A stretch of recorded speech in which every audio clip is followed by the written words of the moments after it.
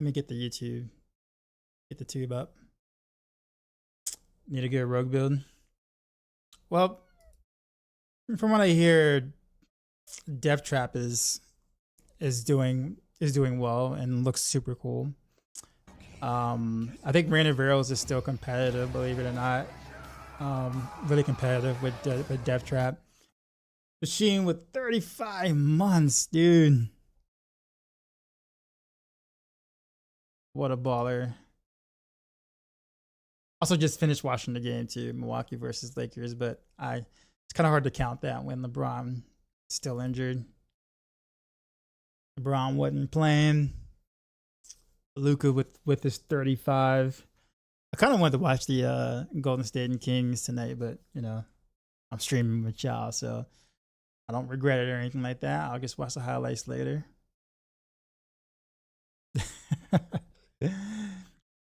Need to get rogue build guide. So, but anyways, we got a lot of things. Can't find you guys to follow for Rogue Online.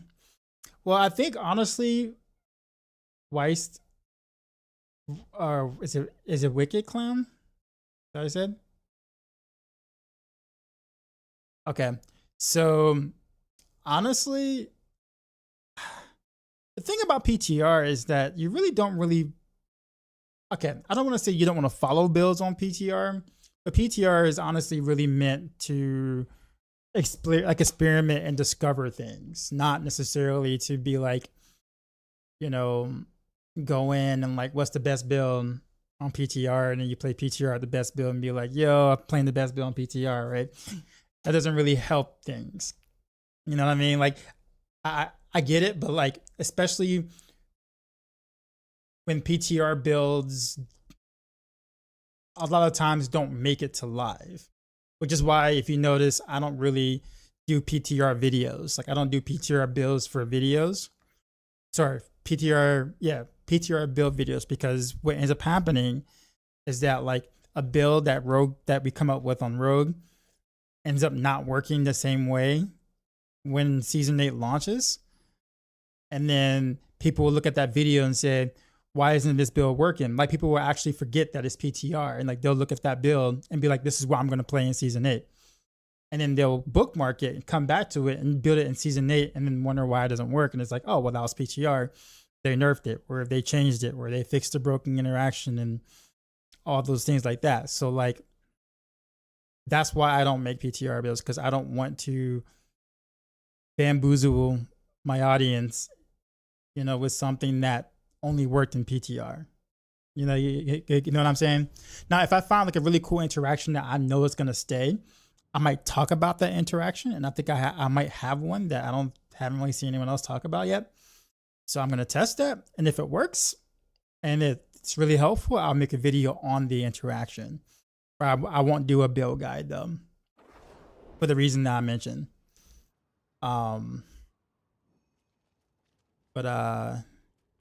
Anyhow, I haven't done any testing with any powers or anything like that, so I'm kind of going in mostly blind for the things I'm going to go for on Rogue.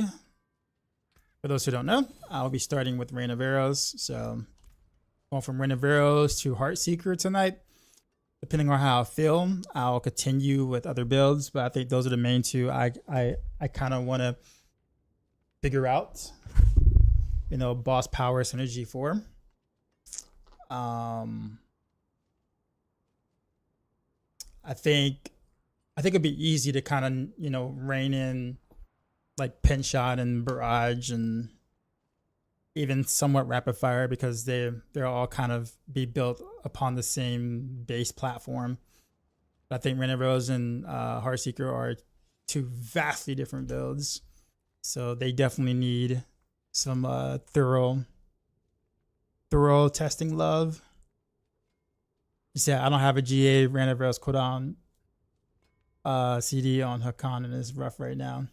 Oh no, I made sure I had that. So I don't have perfect gear by any means, but I have what I need. So this isn't like a, you know, geared out, super geared out, whatever type ordeal thing.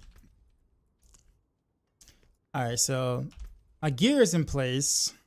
My specialization's in place. I forgot to do an aspect here. I actually don't really know what utility aspect I really want to do here. I think the potion thing is actually quite nice. Or depending on, I'm gonna have to do a planner to really figure it out.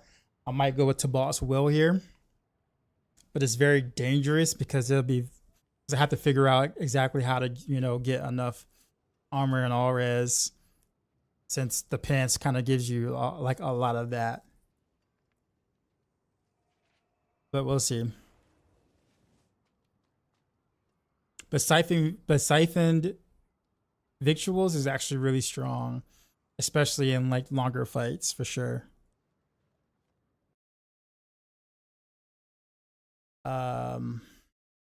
Because of unstable elixirs, of course. One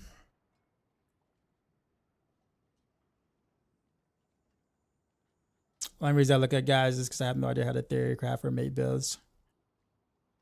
I mean, that's fair, but I think I think that'll be kind of part of the fun though, because like in PTR you're not really trying to do anything serious anyways.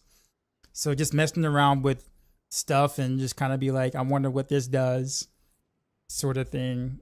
PTR is the perfect place to do that, since you can literally, tell this vendor here, hey, give me everything I want and need.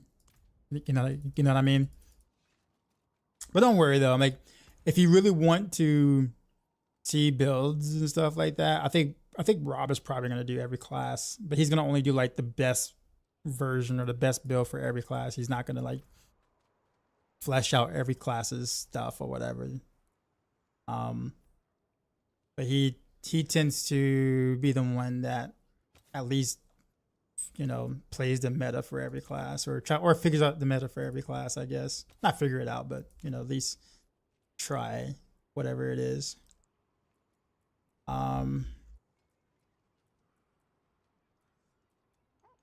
But a good thing though, Wicked Clown too, is that like you can always just watch a rogue main and kind of watch how that person theory crafts, or how he or she puts things together, and then you can kind of get a better idea of how to maybe go about it yourself eventually.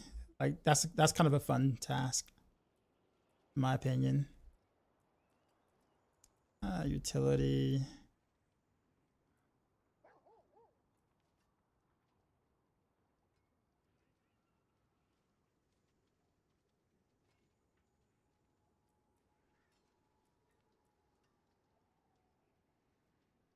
Wait, so is Death Trap better than Rain of Arrows?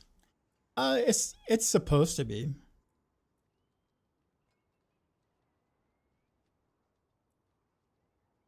Keyword supposed to be. I still think it will be, but I don't think. I think the consensus is that Rain of Arrows, like people who have been saying Rain of Arrows is dead because of the nerfs or whatever.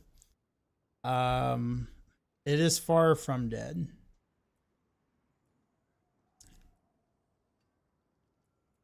But I don't know where it's gonna end up versus Death Trap, because Death Trap also has some bugs too as well.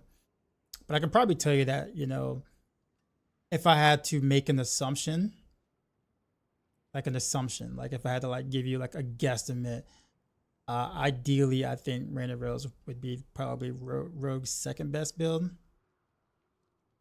Like pretty close behind Death Trap. But Death Trap will have a much better quality of life. But there is a but in there, and I'm gonna mess with it tonight and see. I don't want to talk about it yet because I don't want to say something and they'd be like, "Oh, Docs, I said this with before I test it," and then people's like, "That doesn't work." So I'm gonna mess with something tonight, and if it works, I'll make a video on it. Something very specific to Rain of Arrows. I don't know what I want to do here. I think at the end of the day, though, Rain of Arrows will probably end up being Rogue's second best build.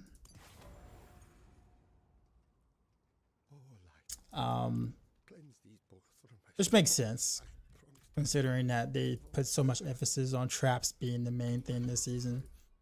So I would not be surprised if that is the case.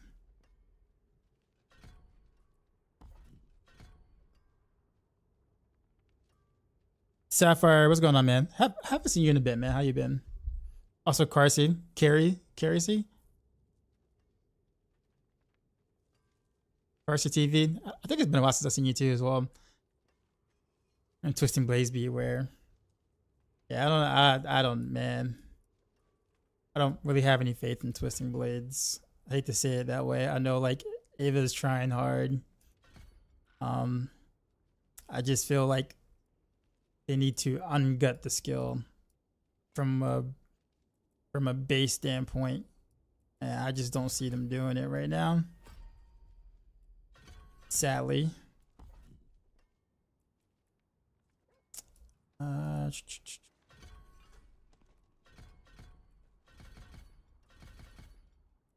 But maybe Ava will figure something out. And it can be cool.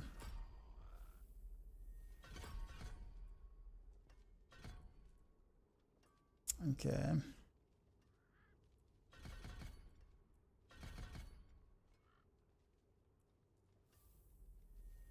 Peach, what's up, man?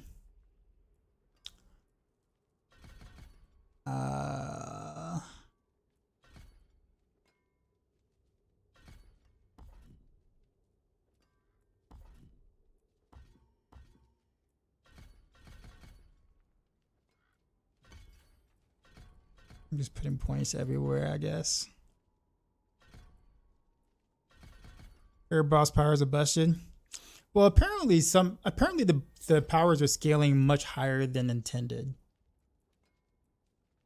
I can't go into any more detail on that because I don't know if our testing team wants to, you know, release that information yet without full complete testing. But the scaling is really off. Like we're talking about like horrendously off.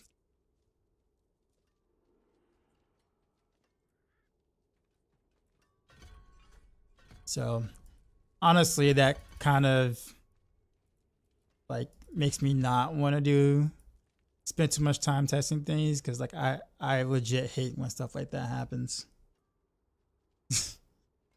Like it's just so bad. Because then you're kind of just wasting your time, you know.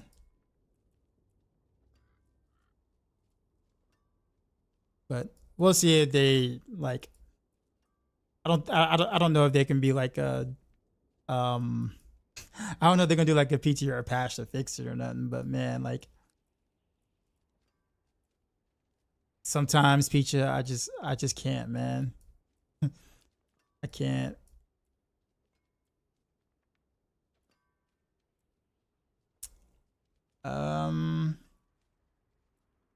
We don't really need lucky hit.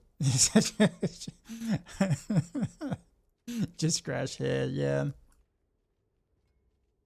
Not PTR, but I'm like the jump bar CD a bit too hard to deal with, but I'm also only level 85. When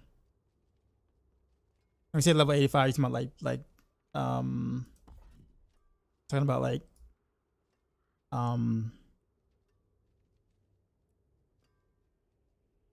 Paragon level 85 is what you mean? Okay. Yeah, I was trying to figure out what to call it. I don't remember anymore. Guru, what's happening? I think I see you too. I see you there, man.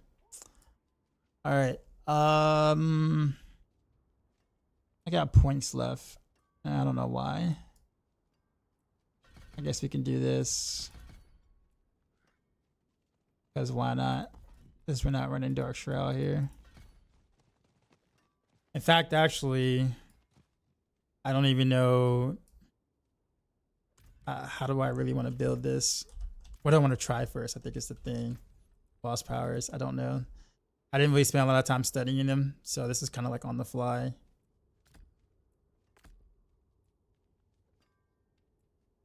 Okay, let's put that there.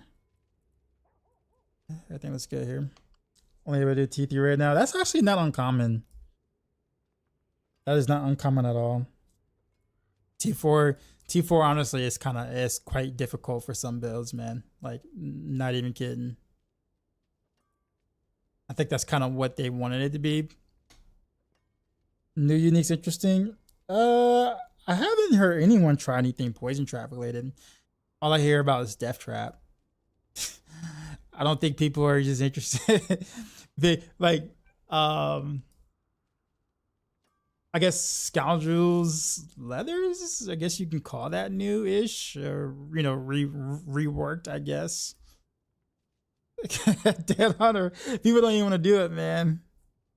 Keep yourself safe. What's going on? Hey, Dad, can Death Trap not activate itself with Beast Fall by becoming a core skill through Scoundrels Leathers? Something like that. Yes.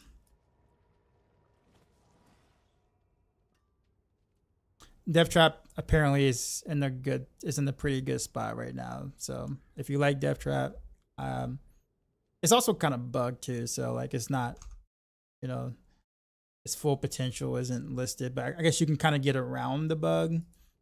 So you can kind of see what it's going to end up being like, but with the bug, will just make things easier to deal with. Let's see. I need to figure out how to my paragon board gonna be like.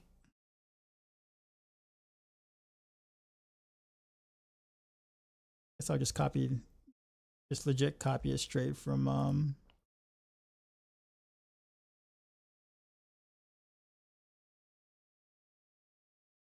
might as well.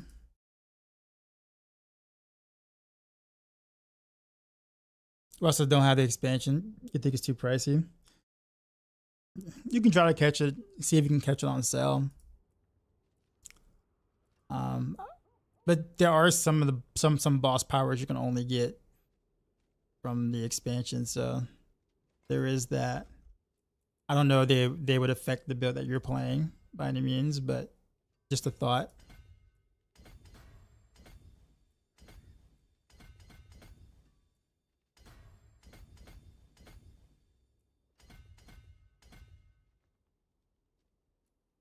But yeah, I'd check out anytime that it does go on sale, because it generally does, and like they generally do sales when like other action RPGs are doing their season or releases like new content or whatever like that for their seasons. Then they typically do like a weekend or something where certain things about the game is X% off or whatever. So a good time to check again would be something like when Last Epoch's new update drops. Same thing with Path of Exile 2's like newest update. When that drops, that'd be a good time to check for deals.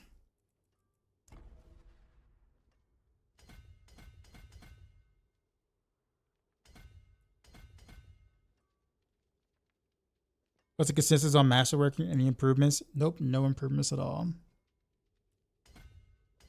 0. However, I do want to say, or I don't, well, I guess I got to figure out how much I can say. They are aware, very aware, and things could happen. I think that's probably as vague as I can possibly be about it.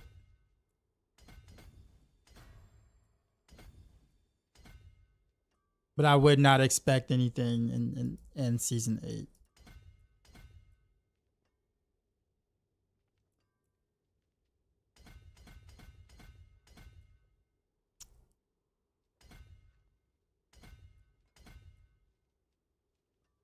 Ghost, what's going on, man?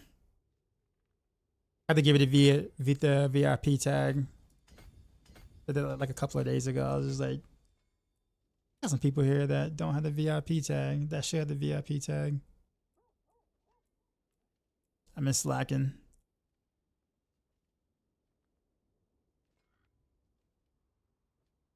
Don Trigger said, I just solo pit 70 with I-beams.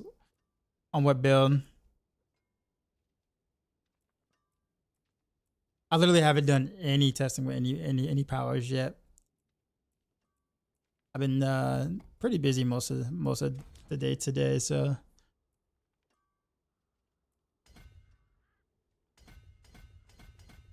I think tonight's gonna be focused on 2 different builds. Most likely just random rails and Heartseeker will probably be the 2 builds I focus on tonight. If I'm still feeling okay, I might go for a third. Probably Barrage, maybe. Because I think Barrage is probably going to be close quarters combat now because, well, the boss powers apparently scale with generic multipliers, which I think is honestly quite awful for Rogue since we suck at having generic multipliers. So big oof, but I do think that boss power scaling the way they do with generic multipliers, especially with how strong they are, which is kind of a bug, means that every build is going to be built the same way. You just kind of pick your flavor of visual skill to make power go boom, and then that's your season. To put into perspective of what that means for those that may not know of anything I'm talking about, imagine season 5 in Dario's basically, but for every build. That might sound like fun, for sure. But if you build every build the same exact way you build in Dario's, it becomes very homogenized and quite boring. And it no longer has that cool flavor that Dario's build is known for.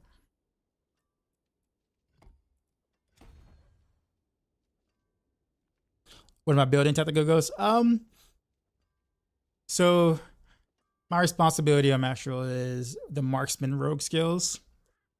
So I'm gonna start with Renoveros, see if everything I could possibly do with Renoveros. I'm just kind of winging it at the moment, just putting things together and being like, okay, what if I do this with this? And then it's like, oh, okay, well, that sucks. Well, then let's try this with this. And that's going to be tonight. I have like a couple of predetermined ideas, but mostly it's just really trial and error. Like a true, actual, like, trial and error process.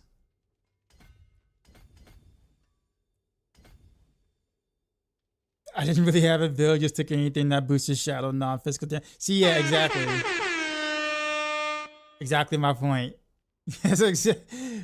Literally what you said is exactly my point.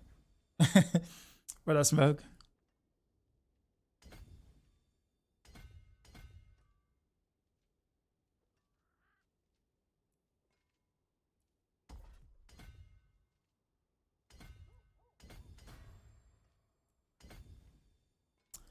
I guess my thing is that with boss damage being miscalculating at the moment, it's hard to get an idea of like how much the seasonal powers are going to actually affect builds, and how much should we actually rely on them versus what we are able to rely on them now.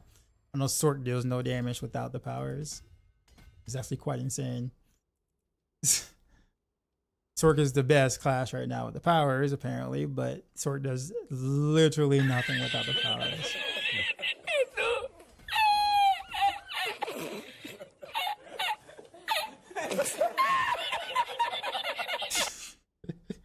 I think what threw me for a loop is the no more lucky hits on tempers. Now it gets all duration free, stun, immobilize. Didn't it remove most of those then? Like, I think you can't even get like free stun immobilize from like the worldly tempers anymore.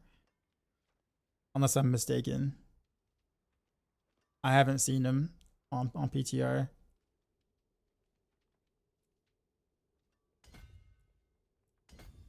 I'm like slacking. Let me get this done. I'm kind of cool with that though. I'm like I think the whole idea of perma CC and something. Well, it's perma CC, but like everything, you know, having basically every CC imaginable or almost for free, kind of didn't make sense overall. So I'm actually kind of okay with the change. Daze is still there though. So like you can still daze, which I think for rogue is very important for trick attacks. So daze is really good. One that remains. Can't speak for the other classes though, but I just from that one, I think that's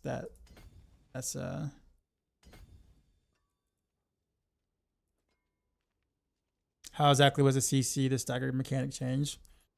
I honestly don't think the mechanic itself changed. I just think they did a bunch of reworking to the amount of CC that we can apply or have access to. I don't know if they actually did anything with the actual like stagger mechanics itself, which I kind of wish they did. But maybe they're just taking a slow approach and being like, all right, well, we're gonna do this little change first, see how it goes, and then take it further.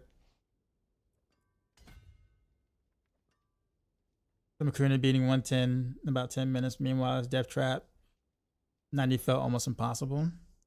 The thing is that like it's hard to really. So that's the thing.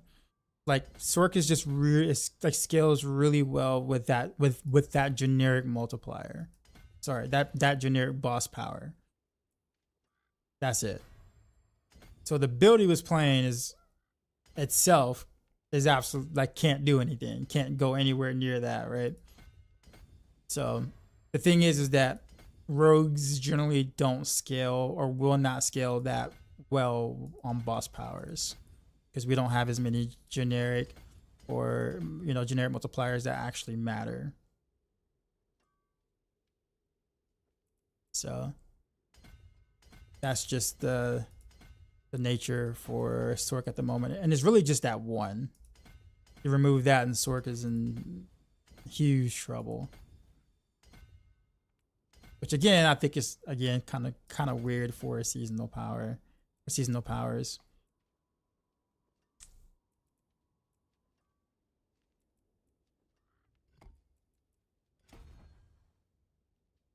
I just like to be honest. Fair. I agree.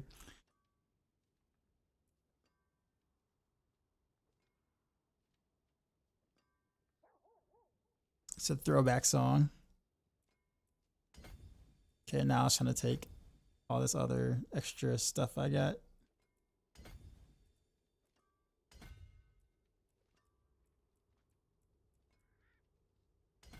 Just I guess I scale all my stuff. 49. It's like 54 here.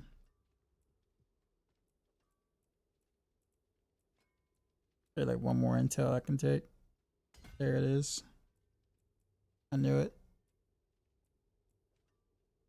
And I'll just pick up extra decks just cause. Just cause I can.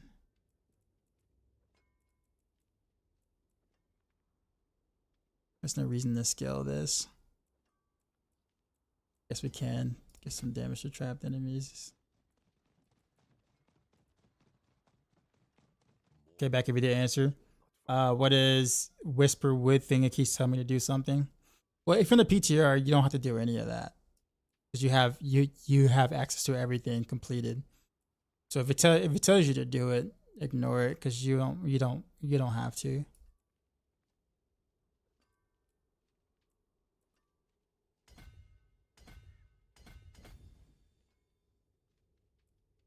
Really, I just want to get the damage reduction from close here.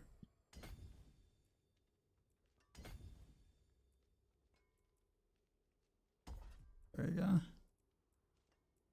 I will take that. Glyph is maxed out. Guess we'll do some damage to marksman.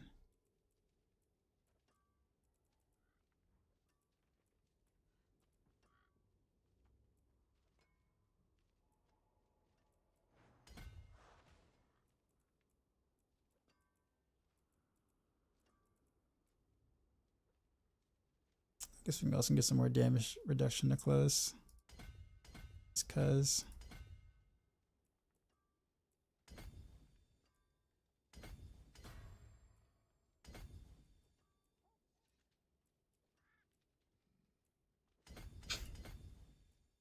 Yeah, why not? I'm probably not gonna be able to spend all these points because I'm not really trying to min-max this whole thing. I do want at least to take as much of the important things I can find. I guess I can do some impairment reduction. Some dodge chance.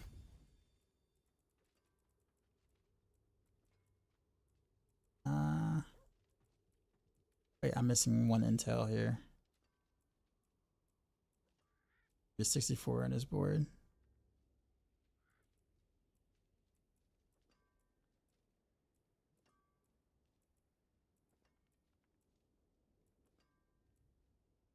There it is.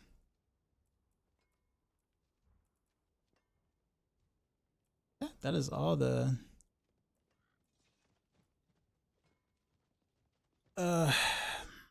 I guess damage we can take for our random barrels there. All right, now it. Oh, you're not on PTR? So I don't honestly I don't know then. Are you on? Are you doing seasonal?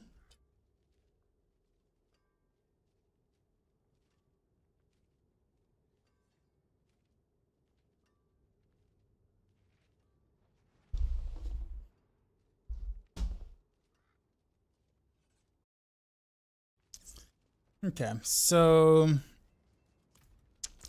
starting to a few days ago.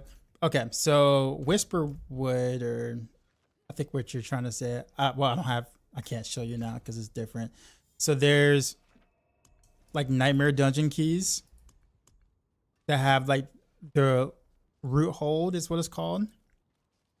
So like you'll see like what looks like a Nightmare Dungeon key, but if you look at it, if you read it, it'll say like root hold or something root hold. That's the new seasonal like dungeon thing. You have to just, you know, use it like a regular Nightmare Dungeon key, and then you teleport to it, and then you do the thing. And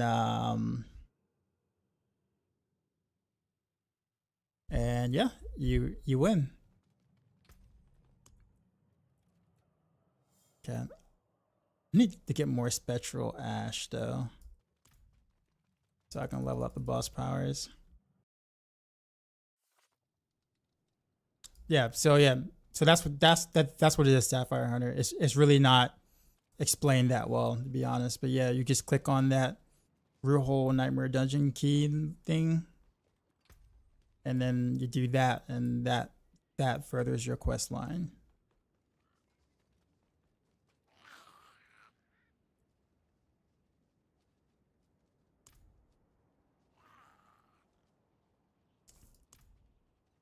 Okay, so this is, I think it should be under equipment, right?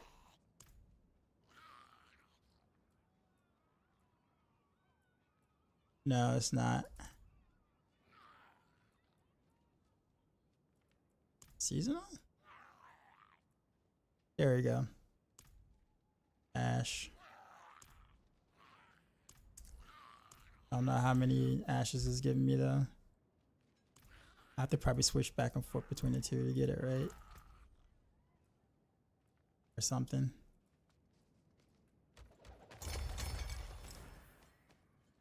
Yeah, he should be able to do that on the T3 for sure.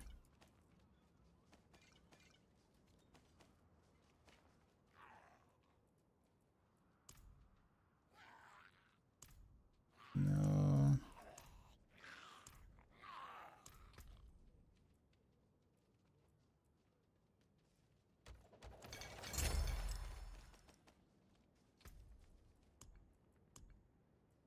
Ooh, 25. Yeah. All right. Well, let's keep going because I'm probably gonna need more than that.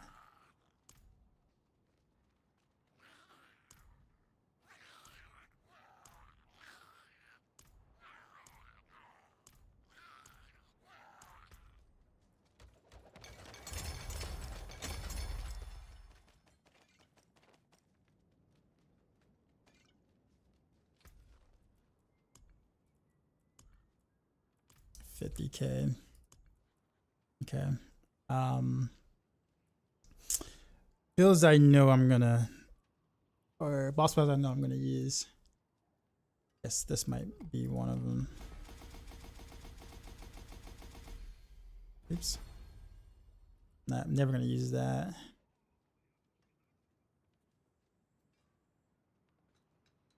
Allows crystal decoy, sure.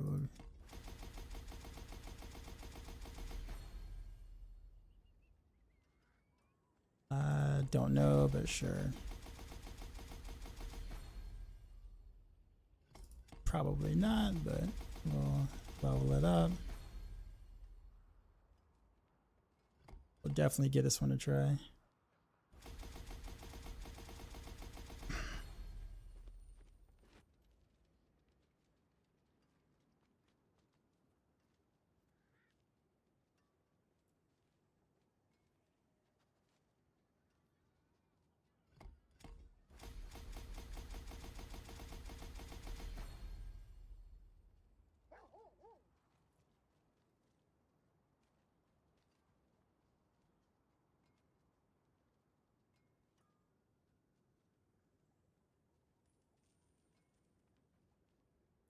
I'm not going to use that.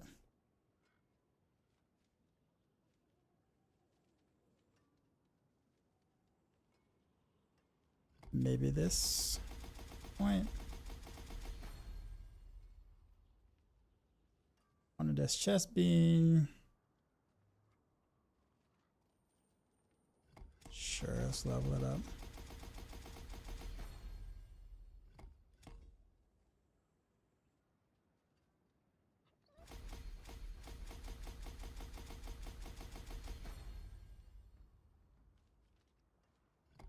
Okay, this is definitely going to be really important for Heartseeker.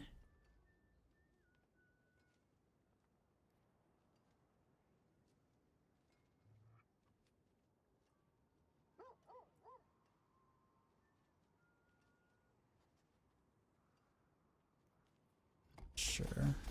This might be useful for something.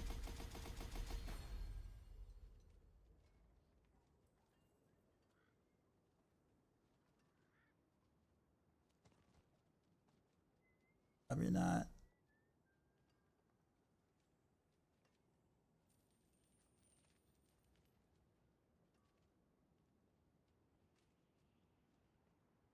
Can't see myself using that.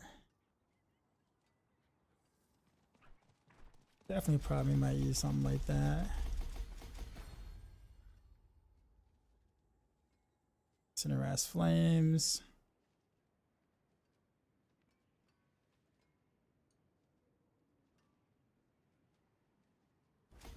Probably not on rogue, but I'm gonna do it and level up anyways. Scourge Toxin.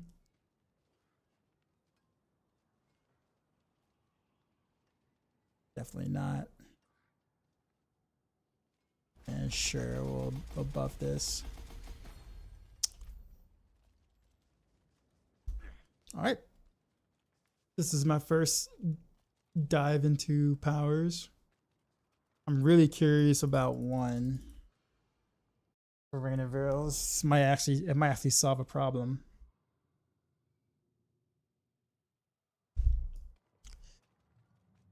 With Rain of Arrows, so that's why I'm kind of curious.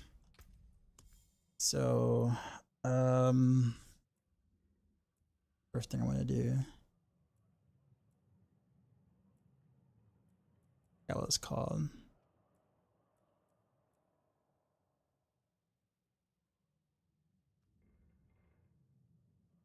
Okay, I'm gonna put that there for sure.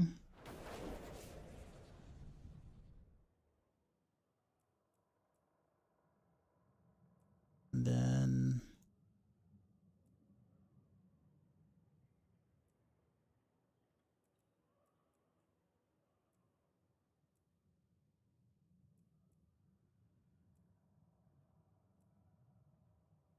I don't remember what it was called.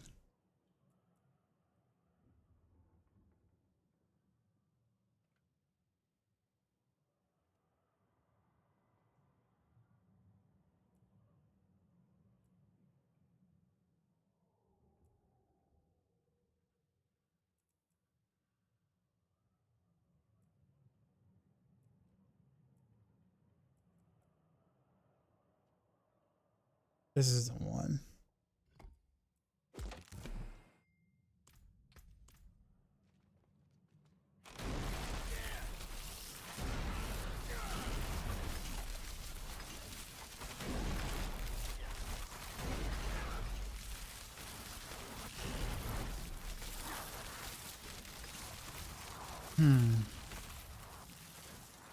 All right. So my theory is actually correct. However,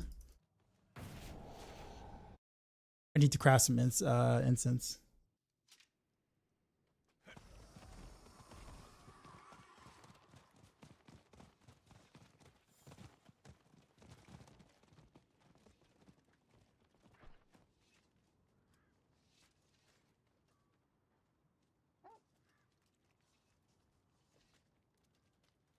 I was looking for the potion dude. I was like, wait a minute, where's he at? And there's like, oh, it's got the little purple thing over him.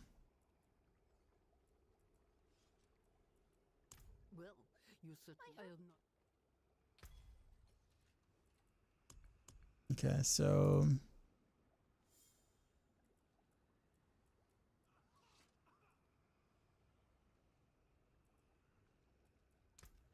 resource from this elixir. We'll just craft like a jillion. And then we might need to change some things out on my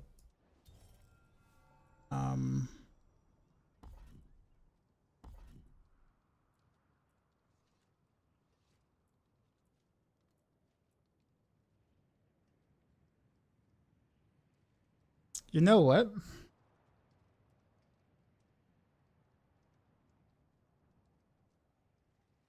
Actually, I don't know if I can make it work that way. Hold on.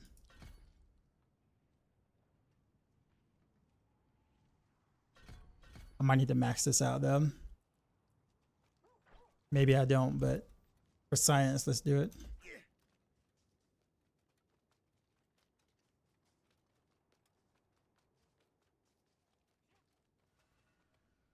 Because if this works,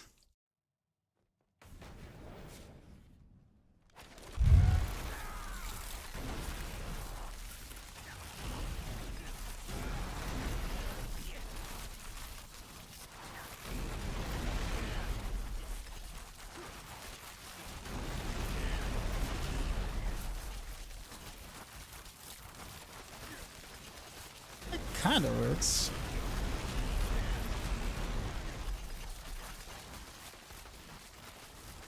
Interesting.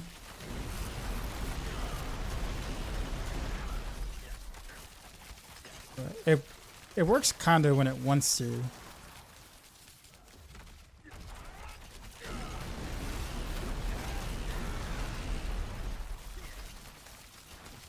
You guys see what I'm doing though?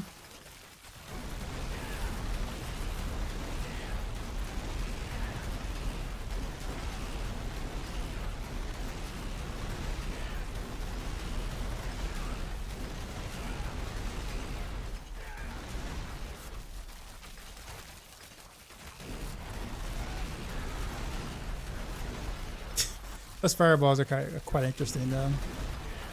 How much do they actually do? You're filling the screen. You're filling the screen with things. I mean, kinda, yeah.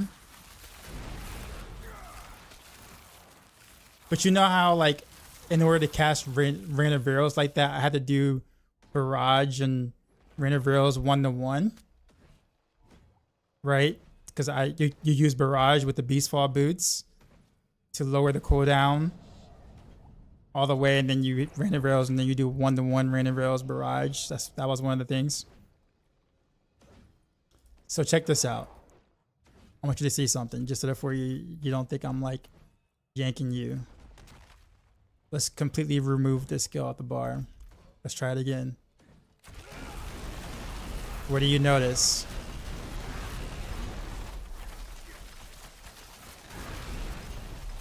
If I can get it to consistently happen, it seems kind of weird.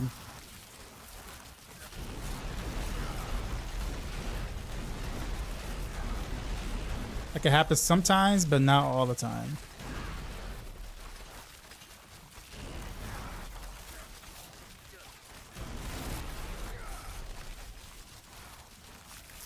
So what's happening is this is something I was theorycrafting. So what happened is I'm using Heartseeker to spend all of my energy.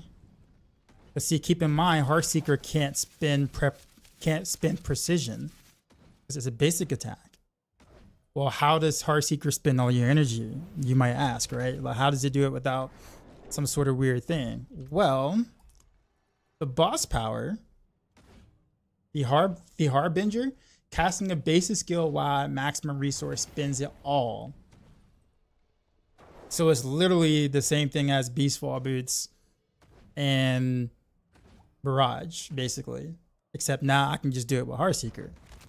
I don't need the Barrage, nor do I need the Beastfall Boots. I can actually go with the DPS multiplier now. That was the thing I was theorizing in my head, and it actually works. Or, well, mostly. So now, no longer am I at the issue of possibly inverting my rotation and getting no precision stacks. I now, precision stacks will never spin on Heartseeker. It will always spin on Rain of Arrows. So technically speaking, I should almost always have a 50% chance to proc precision, which is something you wanted to do on Beastfall Boots, or with Barrage and Beastfall Boots, but had no real way of really being able to do it consistently.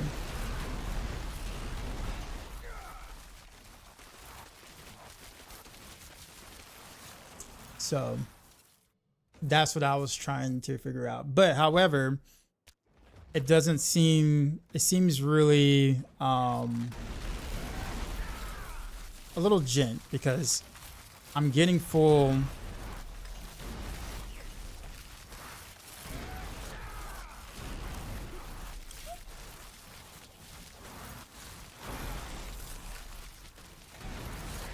and it also works for prep. So if I'm doing it correctly,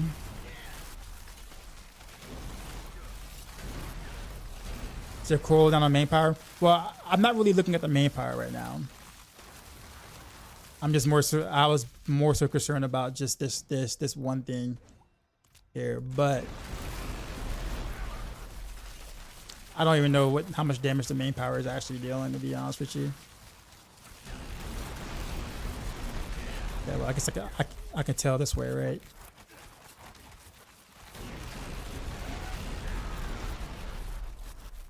It's looking like 600 mil.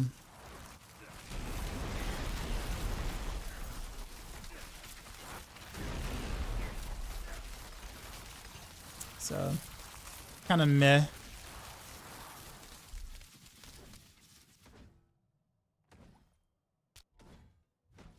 But yeah, I was just curious about this interaction. But I think the thing is that like I got to figure out why there's a kind of like a hiccup in the whatchamacallit. Like sometimes I can just cast it back to back to back like that, and then other times it just won't let me do it at all. As if the cooldown is not keeping up with the rate of my attack. Which I mean could definitely be a problem.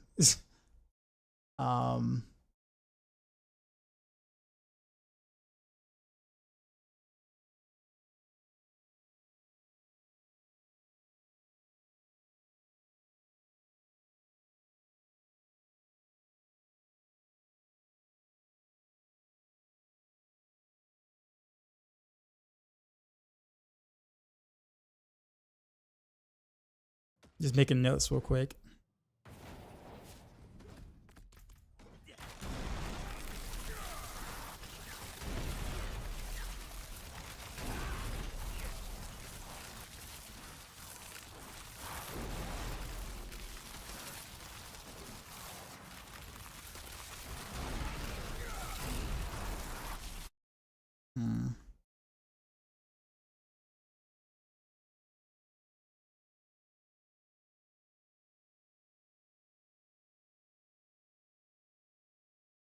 Is it because sometimes you're not casting Heartseeker with full energy? Well, that's what I thought too. But I guess my thing is that I should always be full energy. So like if I cast Rain and I cast Heartseeker and Rain, I should be at full energy every time. See? I'm guaranteed to be at full energy every time.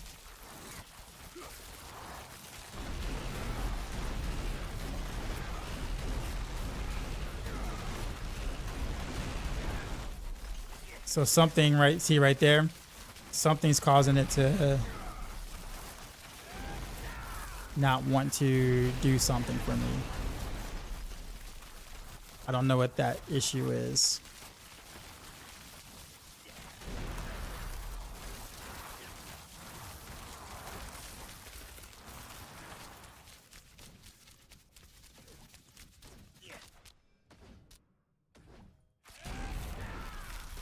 Yeah, so like, okay, that's what it is. Okay, so sometimes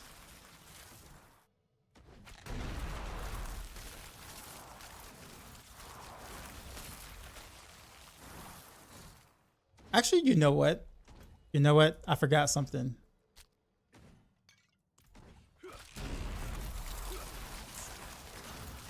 Let me throw Beastfall Beast back in here. I don't want to, but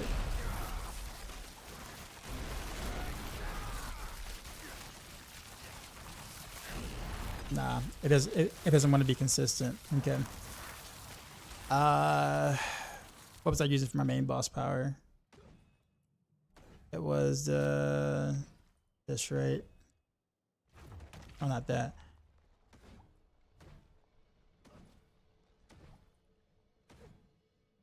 So that's there.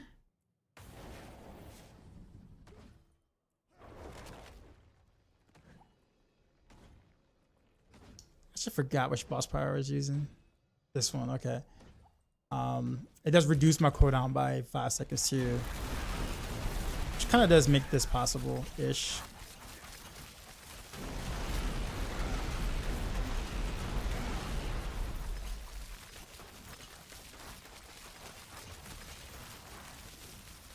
Heartseeker hitting twice, canceling. Well, it has a guarantee. Yeah, don't look at the numbers right now, Sapphire Hunter. I'm not buffing like Rain of Rails properly. Like I don't have my traps or even using concealment and all stuff like that. So like the numbers are gonna be a little low. I'm just looking at just the casting of this.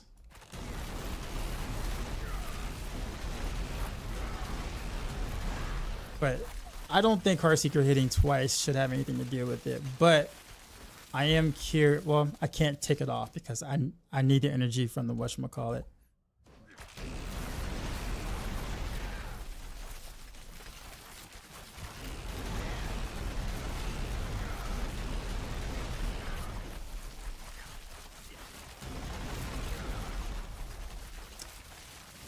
I'm just wondering, am I attacking at a rate that the game just isn't processing correctly? That probably has more to deal with it.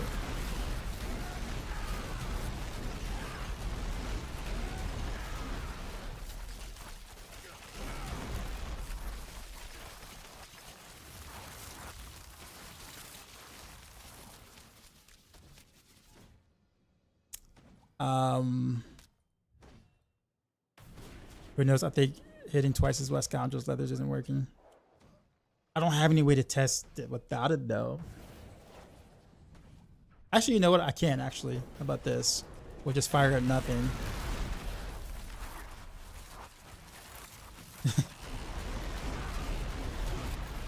Because then I can't hit twice if I don't hit anything at all.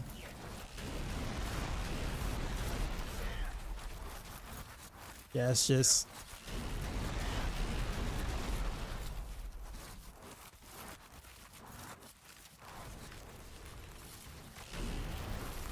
I don't know. I can't get a consistent thing to happen. Let me just throw a shot of Varathio on there. I'm just out of curiosity.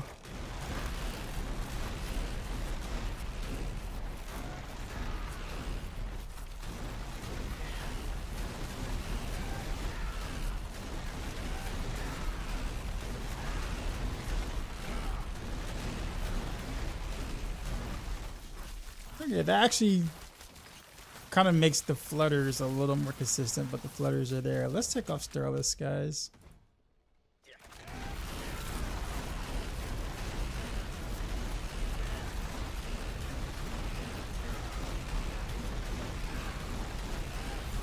Well, would you look at that?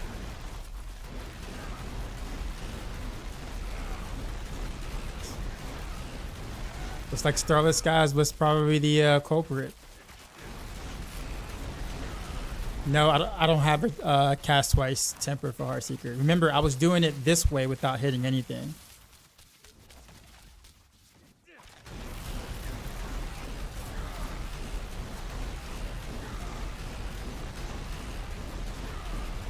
Ironically enough, Starless Skies was the issue. What? Okay, well, I guess I figured that part out. But that's a problem though, because Starless is a generic multiplier, which would buff your boss power. So it's like, how do I fix that? Hey man, any chance of rogues hitting T4 with ease in season 8?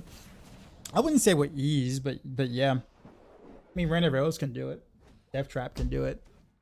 It's probably the only two I can think of that would do it pretty convincingly. I think resource reduction was hurting me a bit. That's fair, probably, yeah.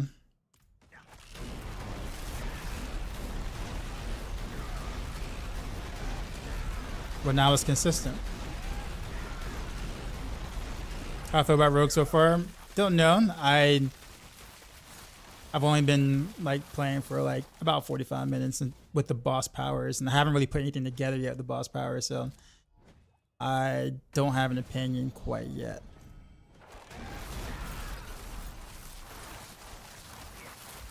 Okay. However,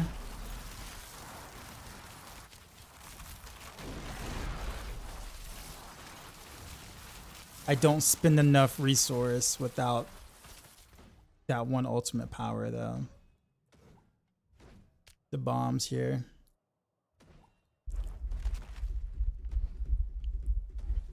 But the bombs are kind of feels like looks a little weak though.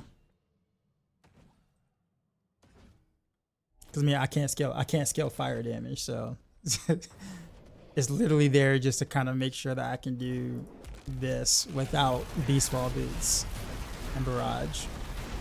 And almost guarantee that half of my Rain of Arrows will get the precision stats, which is a massive improvement for Rain of Arrows, to be honest with you, but it's not very helpful in terms of the boss power itself.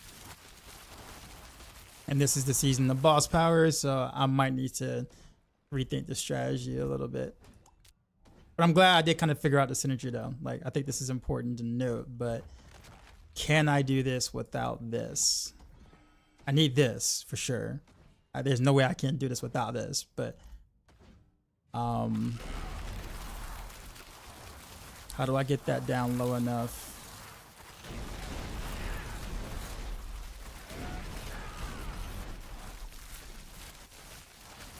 Okay, maybe if I change. Wait a minute, I have an idea.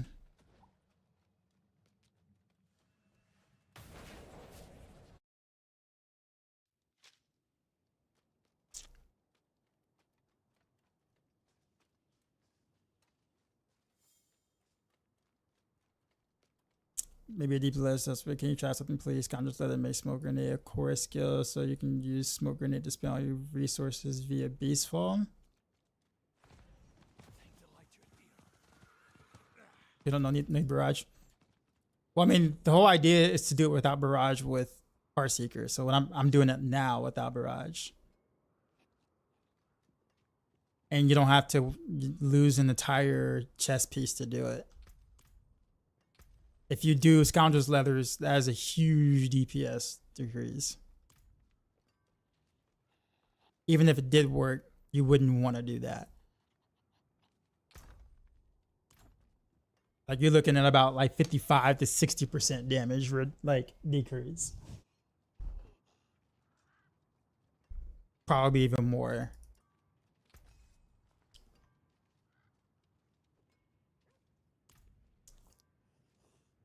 I don't even know if I even kept the scoundrel's letter, to be honest with you, because I had no intention of testing Death Trap, at least not anywhere anytime soon.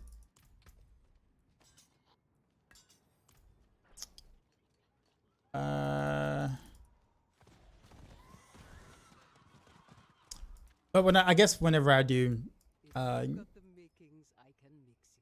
but you also get 25x smoke grenade and style points.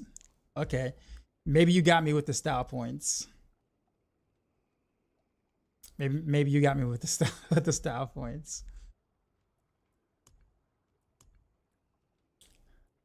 I don't see why that wouldn't work. Like, so basically, you'll just be Sokatsuba Barrage with smoke grenade, and I think the thing is that smoke grenade shouldn't proc precision, so you might actually, yeah, I think you might be able to get away with that in that sense.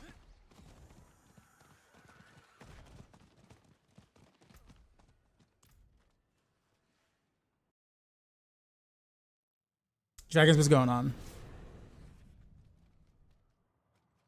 Okay, so now I remove the resource in this elixir. So now let's. Oh, come on, do I have to use shard? Please tell me not.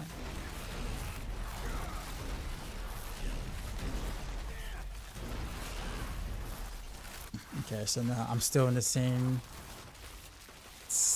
boat there. I wonder if. Generally, I wouldn't want to do this, but for testing purposes only.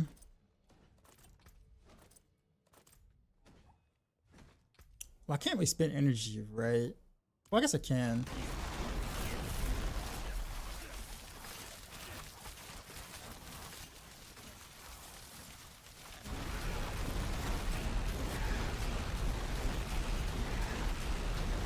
Okay.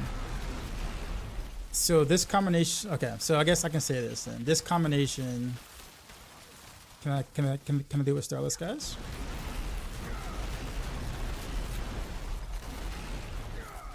Almost.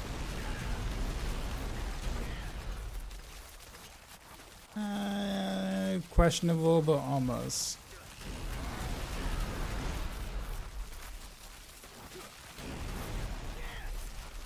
All right, so let's not. But okay, so I can do this with this combo without one of the boss powers, but it would require crown and shard, and I don't know if I want to do.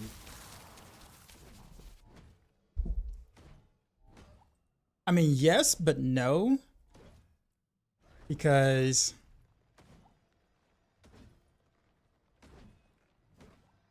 Actually, I don't know. Maybe the crown might make more sense because it's a generic damage boost.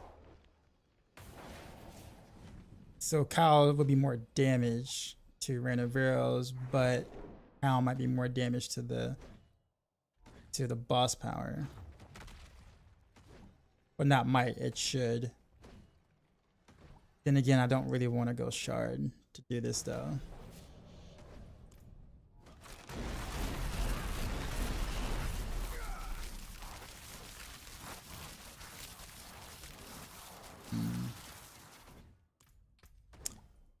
Well, anyways.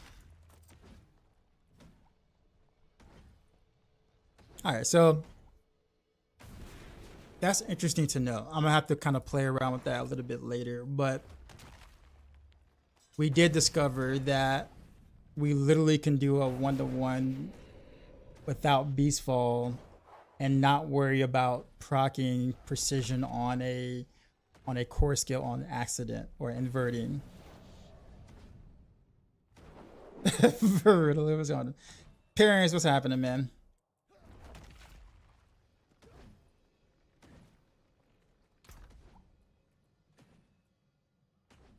You know what?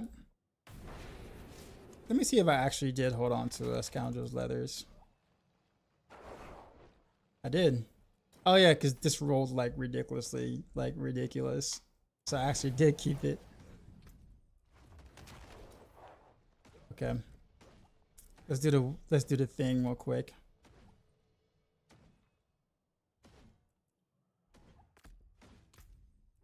Peaceful.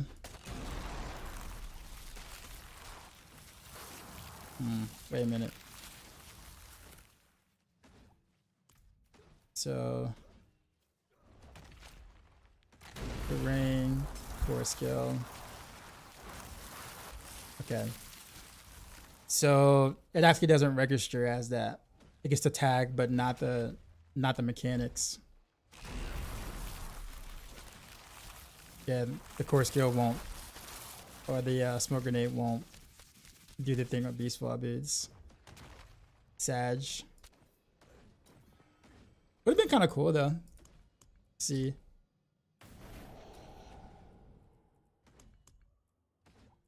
Okay.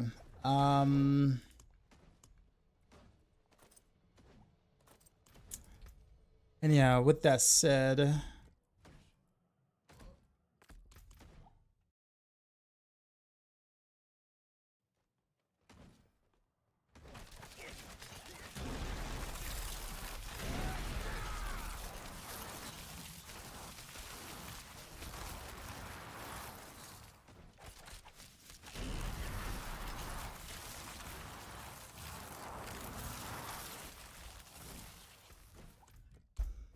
I wonder if there's any way to like kind of do this and then without the.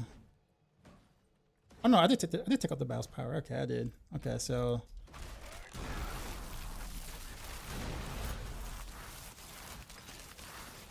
It's hoping to be able to trigger death trap without having to use the core skill. But I was doing that. That's what I've been doing this entire time so far. I wasn't using the core skill. Like Heartseeker is not a core skill.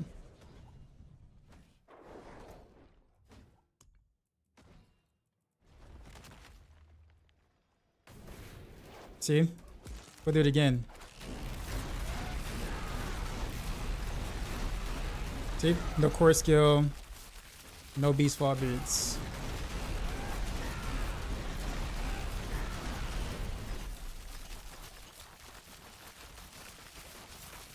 Oh, death trap. I'm sorry. Sorry. Yeah. All right. I got you. I misunderstood. All right.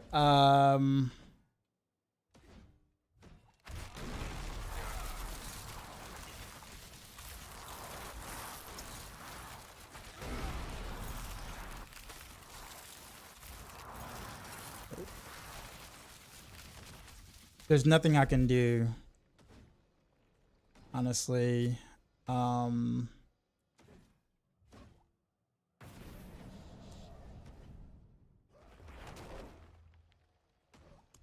that boss power seems to be very important to kind of do alternative ways to get your cooldown down, but that boss power just kind of sucks, honestly. All right, well, at least we got an idea of this being important. But hold on, let me do one more thing. Put this back here.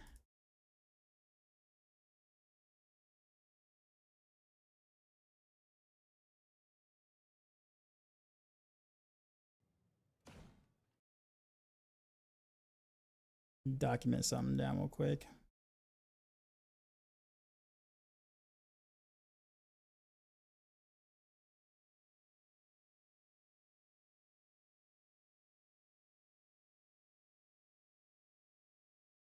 Okay.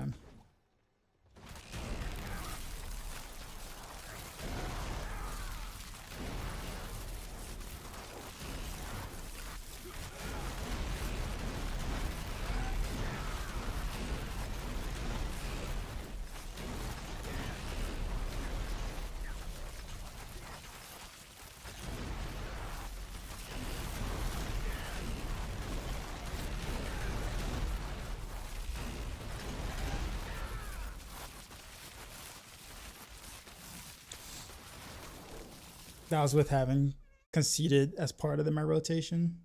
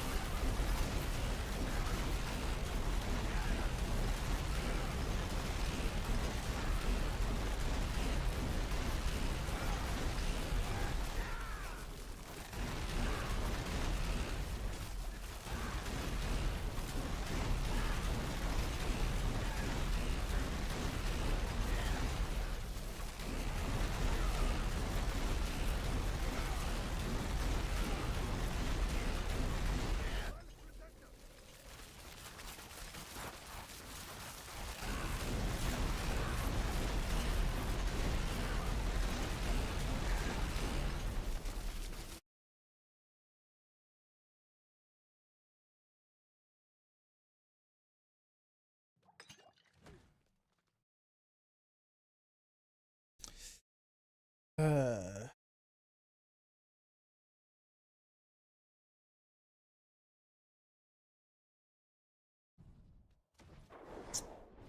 Army, what's going on?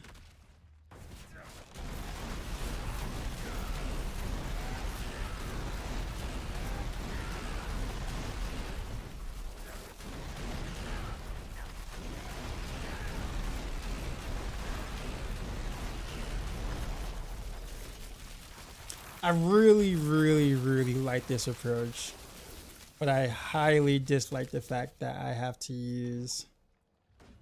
I'm stuck with this power to make it happen.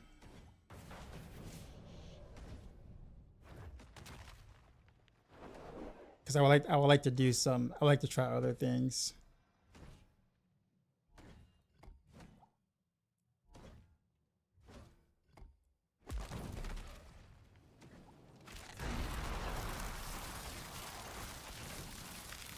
What's this thing?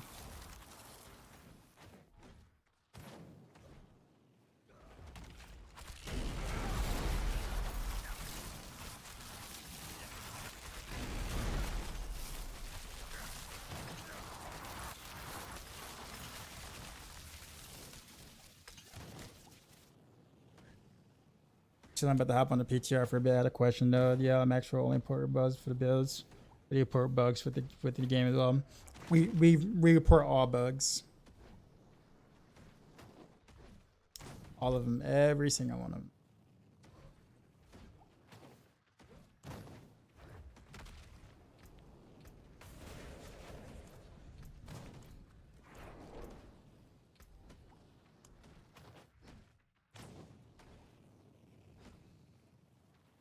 Okay.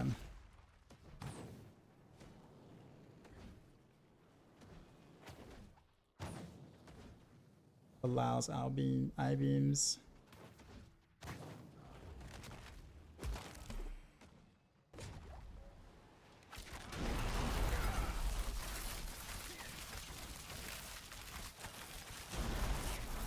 Sometimes the hell tide is not showing for how many centers of baneful hearts I have. Yeah, that's been reported already. I could tell you from the Diablo partner program, that's already been reported already. That was said a lot actually. I just can't only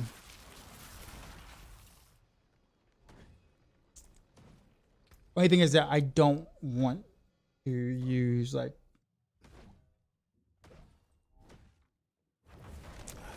let me see something.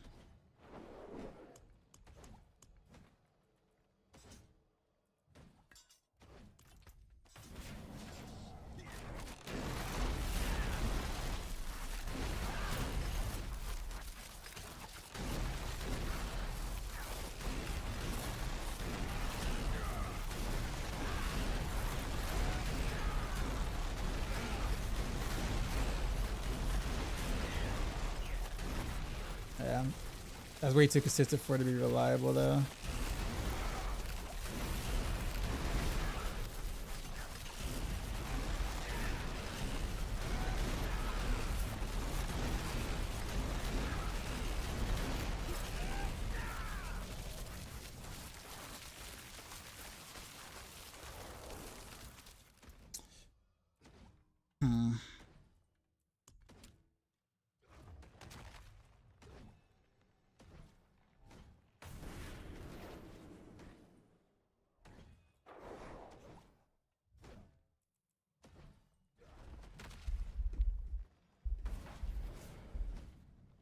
I think it has a core skill. Damage per strike.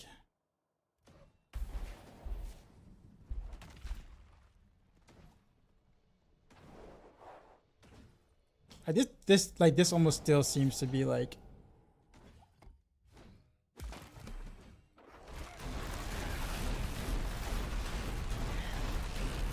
the fireball.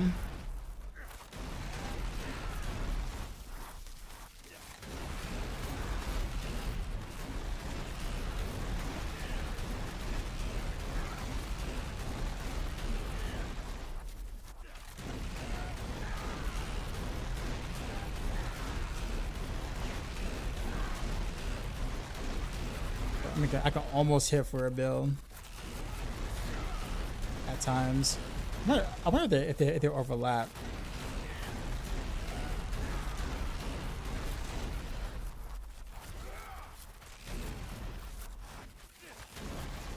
They do.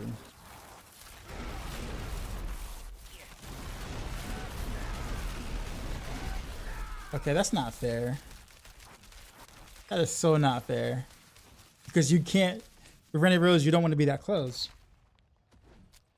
Because you lose a freaking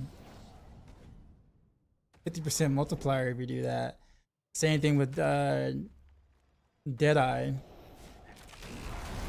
But literally, if you get close enough on the mobs, all four of them like overlap. But, I mean, you gotta get real close for it to happen. Or if you can like aim it like right here, you might can get two of them. No, oh no. Actually, what causes them to? Okay, so my direction I point in. If I shoot straight, I get north, south, east, west. If I do diagonal, I get diagonal. Okay, that is, bro. That's a lot to try to make happen.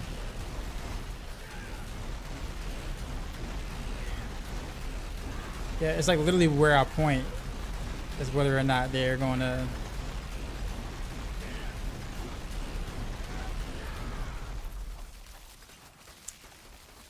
Kind of awkward. Okay.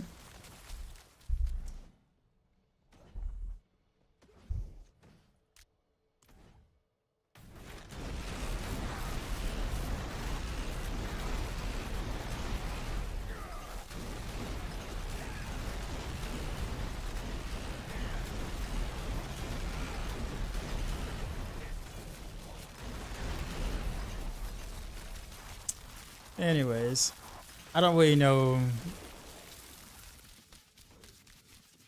what other boss power I can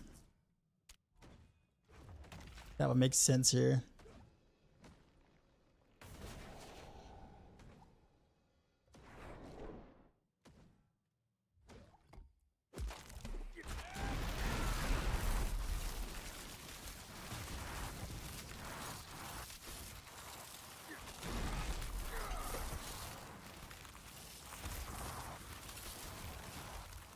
Okay. Oh, it's that power. That's right. Okay.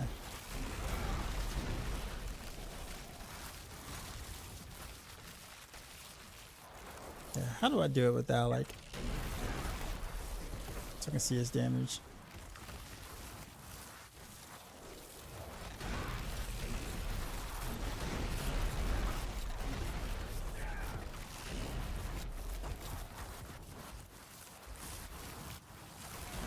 Okay, so probably not as consistent.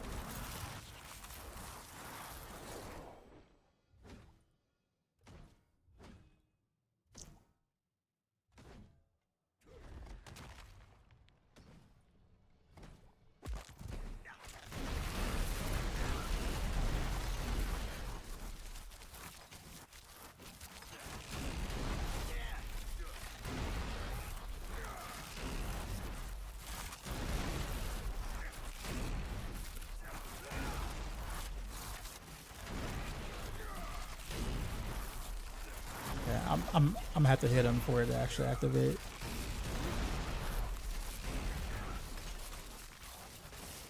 Okay, so no to that.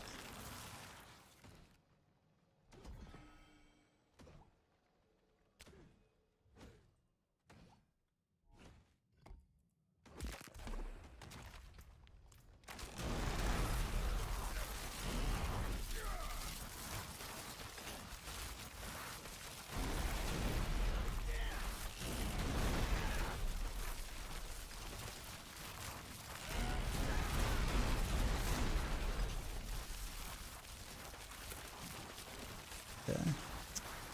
So no to the pulls.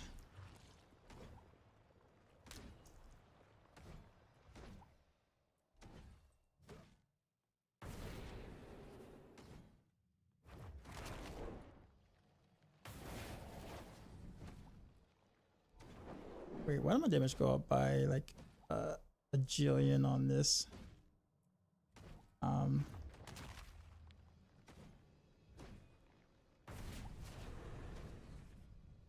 No, I didn't. Did I even? No, I didn't even do that thing. Challenge skills, don't have one. Let's try this.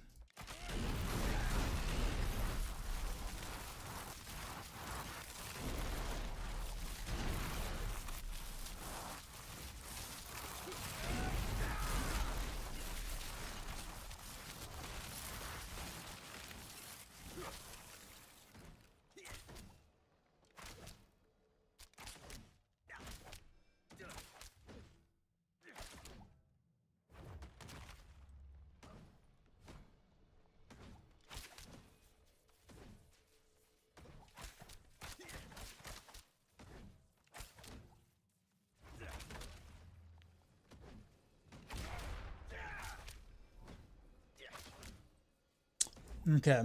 I'm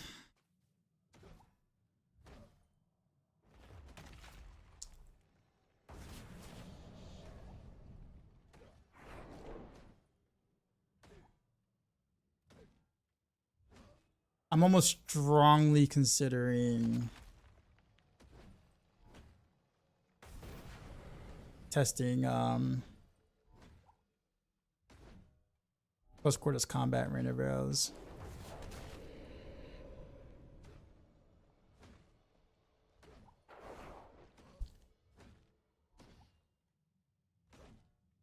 I think there might be something I might do like a little bit later, but there's good reasoning for it. What up, Eric? How's it going?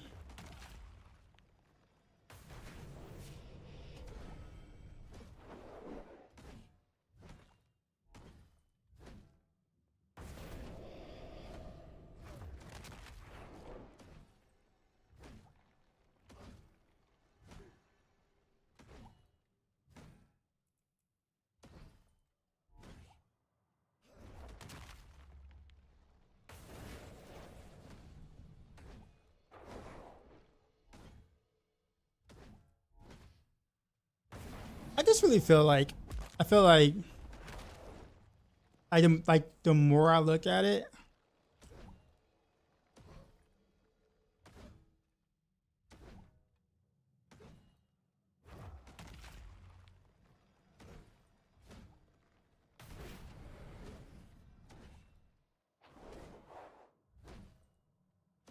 gain 5% increased damage to all elements. For each 1% of an element's resistance from bonuses, gain 0.2% increased damage for that element up to a maximum of 25.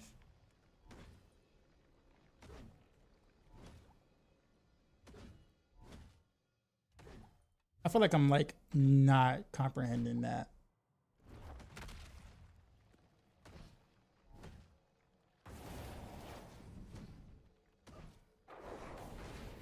For each 1% of an element resistance from bonuses. What bonuses? We're just talking about just literally just resistances from gear?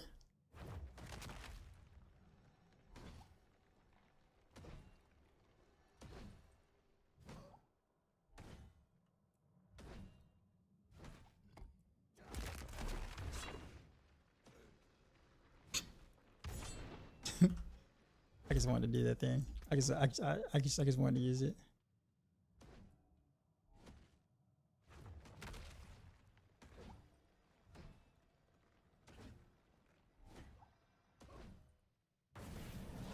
Yeah, I honestly, compared to all the other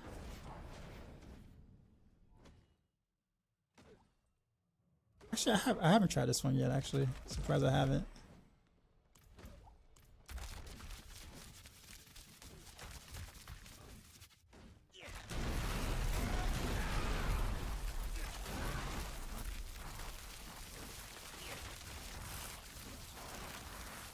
How does it actually work?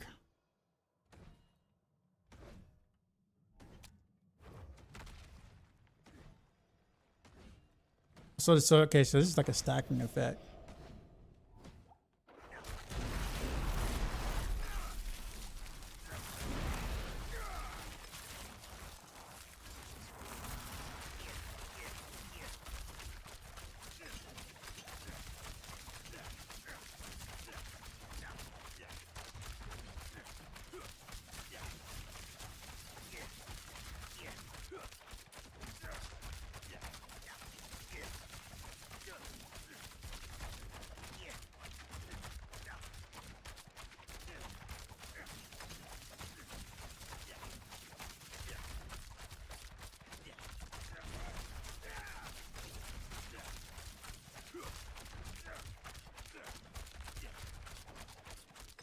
Okay, the damage ranges wildly though. You ever had the problem where Bennett launcher never updates?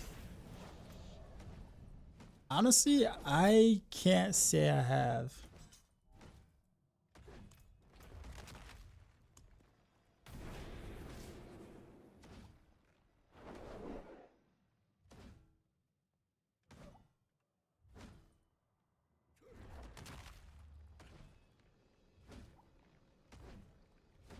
All right, let me actually like put something together and just play.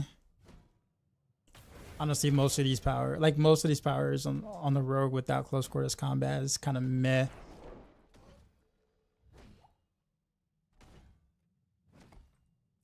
So I guess the idea I had originally, I think I could still do, but I can't really scale the boss powers that well. But I can use the boss powers to scale me as much as I possibly can.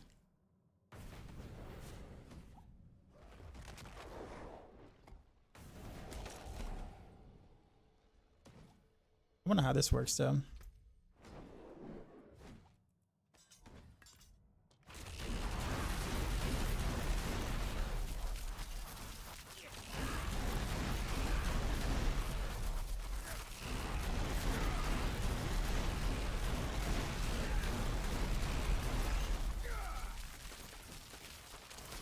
You down as a stun grenade rope. Very nice.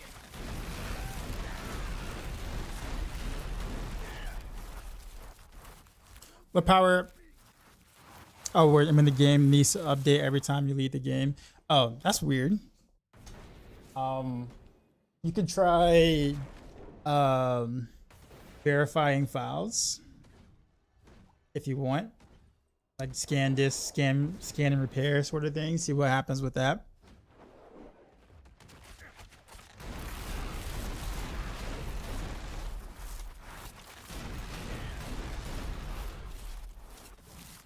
Wait a minute. Wait a minute. Wait a minute. Wait a minute. If I do, no, wait a minute. No, I think I need the boss power for it. No, but then I can do a different boss power now. Let's see something.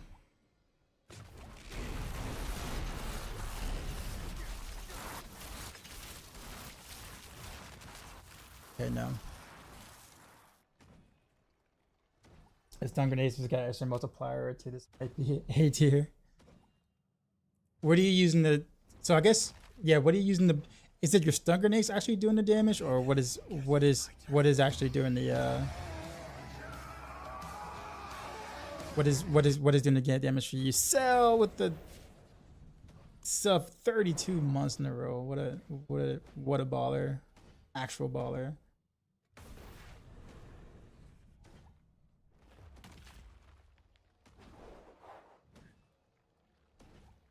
Okay, so if activating my main power.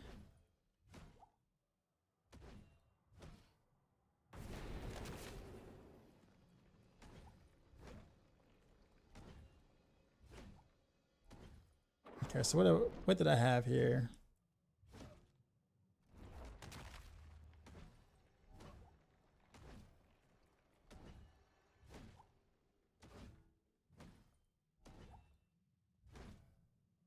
Yeah, see CQC, yeah.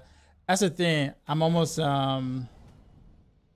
Messing around with that Bala power necro, got it up to 3.9 ticks. Yeah. I'm gonna struggle with scaling any boss powers without close quarters combat. So I'm thinking, at least for Rain of Rails, I should consider being more just worry about whatever I can buff myself, and that's kind of it.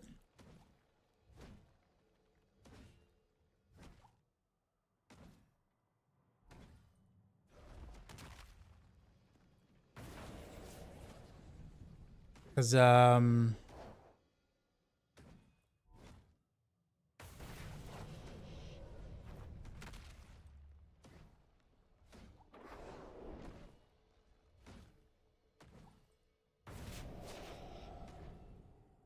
there's just not a good way for me to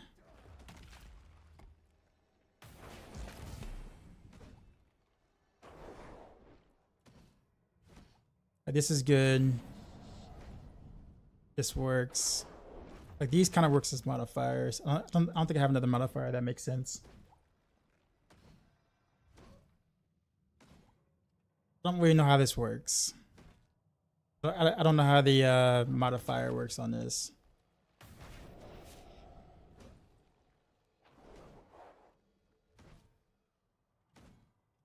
Three years soon.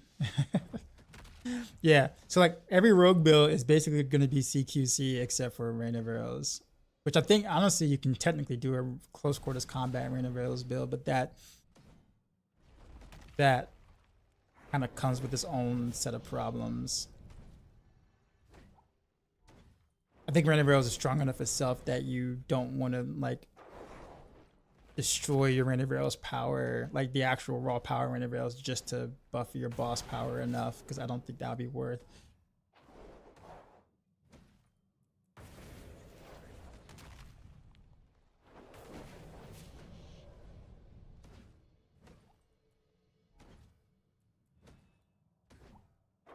Okay, so this one says about 25% each crowd control duration bonus. You have up to a maximum of 20%, current bonus 20%.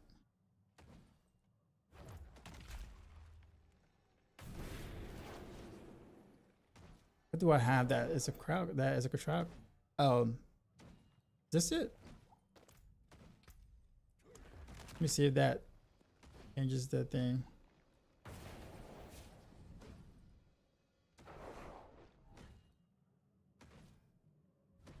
Like, how can you tell? This is like the question.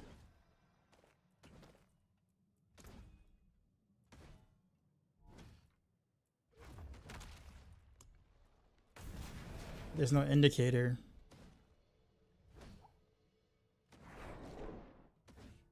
Oh no, I'm just saying this in general. I'm trying to figure out how some of these things work without like spending a jillion years to like hit this test dummy to figure it out. Like it says current bonus 20x sphere. Gain 5% vulnerable damage increase by 0.25 for each 1% crowd control duration bonus you have, up to a maximum of 20%. And it says current bonus 20. So we're seeing current bonus 20. I don't even know what I have on that is a crowd control duration. I don't think I have any crowd control duration. So why does it say bonus 20 then? Current bonus. But see, this one here, it says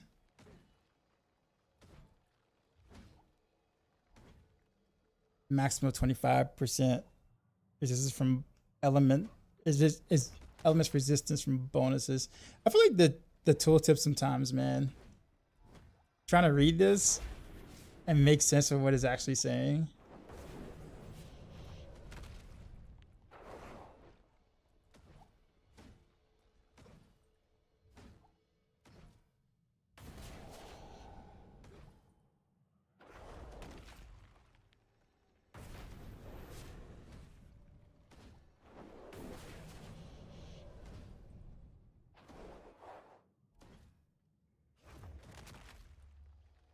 Yeah, I don't even know what it's trying to say.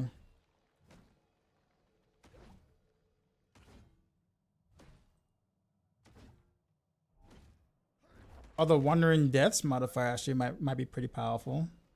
Your main boss power instantly executes non-boss enemies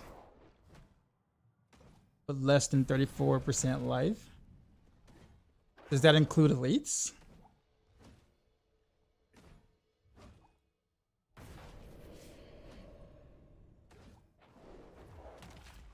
You have Cow, but I took off Cow. At least I thought I did. Oh, I guess, never mind. Okay, so that actually does work. Okay. Maybe I didn't take off Cow. Alright, so I guess I found my 3 modifiers. And this is my boss power.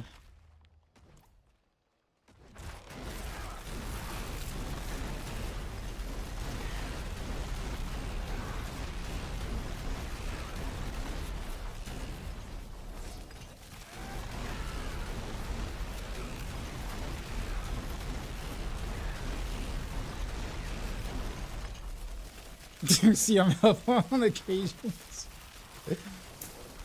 Yeah, this can actually, okay, so this actually might be, I might kind of scale this to be pretty strong then. But I am kind of sad that I can't use Starless Skies. I literally spent forever trying to get this one crit damage ring. And now I need another one. All because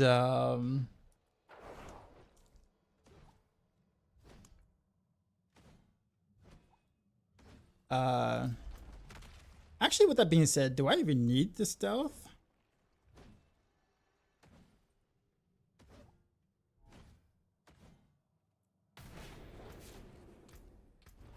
I'm doing it for the vulnerable, but doesn't this make it vulnerable too?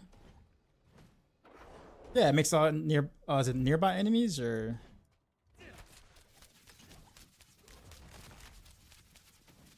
wait a minute.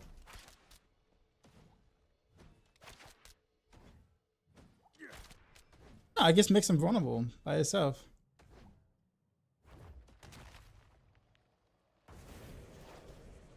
Might not even need concealment then, because I was actually using concealment for the vulnerable because I have no other way to prop vulnerable. But if that boss power actually gives it, then do I even need concealment?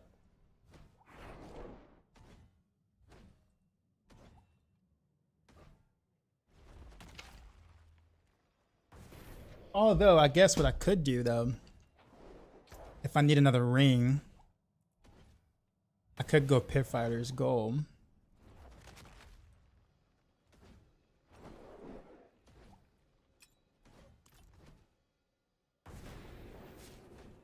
And then play around with, I guess, the stealth damage. I mean, I know like the stealth damage would be like maybe like a 20% more damage or whatever, so it's really not that big. But it might be better than nothing though.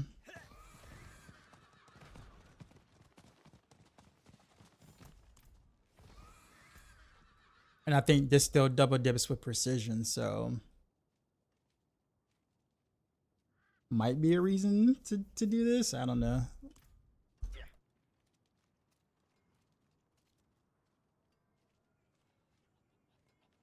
It pierces, so I assume it applies to anything hits in the trade. Oh no. The modifier, not the main power. I can't. So like you see like the modifier. So I'm using it as a modifier. Casting the basic skill while at maximum resource spends it all to make all nearby enemies vulnerable. Yeah. So that's what I was saying. So now I have a source of vulnerable, which means that I'm not necessarily forced into concealment. That means I can bring back Dark Shroud if I want to be tankier.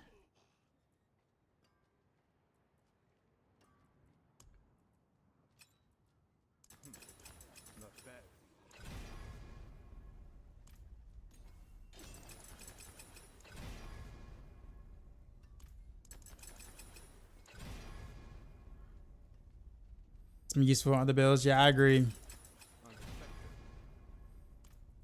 Yeah, this is a terrible masterwork, but whatever.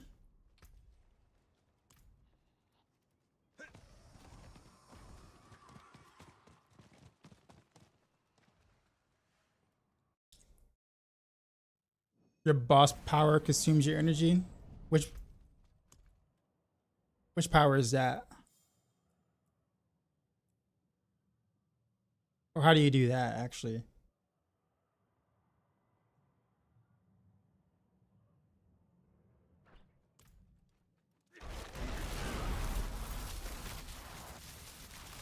A risk modifier.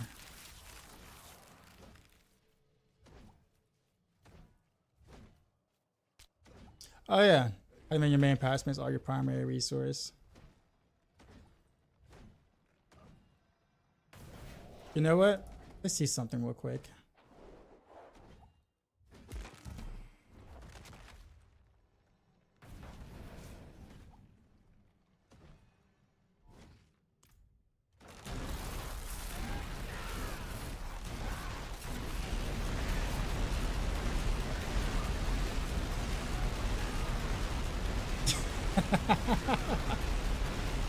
Okay.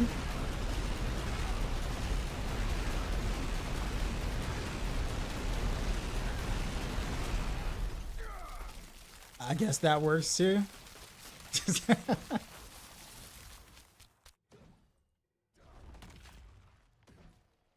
Weird. I mean, not weird, but weird. How many rented arrows that is?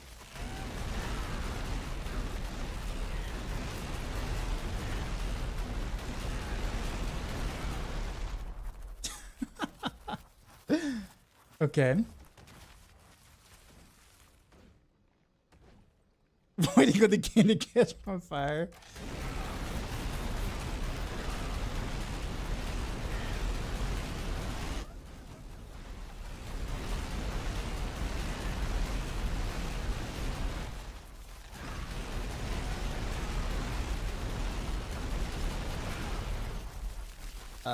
Well.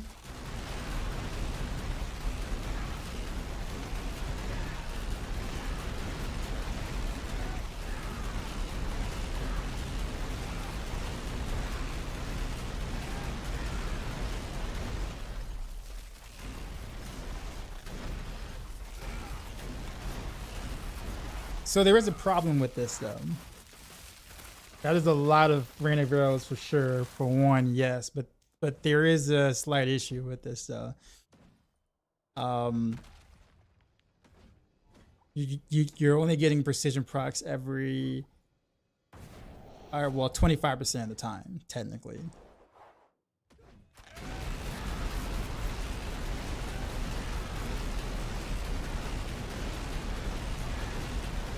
So it's, however, my boss power is activating considerably more often. So there is that. I guess I think now I can probably use Starless Skies now, right? Oh wait, what just happened? Wait. Okay, the game is telling me no. The game's like, no, sir, we're not gonna allow you to do that.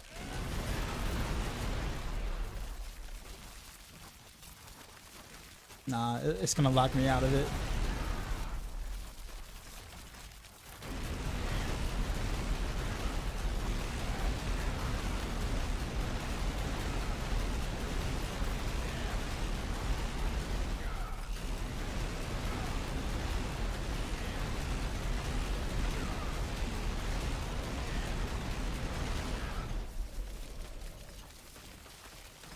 Yeah, I don't know what to say, man. I mean, that's like casting precision like once every... So like, I'm getting a precision proc once every second, basically. Almost, or maybe like...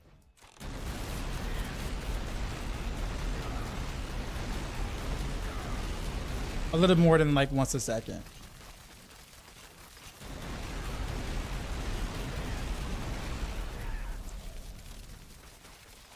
That is,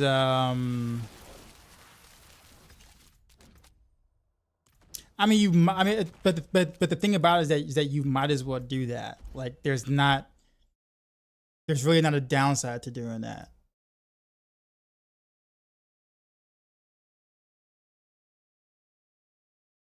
That's the thing. Like, granted, yeah, you get precision 25% of the time, but you're also removing one skill out of the rotation, which would have half the amount of random arrows you would have gotten anyways. And you still have to stack with the other skill anyways, and you can't spin on random arrows again because you just spent it on random arrows. So you end up with the same result, removing one skill though.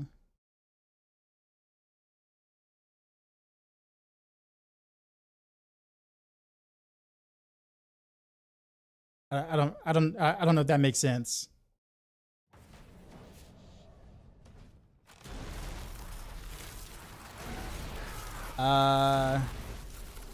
I mean, yeah, pretty much.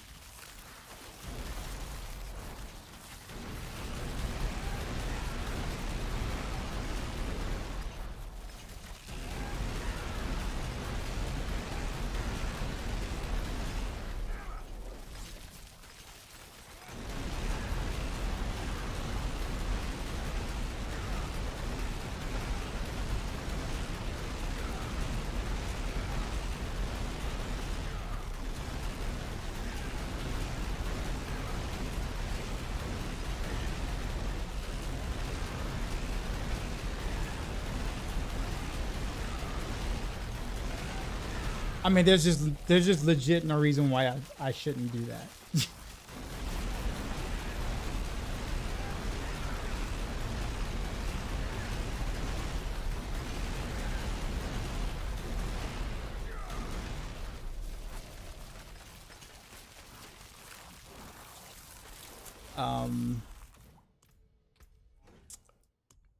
Well,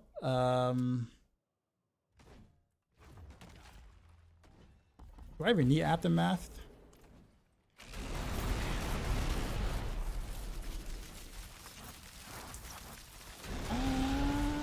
It's looking like I might.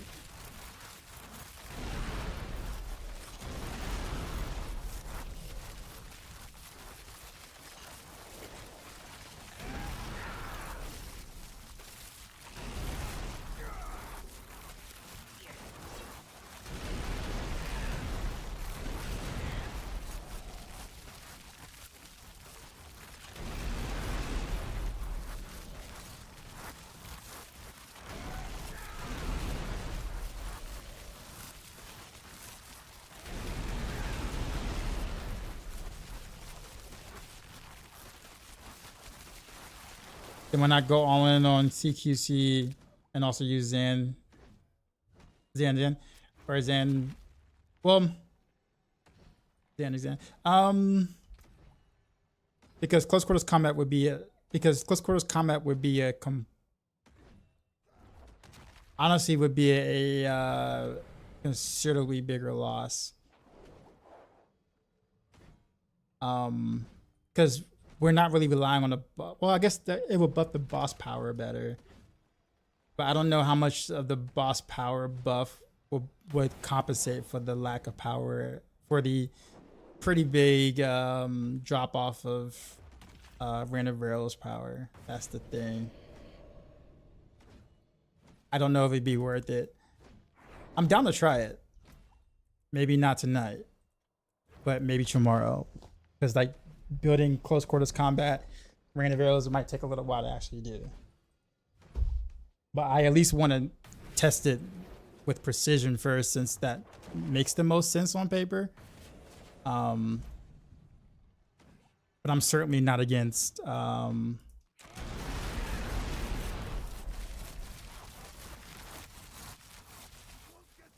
it's looking like I need to run aftermath soon. Yeah. Okay, so I still have to run aftermath.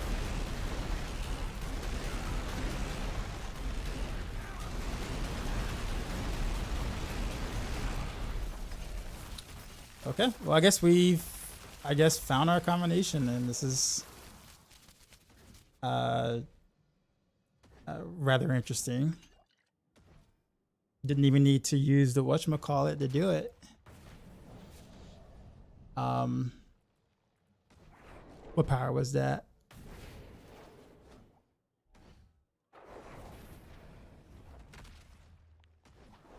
Yeah, it was this one. So we got this one and this one. How do you think it can happen as a poison alchemical admixture build? Rough, because alchemical admixture only buffs the only potency buffs it, not actual poison damage. So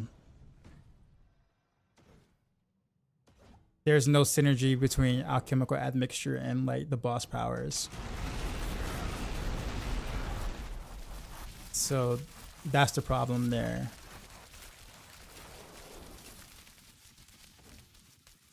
Rogues just don't really have it that great when it comes to the boss powers relative to other classes.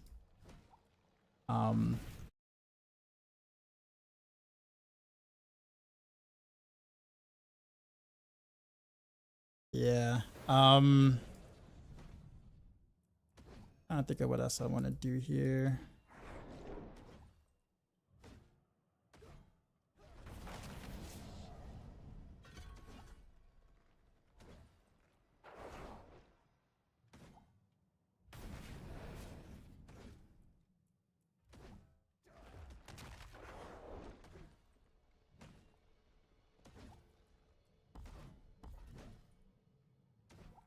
I guess I can also go Dark Shroud as well.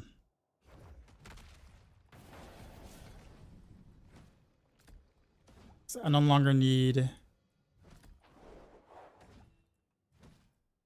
I guess I could keep Heartseeker for like bosses.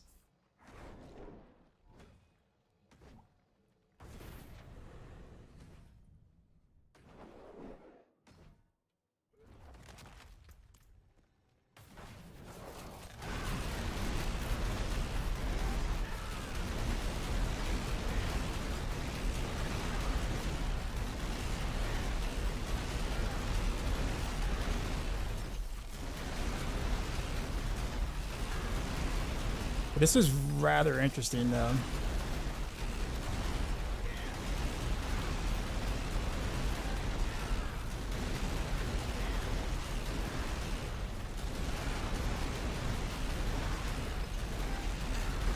I think Dawn Tracker's right though. The servers might like implode.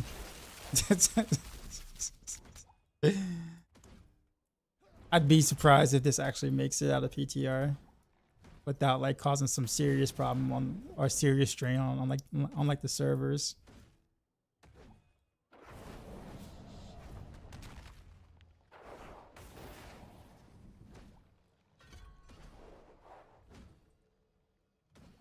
Actually, how can I get more Dark Shroud rings? Because okay, yeah, we don't need that, but we do need all these.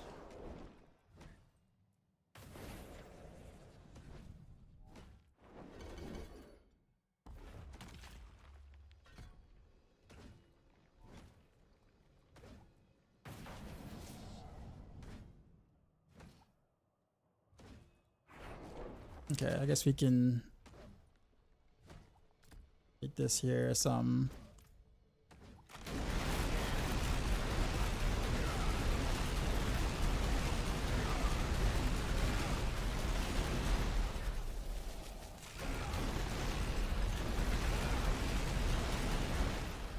Trying to think of a play style with this. Okay, I'm seeing up to a 105 bill hit on like one of the random arrows or whatever. What I will say that I'm not a fan of is that like only 25% of these random arrows is actually doing damage. The other 75 is just fluff because of the precision keep hazard.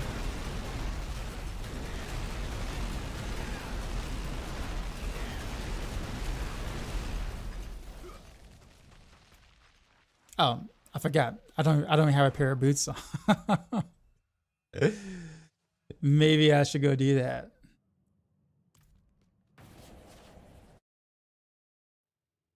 Or I guess a ring.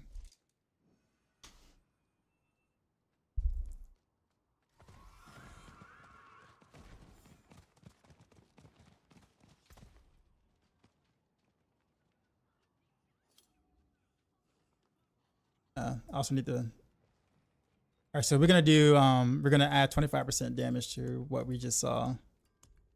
So let's go Beast Fall Boots. Not Beast Fall Boots. Penitent Greaves.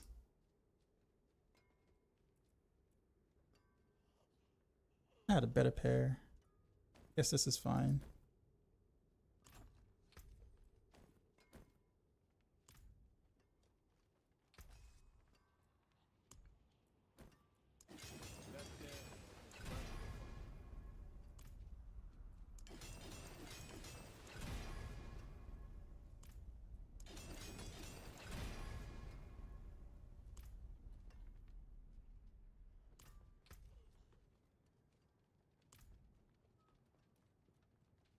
Okay. What else is there? Oh yeah. I've many fine pieces, rare and beautiful.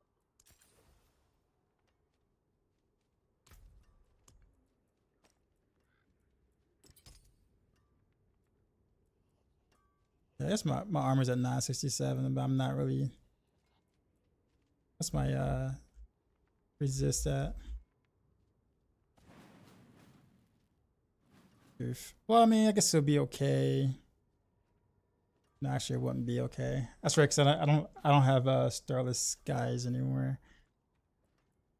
So I'm gonna have to roll all res here.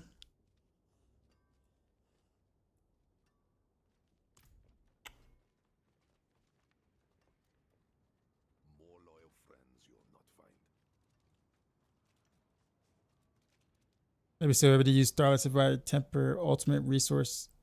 This restores resources in your second ring. I think it's more so that the fact that I'm trying to think. I don't think it really is that.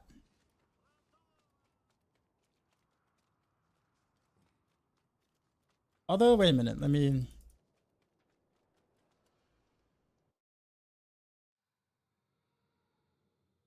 What'd you find, Don? Capital board was that, man? The modifier is kind of crazy.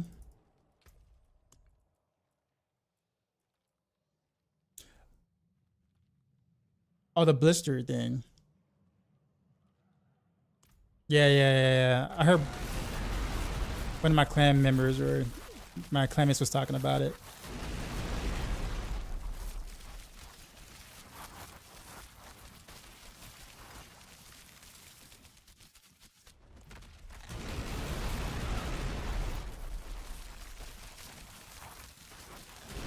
I don't think it's really.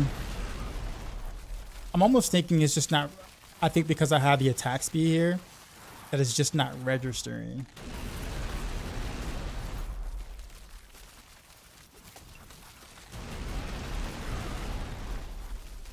Like it just doesn't want to register, is what it seems like.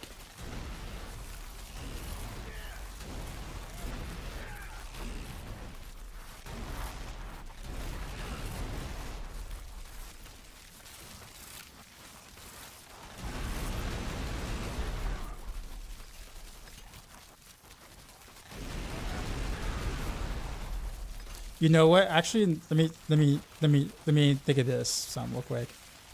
Let me remove that. Okay, so that's not the issue. Yeah, it's almost as if it doesn't want to like. Yeah, it doesn't want to.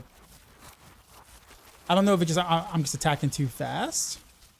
But even so, this is probably a bigger modifier anyways because the 45%.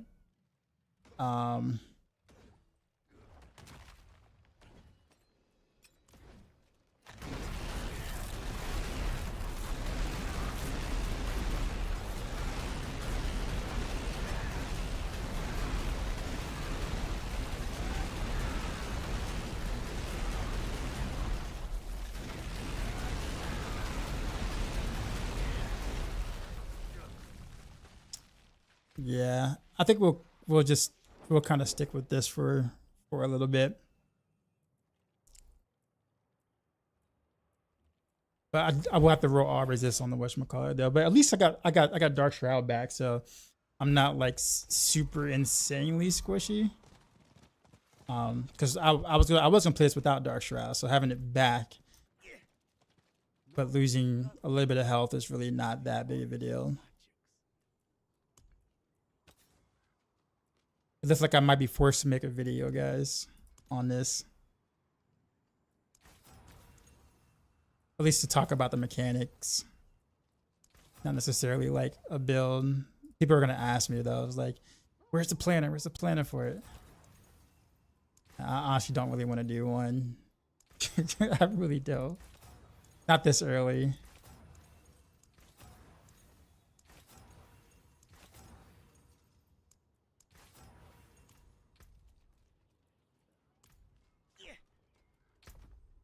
Okay. Well, let's try to play the game and hope that the servers don't blow up for me trying to well, play the game, I guess.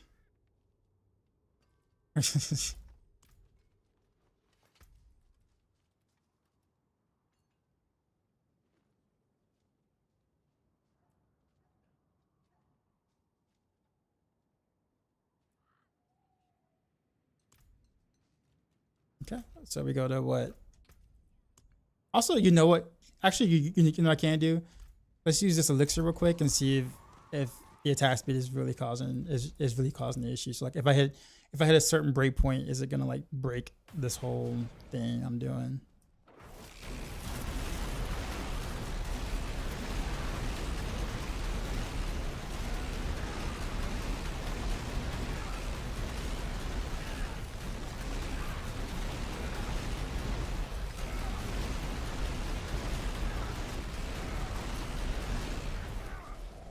No. Okay. Trying to think of other ways I can optimize this. I think this ring may be best in slot. I think it's more so the resource cost reduction of the Starless. Yeah, that's what I'm thinking too.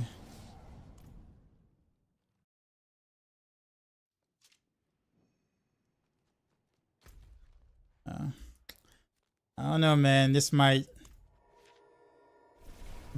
catapult Renovaros towards the top for rogue of rogue builds. Gonna be honest, I kind of really wasn't looking forward to it. I know that probably sounds super weird for me to say, but I really wasn't looking forward to that.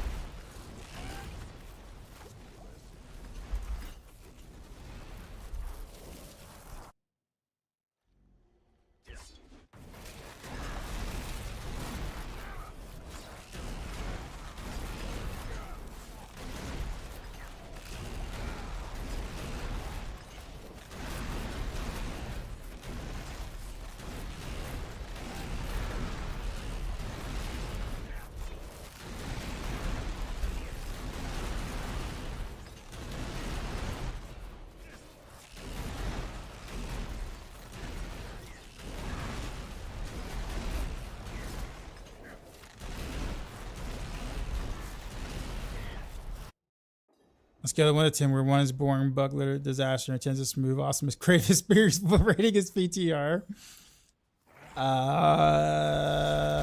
4?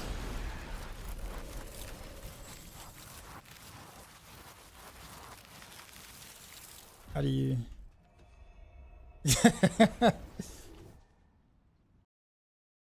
Well, I mean, it's PTR. You're never gonna get a smooth, awesome creative experience in a PTR. Yeah, a PTR is a not, you know, it's still a not finished version of the whatchamacallit. So of course there's gonna be a bunch of bugs. I would say this is probably a little less buggy than some of the PTRs before, but that's not saying much.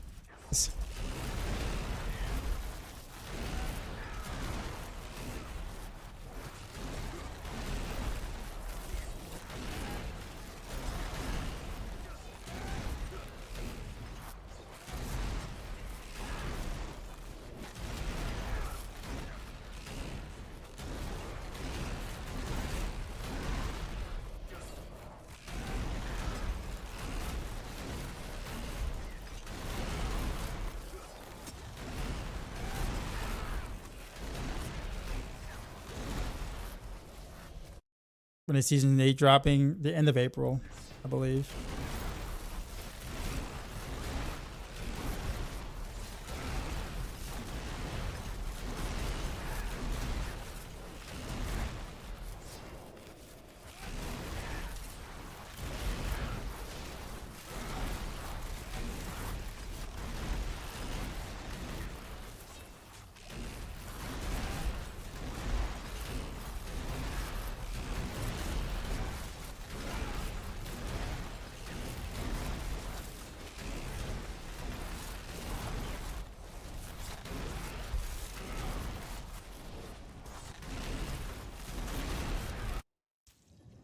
Go big as the fireballs. I don't remember the name of it.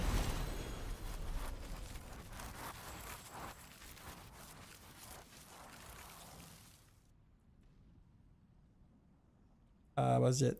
Yeah. Is it Uvivars? Uvivars or whatever?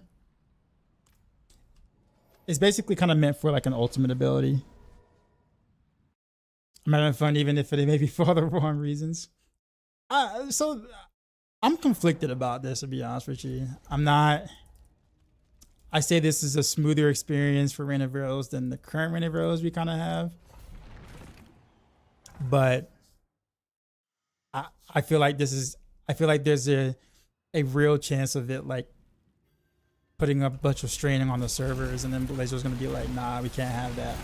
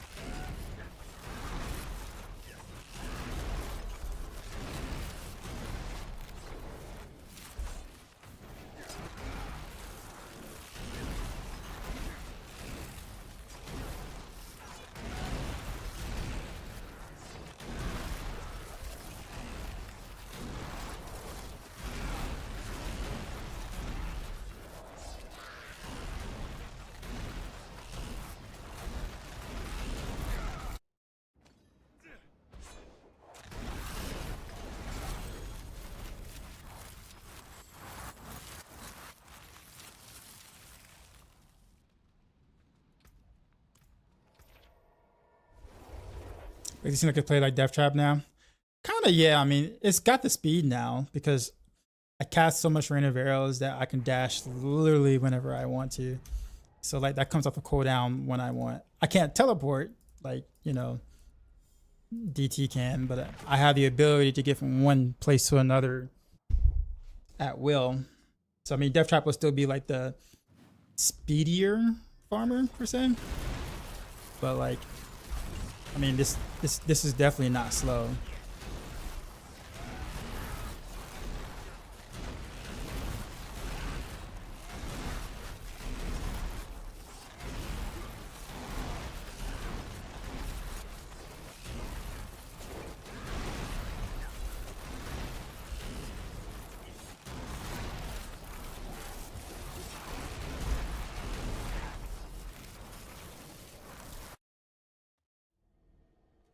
It's seasonal. Well, it's seasonal PTR.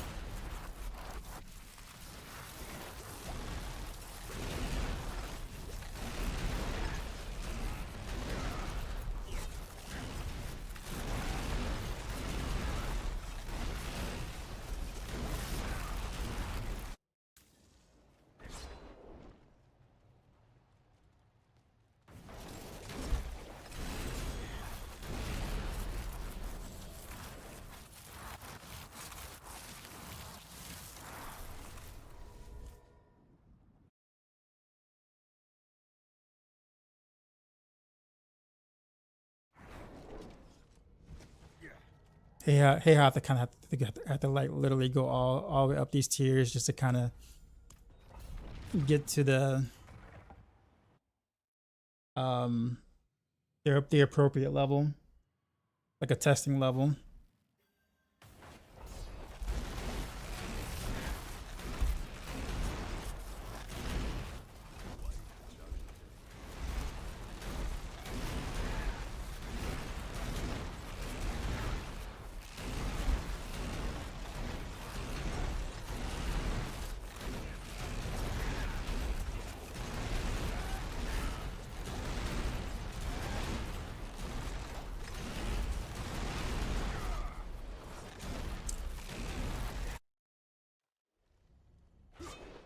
I would say this is, I'm gonna say a lot easier to play, but definitely easier to play than, because I'm not worried about accidentally like not ever getting precision stacks. Even though I'm only getting it 25% of the time, my boss power kind of allows me to deal some damage while that's kind of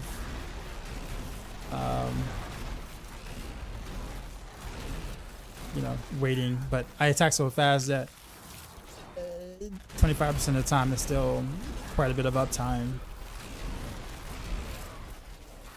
and better than trying to like do a 1, 2, 3 stack and then fire random arrows.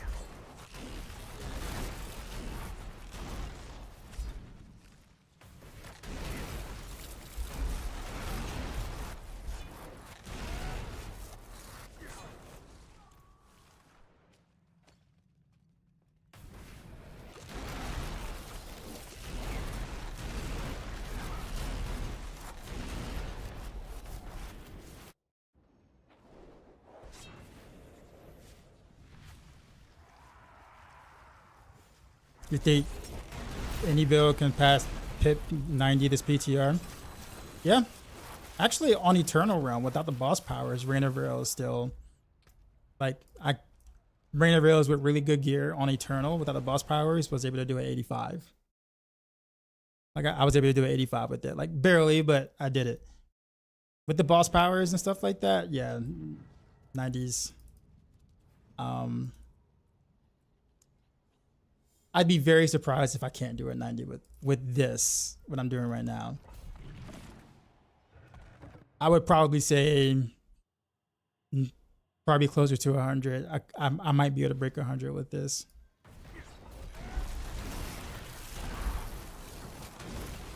Maybe.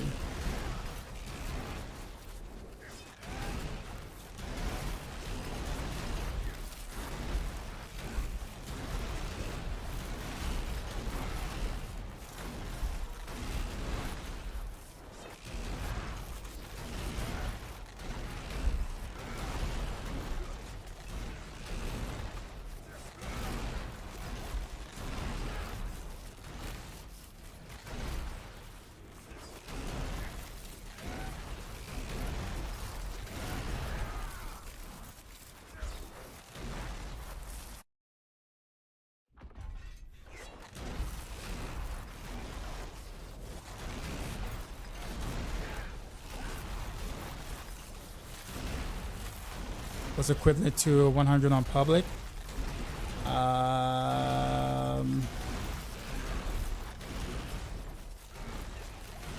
Not quite sure. Like a 117? Probably a little higher than that, actually. I don't remember the exact scaling. I think people are trying to figure out like what the scaling actually is.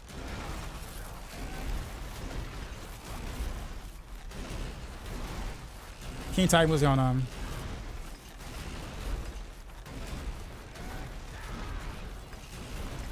What I think so far? Well, I just put together what seems to be a pretty broken Rain of Arrows setup.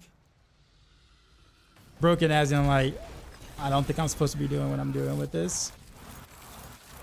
But I guess sure, we'll kind of see how far I go.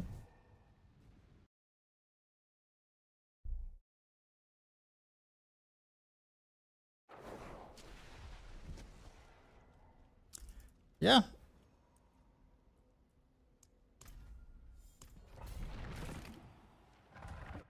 Probably need to do like a recording though of this like pretty soon.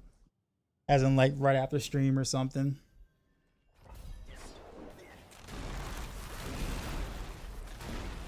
Or maybe I can record during my stream or something. I don't know.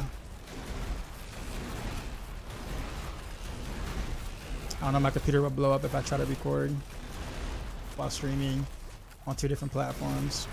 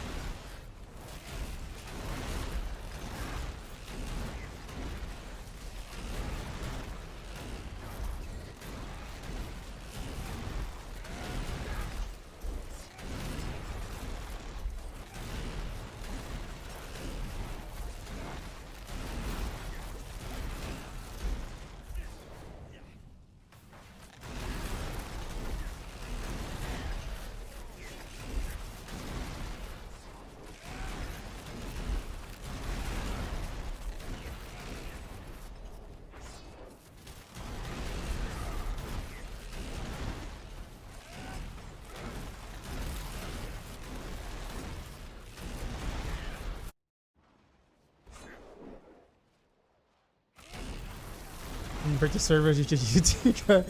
Don't forget to shout me out and throw my PayPal in the comments. Yeah, that Avarice thing actually, I would have did it with the other way, the other whatever, the one with the Heartseeker thing, which would have been good too. I don't think it's as good as this. Maybe like a tier-ish or so behind, but like this is like, I think people would much prefer if they can just cast Rain of Arrows, right? Which is what I'm doing. I think that's a preference. So if you can get rid of one extra step, why not? And you kind of giving me that idea has definitely helped that out. Moving forward. Or can you find my Heartseeker build? I haven't done a Heartseeker build yet on PTR, but I will. New season drop? No, this is the PTR, public test realm for the new season. So I'm testing the changes.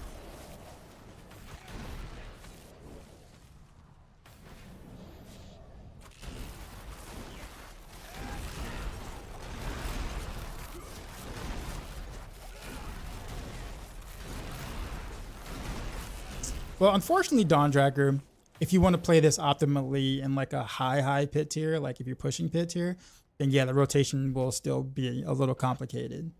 But like for speed farming like this, like you don't need to like do any multipliers at all. Like in terms of like the buffs or whatever, you just literally dash, cast Rain of Arrows, and that's it. Dash, cast Rain of Arrows, that's it.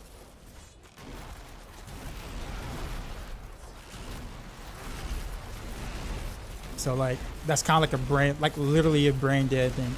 Dance, you don't even need that either. For farming, because the boss, like the boss power does enough damage or whatever and hits enough that like you don't really necessarily need all your intervals multipliers to actually like hit.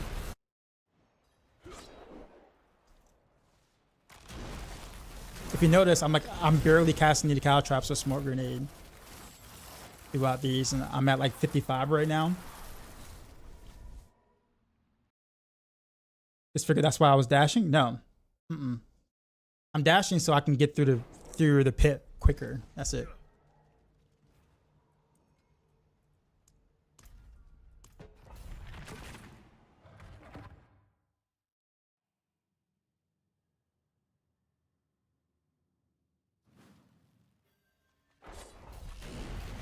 Yeah, but I haven't got to the point where it's hard enough for me to use my multipliers.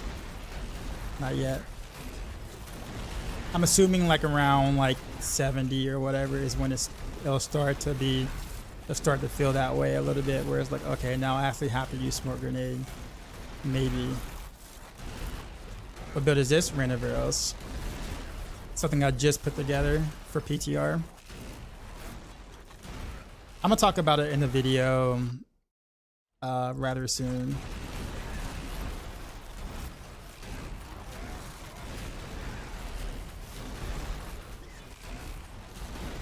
Soon as in like after stream. So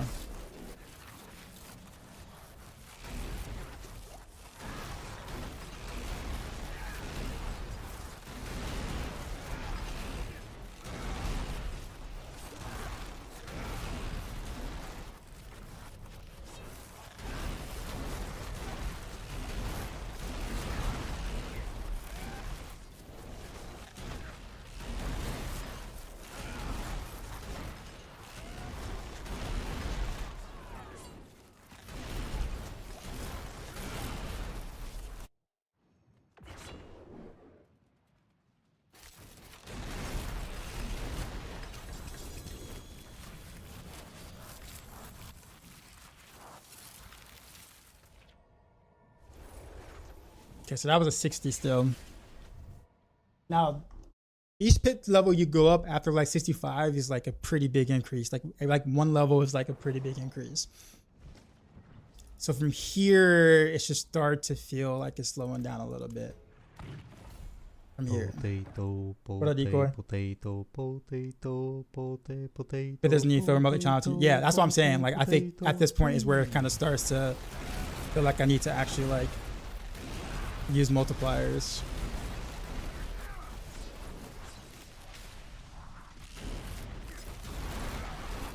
If I hit a wall, don't forget about blisters. Good point.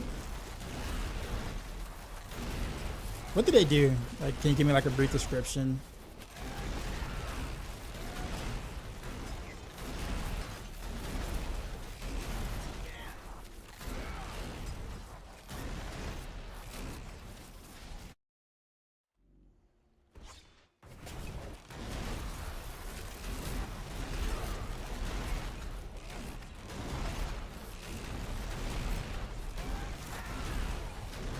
Anxious to see a good Heartseeker build in Season 8? Probably. That's the next thing I'm gonna test, but Rain of Arrows was first on my list.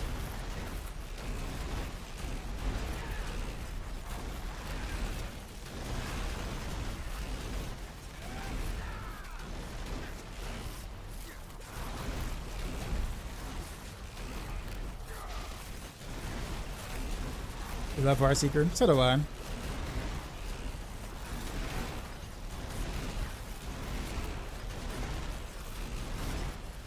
Just understand that Heartseeker is never going to be like the meta.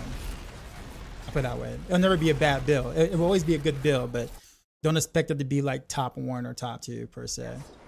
Like this season right now, Heartseeker is like the 3rd best build on road. But no one wants to play a 3rd best build. They want to play the best build, right? So I would probably assume Heartseeker's probably in a similar situation where it's probably the 3rd best build. Again, maybe we'll see. I don't think it's not going to beat Rain of Arrows, and it's not going to beat Death Trap. Tell you that much probably, unless I find something broken like what appears this seems to be almost.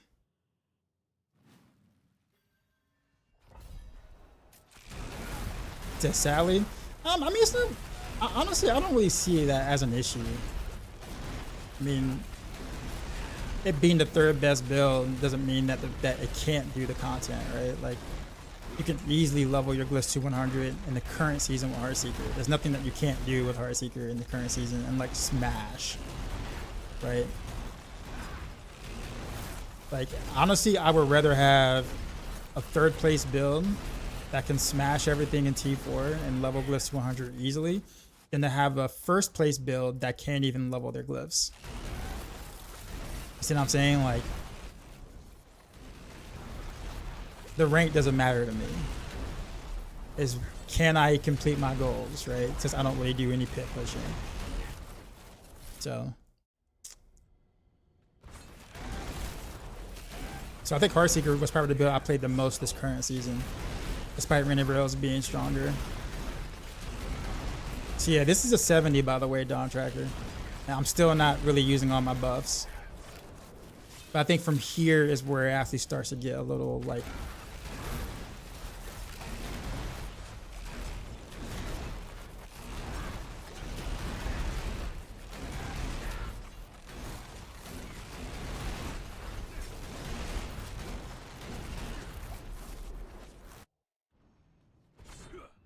I didn't want to attack the necro builds.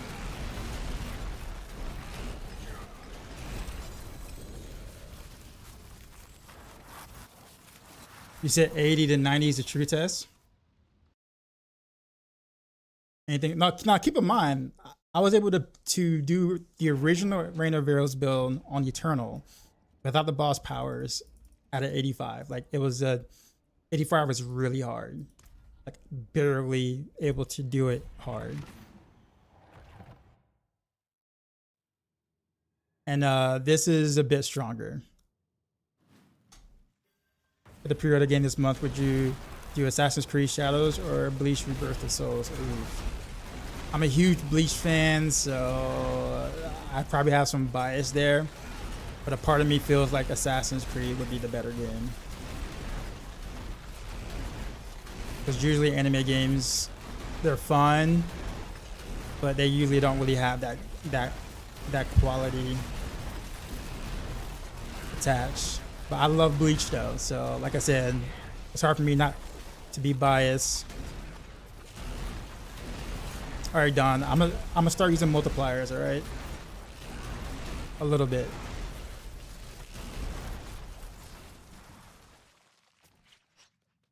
You have your chance to freeze tempers when you get on PTR. You can't. The worldly temper no longer gives you that anymore.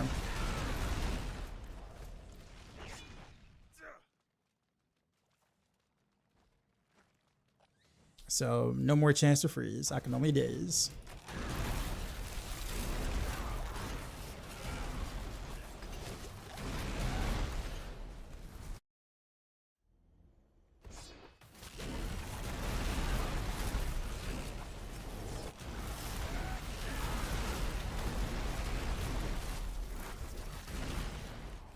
Infinite stagger.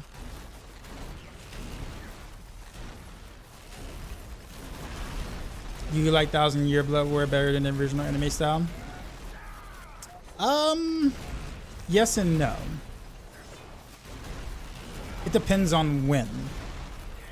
Just keep in mind, like the Soul Society art, in my opinion, was the best.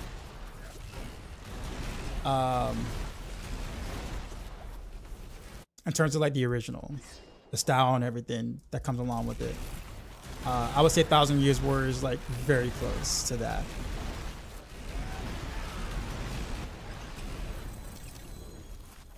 All right, that was 75.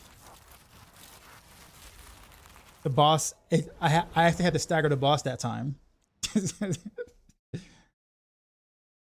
Are they gone from your gear? They're just network. The temper, those tempers no longer exist. Safe. That's what I'm saying. So like in the PTR, they you know, if you're doing seasonal and you get the temper again, that temper no longer exists.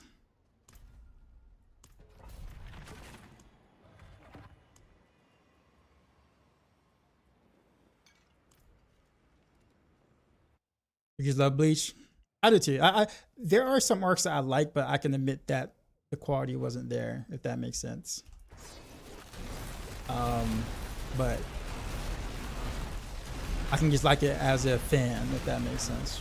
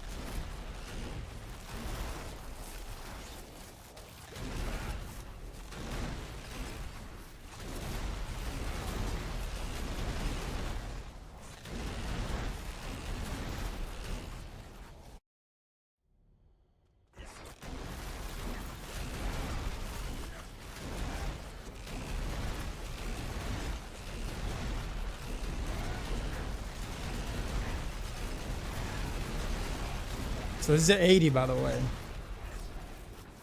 I have to actually use multipliers now.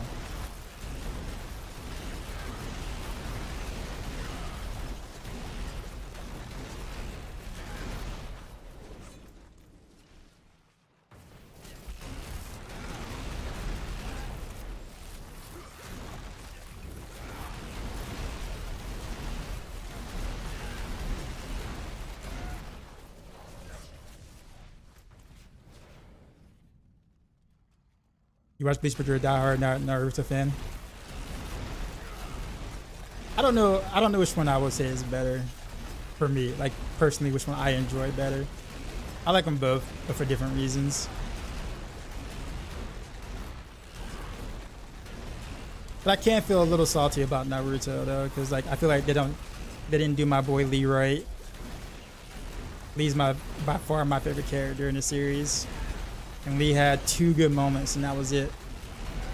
And that was the tuning exams, which I felt like they did him wrong towards the end. And then of course when he accidentally drunk sake or whatever, that fight, which I don't understand why they didn't just give him that style after that to begin with, just like give him some whiskey or whatever. You know, whenever like he's getting beat up or whatever, and he just like kick everyone's ass. I mean, like. Easy, but nah. Yeah, Drunken Fist Lee, right. That was so good.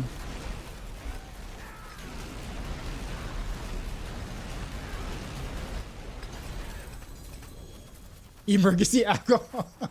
Yeah, see, there you go. There you go. So the enemies that get frozen are only due to cold and view random rails and panda grease. No, cow traps. Cold cow traps. This freezes. Or can chill to freeze. Make sure I'm not missing anything. Now we're good. Alright, 85.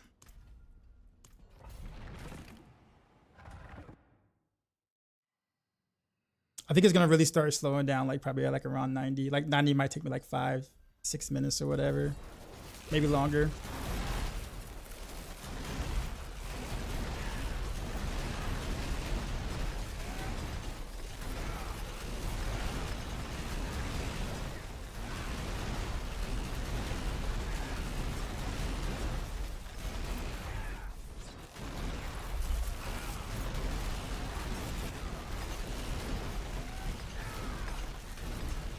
Or not.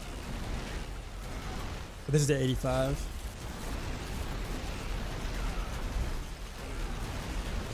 Well, keep in mind, my random rails, I'm only getting precision stacks 25% of the time. So even though I'm casting it like 5 times a second, or whatever like that, I'm proccing precision maybe once every 0.8 seconds or whatever, which is still good, but imagine if I was proccing precision every cast, like this would be so busted.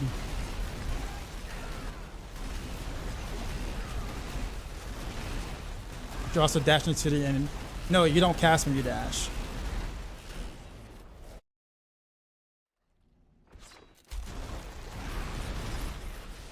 However, I don't know if CQC would be any better, to be honest with you. I'll try it. I'll try it tomorrow.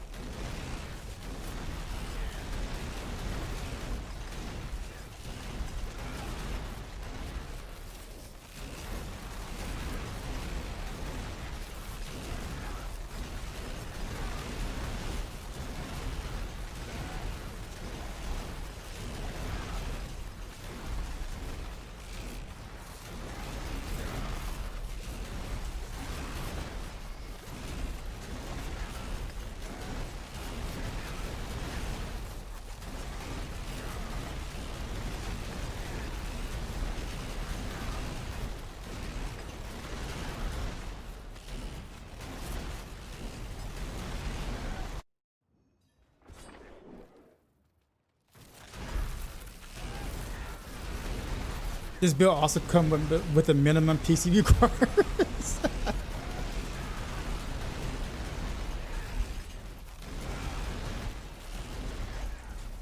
Almost died.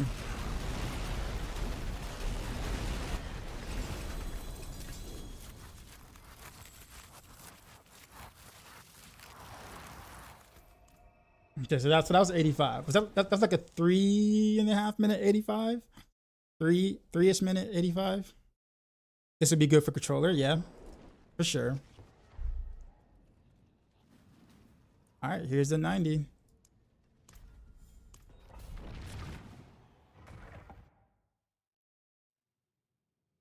I think Woody was stuck at 90 with Death Trap.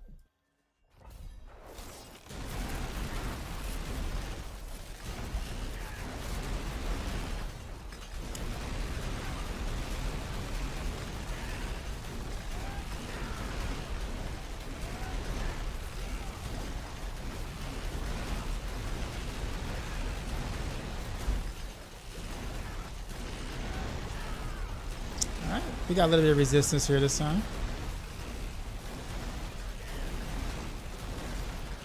So Death Trap doesn't really work. It does.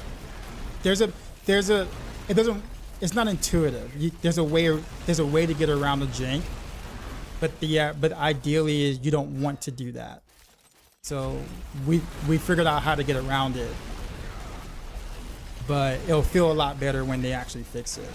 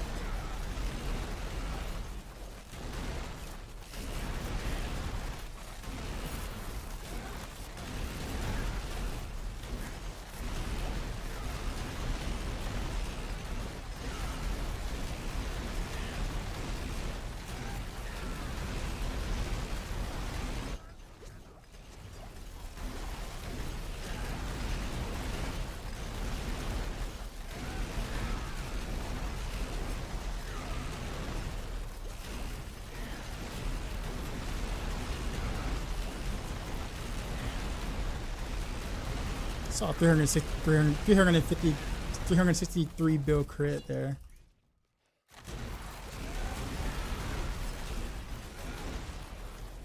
I have no idea what hit that was, but okay.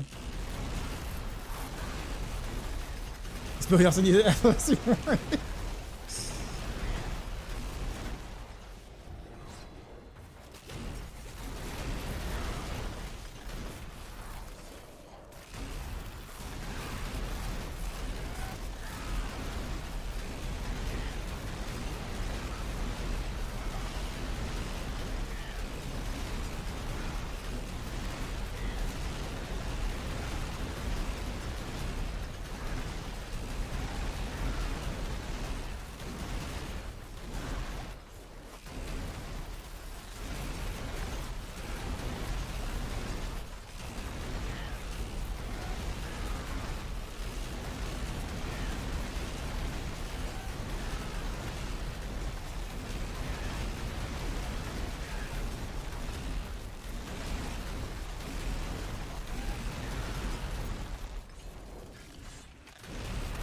The level 100 is the new pit 120.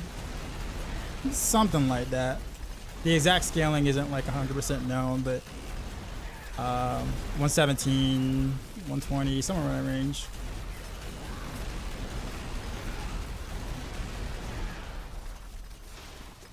The CQC procs every time instead of every fourth. That'd be work with the try. Yeah, well, the scaling is also much smaller though than precision. So yeah, but then you also have you can't use Skyhunter anymore. And Skyhunter is a really big part of how this works. You can't get your energy back. Well, I guess you could. Never mind. You could. Never mind. You could find some ways around it. But yeah, but just precision is just a much larger multiplier. I'm gonna try both. I'm not.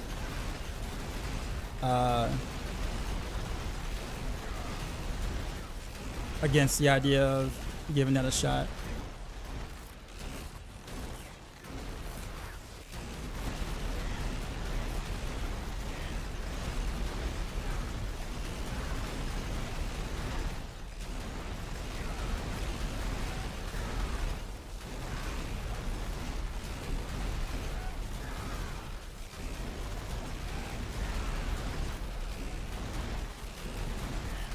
Or using the regular bow. Well, you would have to use a regular bow, but a regular bow is nowhere near as good as a Sky Hunter in terms of the buff that you get for the build that you want, right? Like a Sky Hunter for precision is a huge buff. A regular bow for close quarters combat is kind of meh. But you don't have a choice, right? Like I said, it can work. I just don't think you're gonna like your damage should be more consistent, but I don't know if you'll do more overall damage. Then you have to find oh no, that's pretty much it.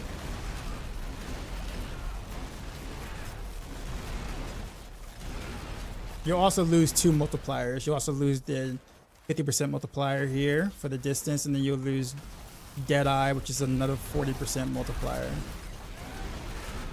So like there are other things that surround it that also would hurt.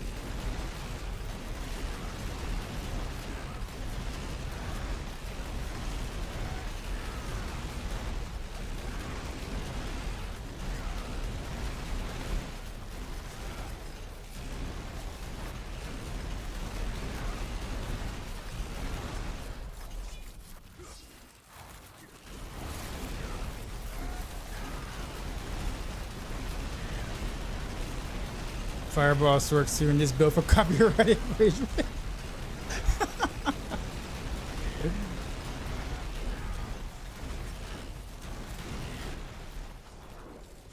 Oh man.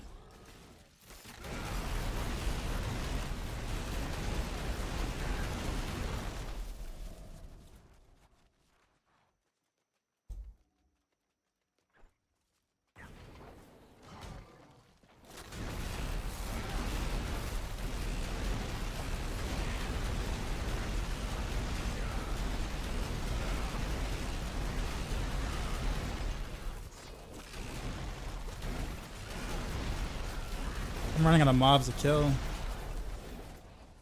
I'm having to backtrack a lot. Oof.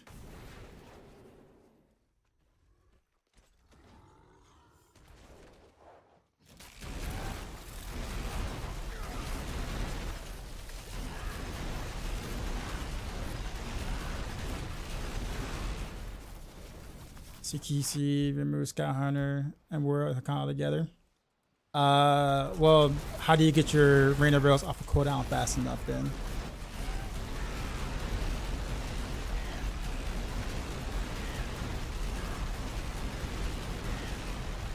You wouldn't be able to spam Rain of Rails without Word of Hakan.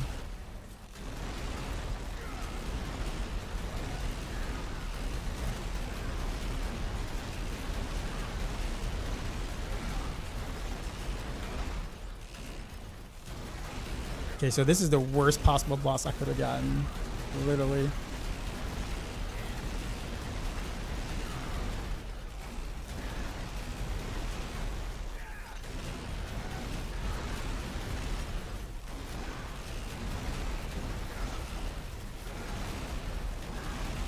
So this boss will take a while.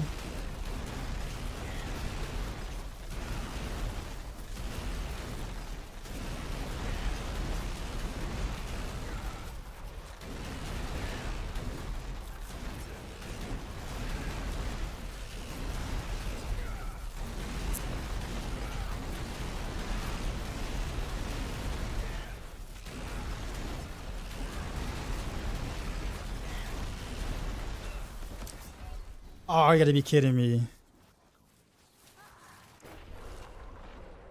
I hate this boss with a passion. Literally the worst boss I could have gotten. You know what? I don't even want to fight this boss. Like her hitbox is like a toothpick, which means that like a lot of my rings don't hit as well. She's like so bad.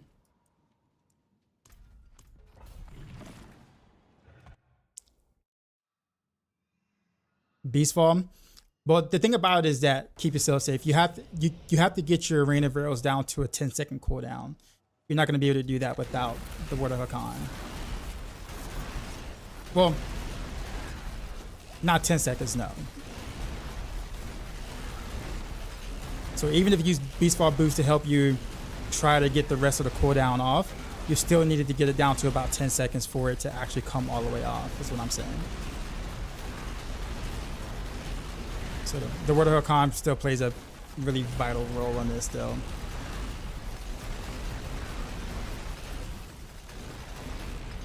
Unless you could find some way to get like 400 energy or something like that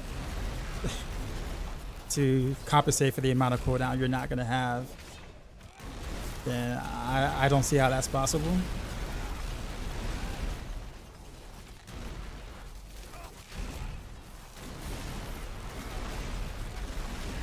You use Harlequin, but now you're really starting to lose a lot of damage for that though.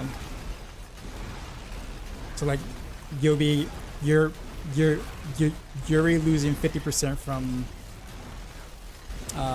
the distant damage from Word of Hakan, which I guess you can make up for with passive. So, but you're losing Deadeye still. Believe it or not, Kyle the Nameless is still extremely strong on the precision build. If you go Harlequin Quest versus like Perdition, you're losing a lot of damage that way too. Like so, you'll be losing damage to lose more damage to lose more damage just to be able to spam it. When Precision can do it without losing any of the damage, it's just unfortunately has a inconsistency of 25% chance to proc Precision. So you see how much damage you have to trade off to be able to do the same thing. Don't get me wrong, I'm gonna try it tomorrow.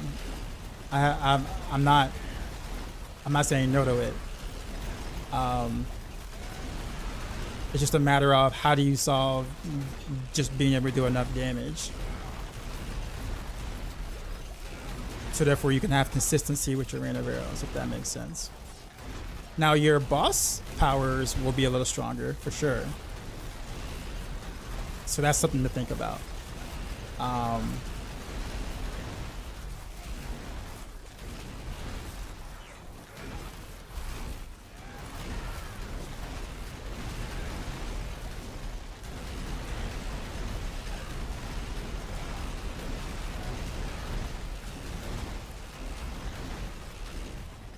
And I guess also with the boss power, I can kind of play in the middle of them and get all the fireballs to hit the same spot. If that's the case, then maybe close quarters combat might have a chance.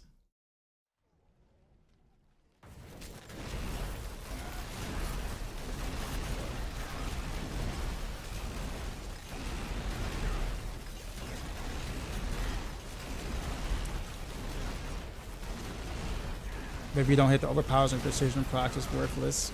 Well, you're not trying to do overpower on this. Like, this isn't the overpower setup. So you're not really comparing that to, you know, to this, which is not an overpower setup. I think it would be kind of hard to make this an overpower setup, honestly. Even for Q or CQC.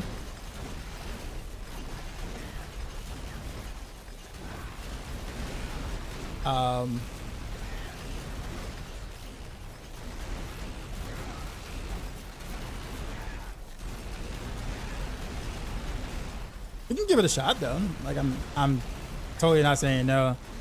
It might feel a lot jankier, but you might be able to give it a shot. Overpower builds on Rogue are usually pretty jank.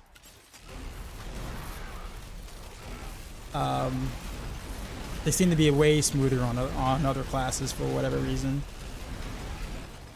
I mean, if you use Harlequin anyway, you would go that route. I guess, well, that's fair. Yeah, okay, that makes sense. Yeah, if you're gonna go overpower, yeah, you would go Harlequin Crest.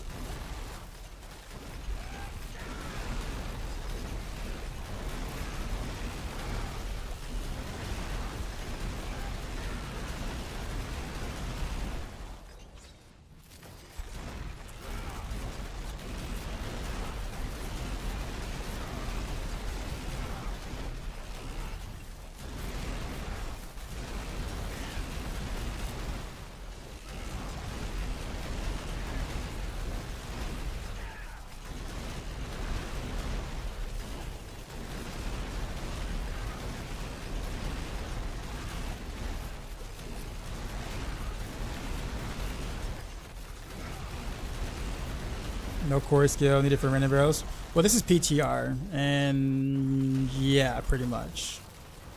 I figured out a way to not be able to do it, to not need a core skill or a basic attack skill at all.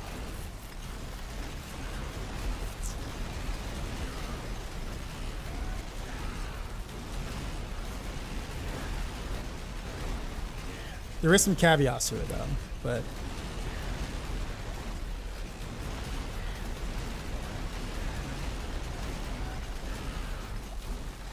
first time ever? Yeah, pretty much.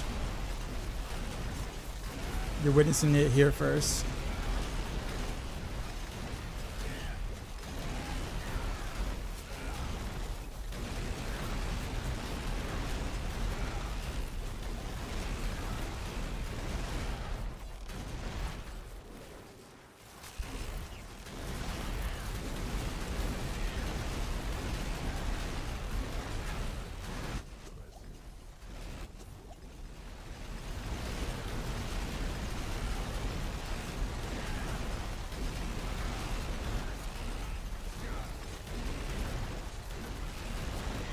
Doesn't matter.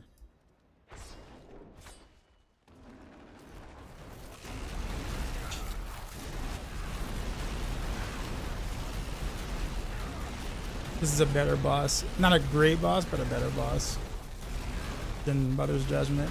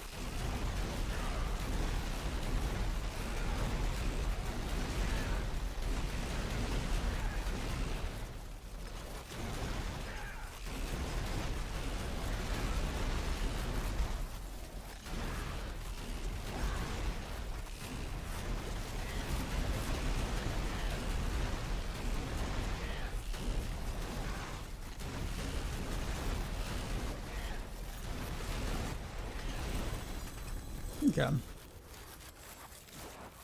But that was a 90.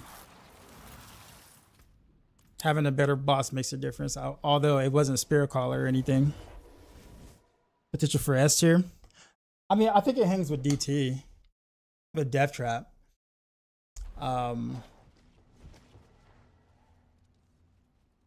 S tier would just be depending on whether, like, what the other builds look like, basically. And it's PTR, so just keep in mind that builds on PTR usually get changed, or they do different things to live or whatever. So with that said,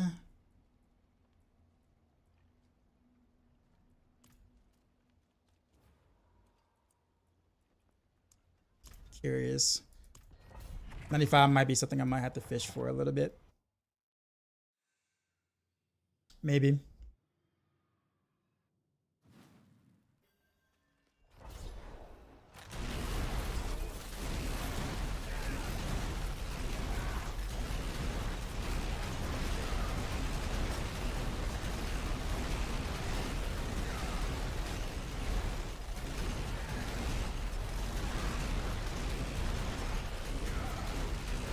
This is where I have to start need like a good map.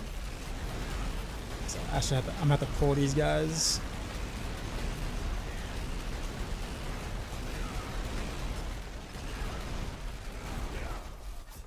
Oof.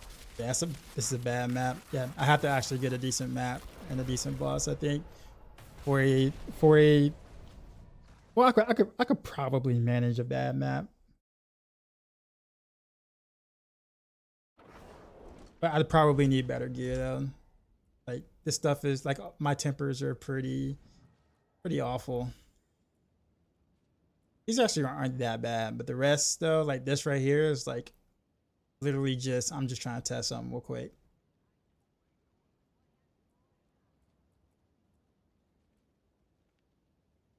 Like this right here.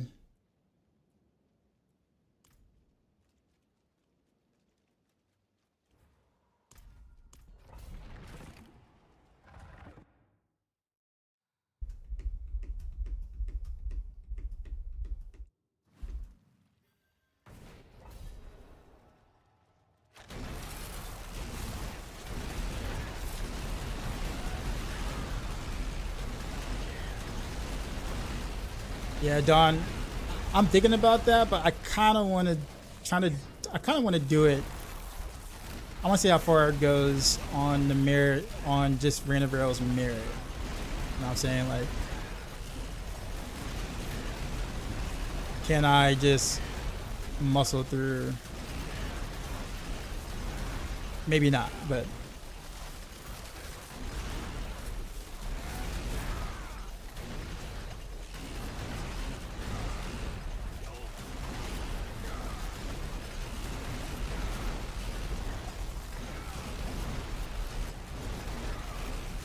at least not on the bad map. I probably can't muscle through.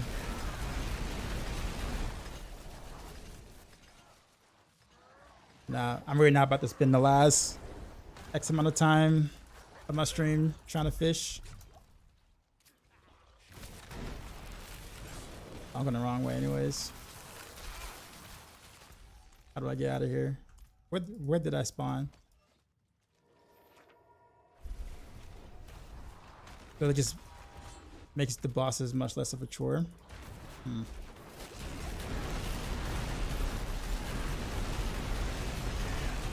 Okay. Alright, let me clear this real quick because I can't even like.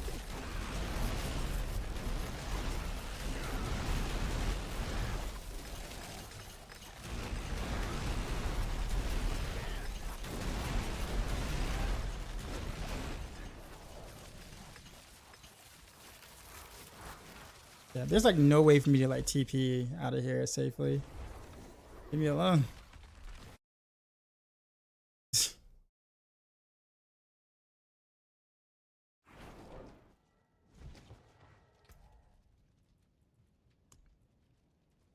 Here, gotcha. Actually, you know what? I forgot to use this buff. Forgot to finish him out. Yeah, missing this little buff right here. And I forgot you're a buff.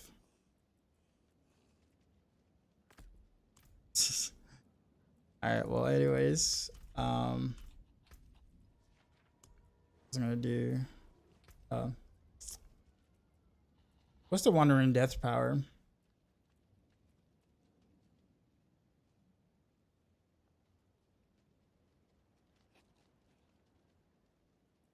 Oh, okay. And the Lilith one is the boils.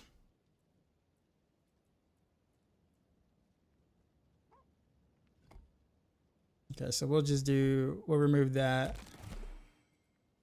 And we'll take. This is the combination I think Boyle was talking about in Maxroll for us a little bit back.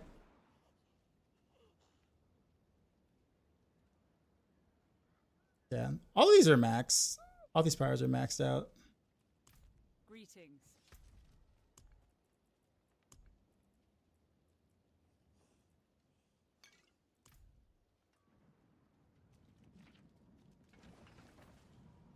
Hey, Broiler, what's up, man?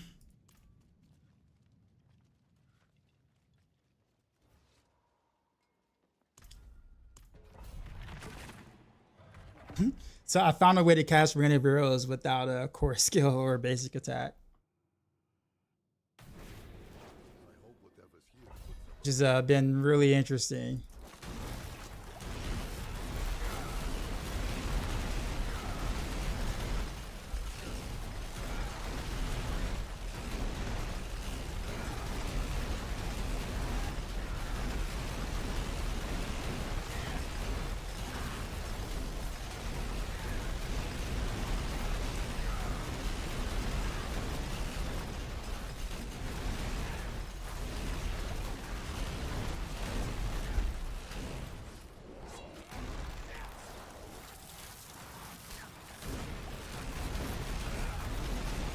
Let's execute the boils. Okay.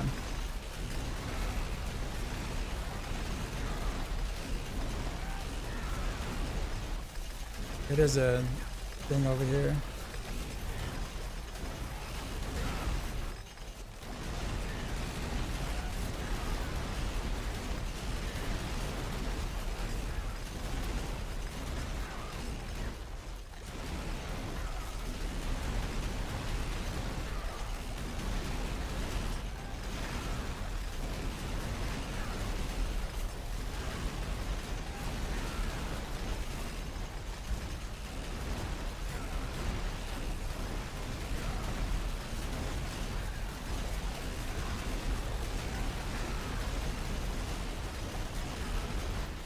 Gotta make sure I actually hit him with my power though. I'm realizing that I'm not like actually hitting with my main boss power. There you go.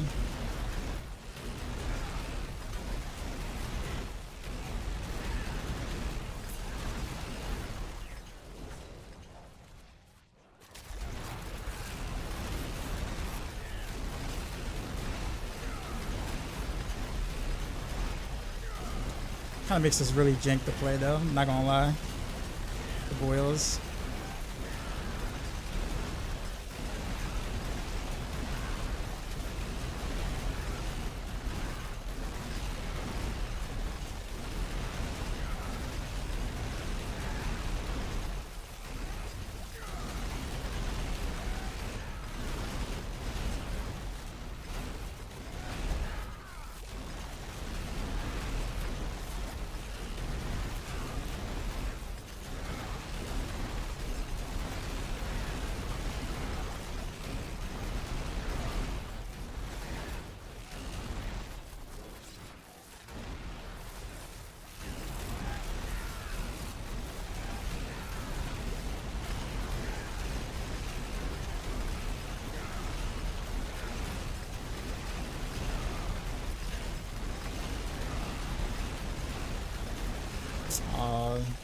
This thing's in the way.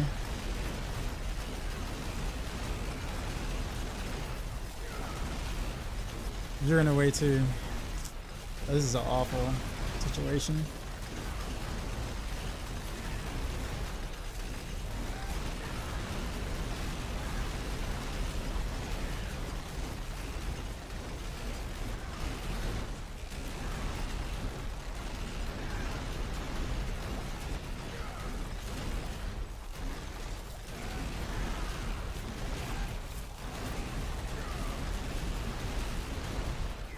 Okay, looks like I'm like kind of staying even with the plot, but I blame the armored dudes.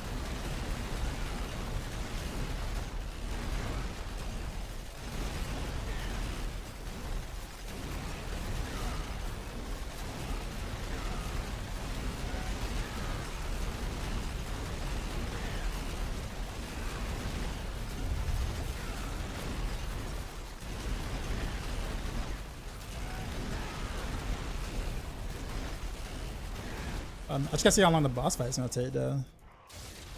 But if it works versus bosses, then for the pet boss.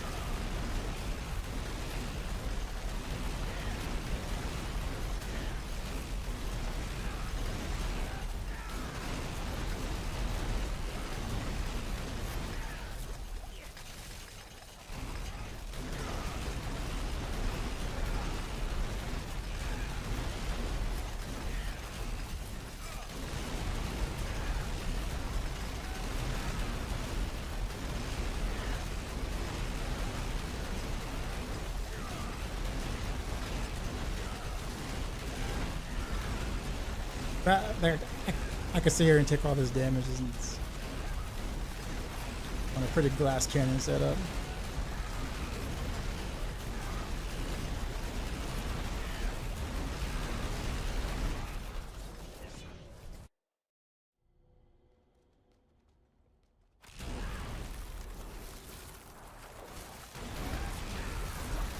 But please don't trigger the armor dude. Leave him up there, please. Don't move from here. Don't trigger the dude. Don't make him mad.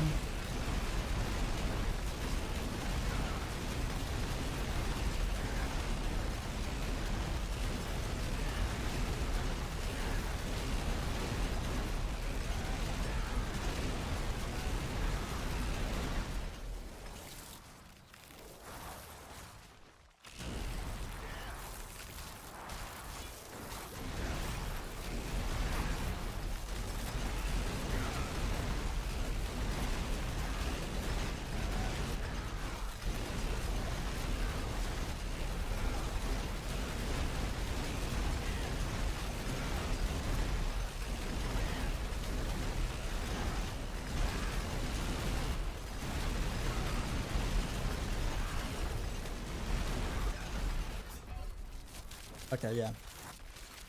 I figured I was gonna die at some point.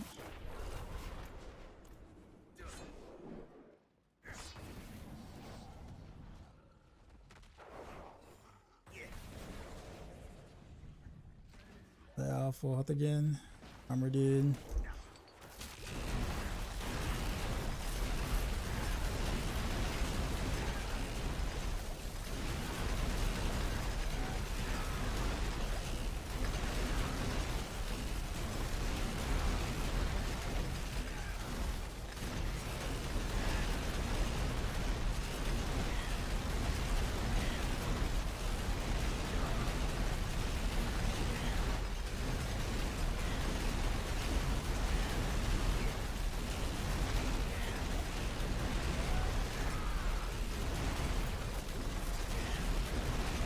Do you get credit for the elite that gets deleted? Because I feel like it gets deleted, but I don't really see the bar move unless I'm like not seeing it correctly.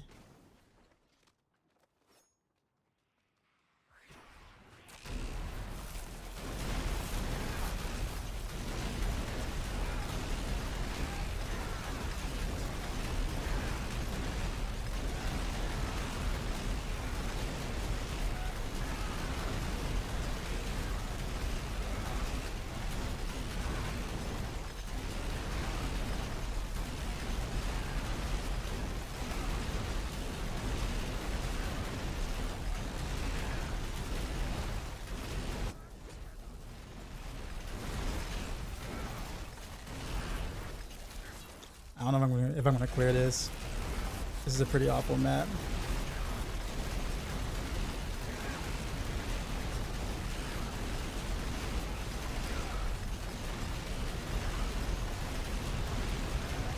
Yeah, it feels like I'm not getting progress when they get deleted.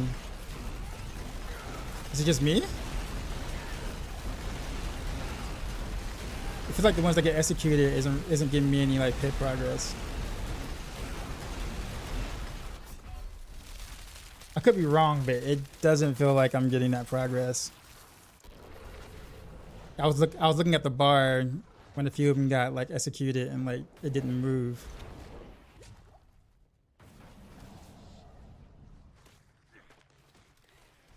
So it might be something that like might be great for the pit boss. Yeah, it looked like it just wasn't I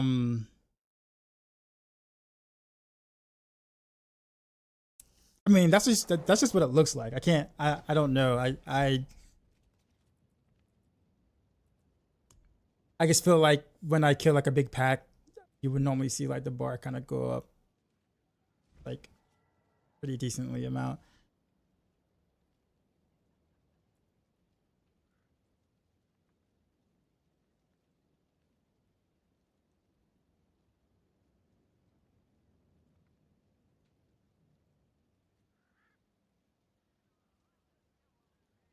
I wonder if it's the combination of both of these. Why do I play seasonal? For the new content. And as a content creator, nobody's going to watch someone play Diablo 4 Eternal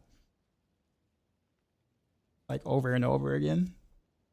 People will want to watch for the new stuff.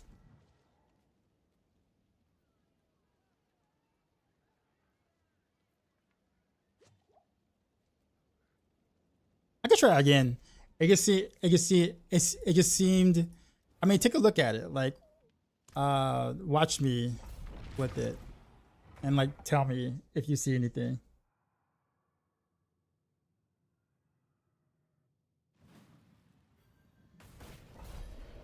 Well, you asked why did I play seasonal, right? Ash?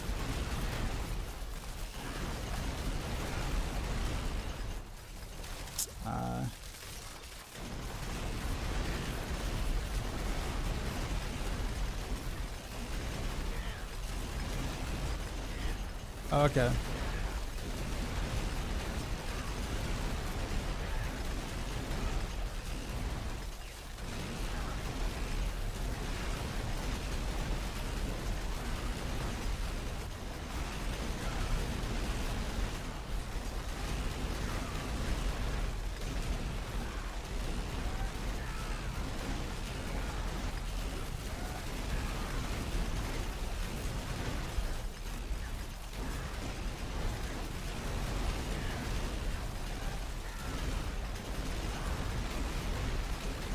I've seen a little bit.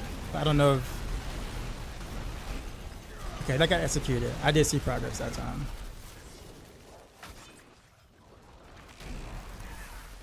Let's see how many things I can kind of... Oh, God. Okay, probably not what I should have wanted to pull.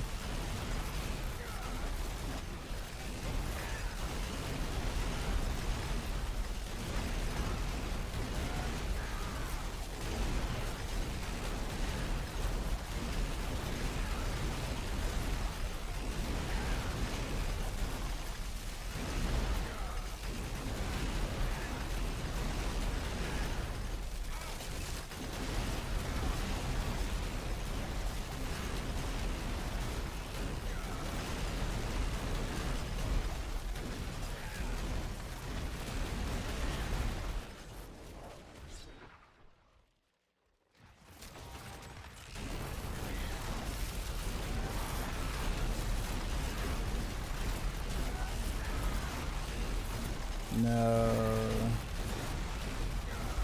Freaking armor dude showed up. And he's way over there. Rip. And I don't have a pull as rogue.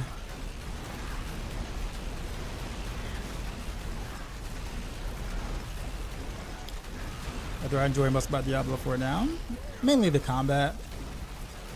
It's definitely got several, bit of issues, but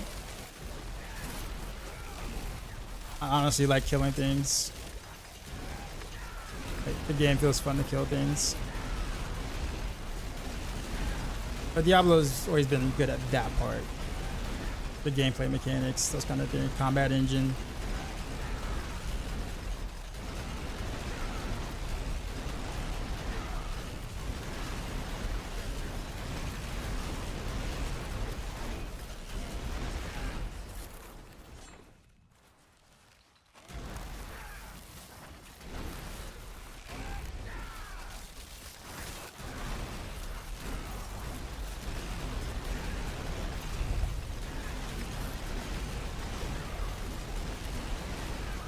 feel like I'm just getting a ton of those purple dudes.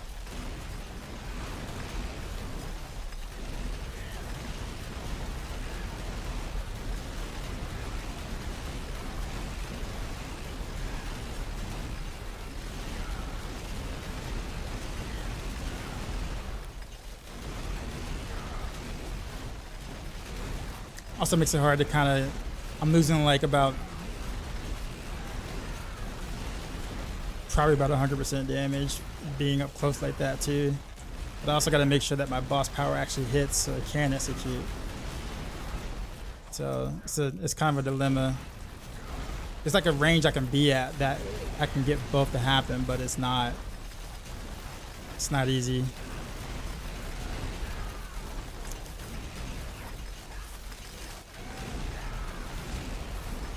They have to be like literally still. So I could probably do it on a boss, but I can't do it like in a fight like this.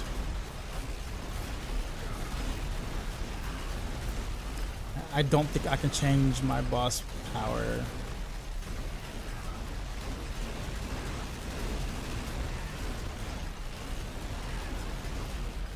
I needed to be able to spam.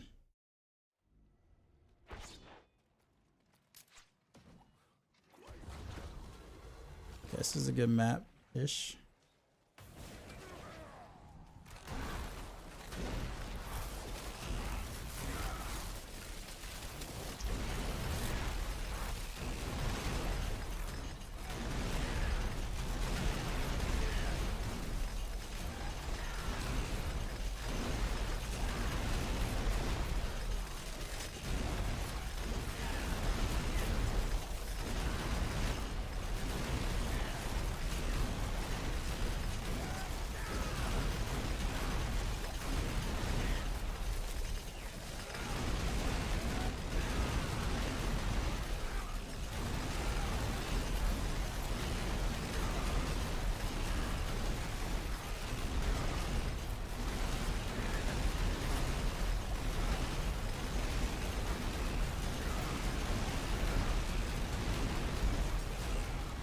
That was a good chunk of progress right there, because the map was actually pretty decent. I can pull like multiple elites, kind of.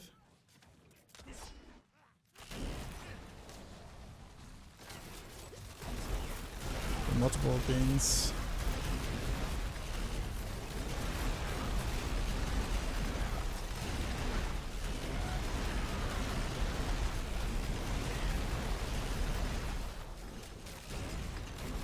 This trash was kind of worth.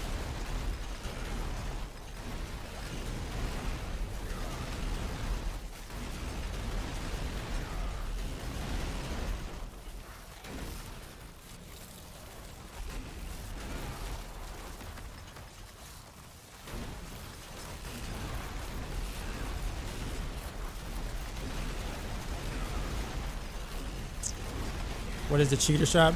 It's the PTR vendor.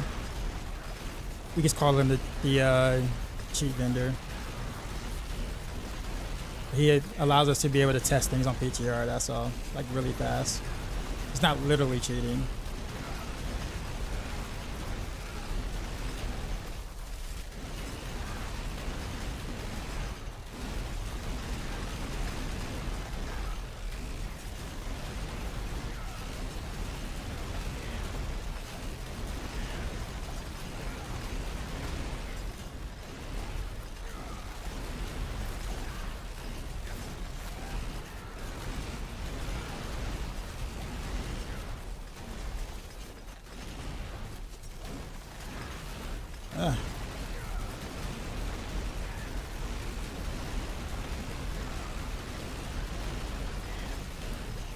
This one's being stubborn.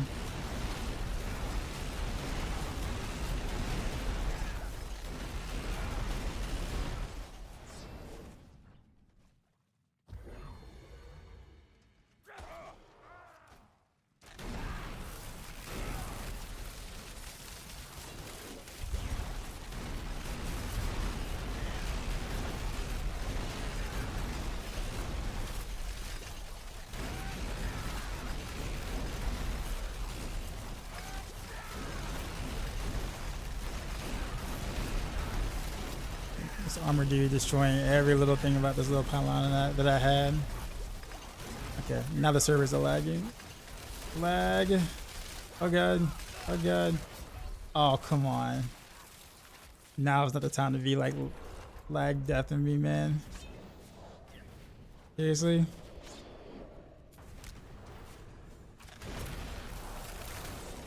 Oh. Rip Shrine.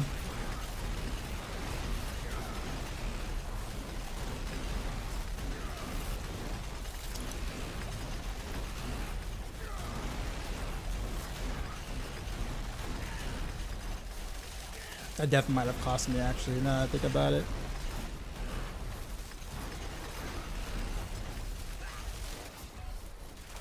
Yeah, that's kind of that. All right, so the 95 is gonna be like push territory. I don't know if I'm gonna spend the time to try to get the 95. But how fast are the boss kills with these powers? Just that's kind of what I want to know.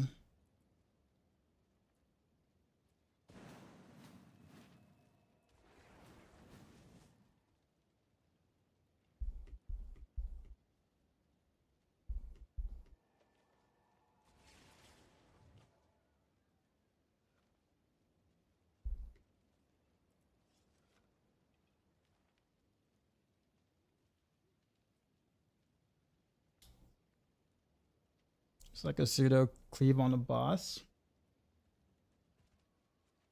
So I guess here's what I have to kind of think about when I do this. So if I only need to hit an elite with the main power boss to create the blister, but I don't have to hit the blister itself with the main power unless I want to execute it at 34% life. Am I understanding that correctly?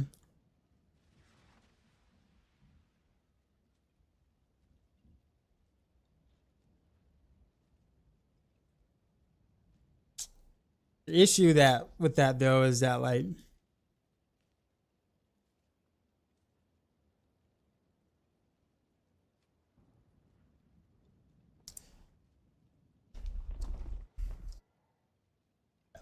I think what's gonna make it difficult to do with this though, like, is I lose such big multipliers by being up that close though. I'm sure it's worth it on the pit boss, but getting there might be an issue. CQC. I'm gonna try tomorrow.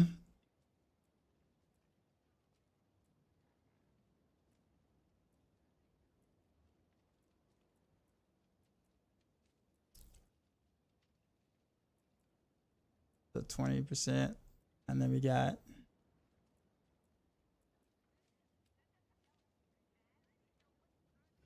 it's probably not as far. Let me just see how much raw damage I actually have.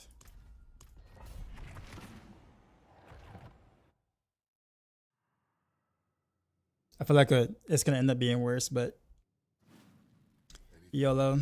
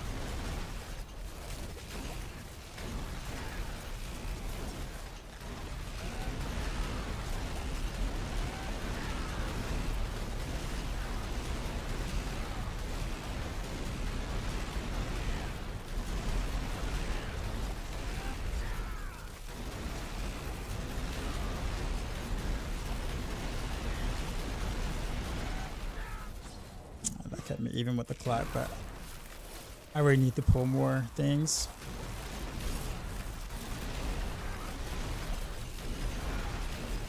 Where can you find my bills? Well,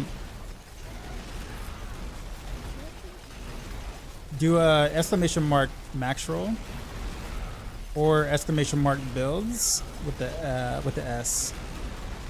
Oh no, I'm sorry, you're on YouTube. Well, in that case, my YouTube channel.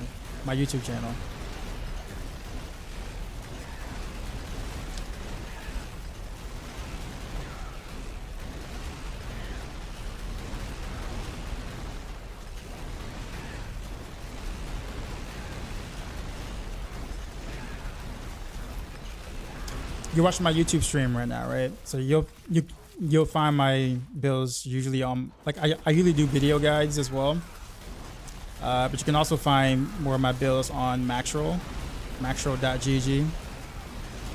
Just I'm one of the rogue writers for that.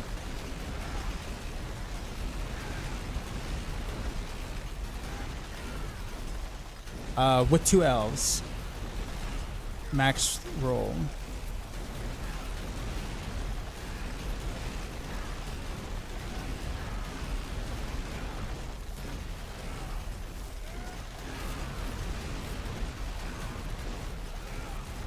Okay, so on a terrible map, I'm keeping even with the clock, which is not good.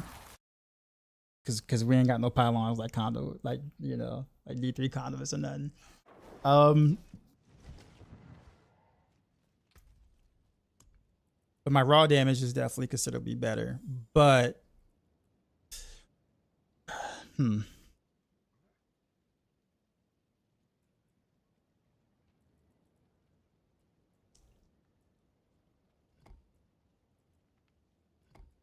I just don't want to spend all my time like pushing, but I do really want to get the 95 down though. It's like the 90 was quite easy, and then the 95 was just like, nah, bro. Nah, bro, you're gonna have to work for this one.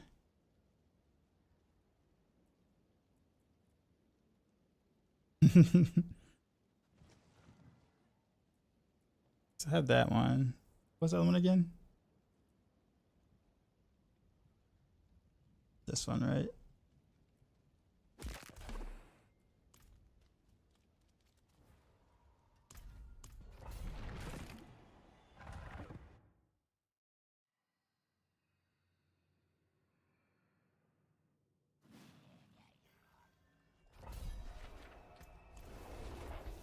I guess since I'm doing this, I might as well just kind of. How's a PTR looking? Boss powers are okay. I think the concept is neat, but I do feel like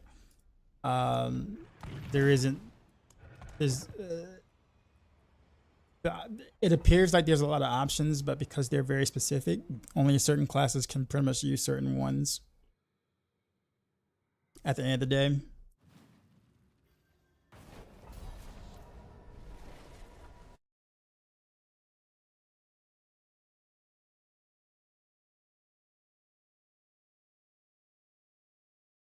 Let me check something.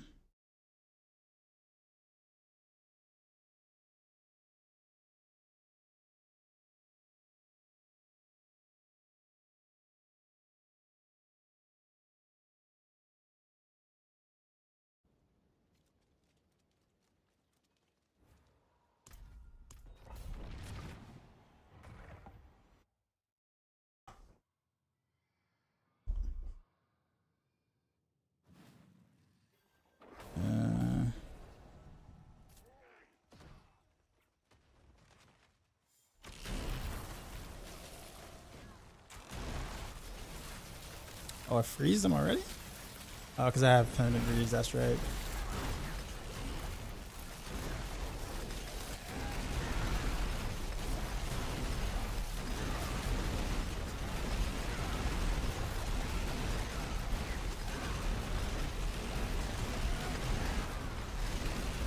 Tristan raided my stream with 10 views. Yo, Dark Side. Twisted with the We just raid. got raided, son. So I can't do the dance right now. I'm in the middle You of the know how pit, we but I do. appreciate you. Drop my new beat for these new viewers.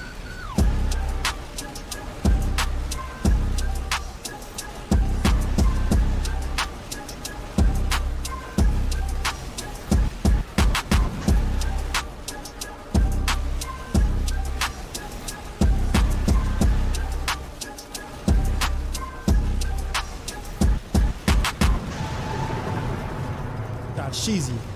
Ow.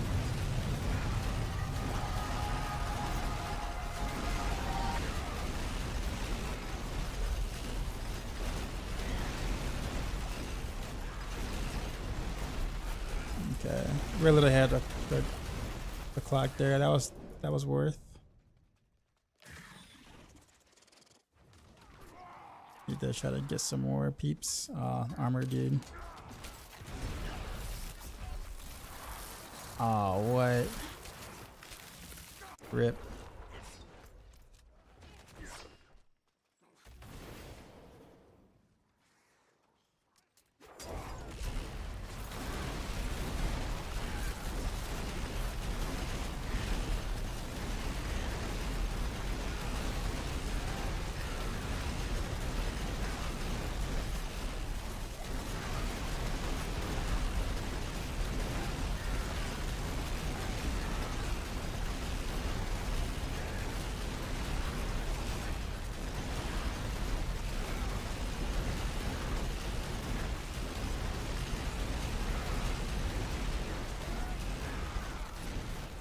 Okay. It definitely hurt. I can make up for that.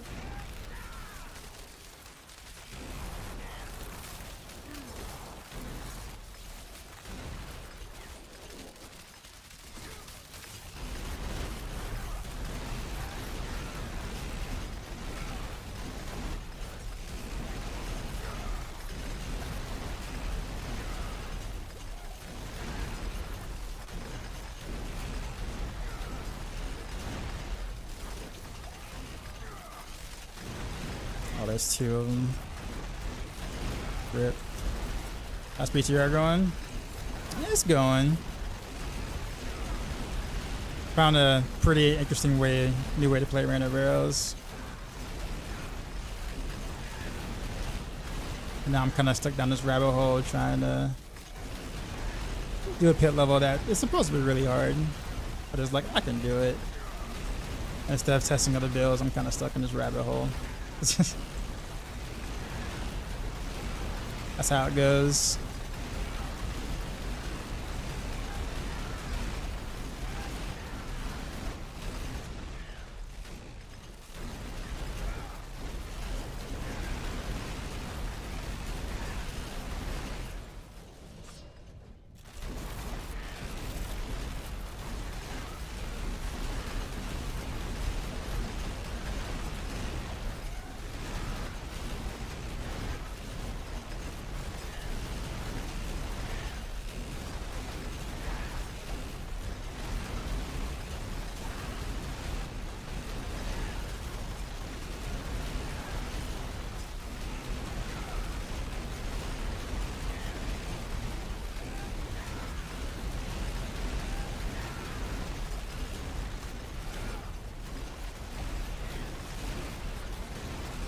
Yeah. I don't know how I feel about this whole pop the boil game though.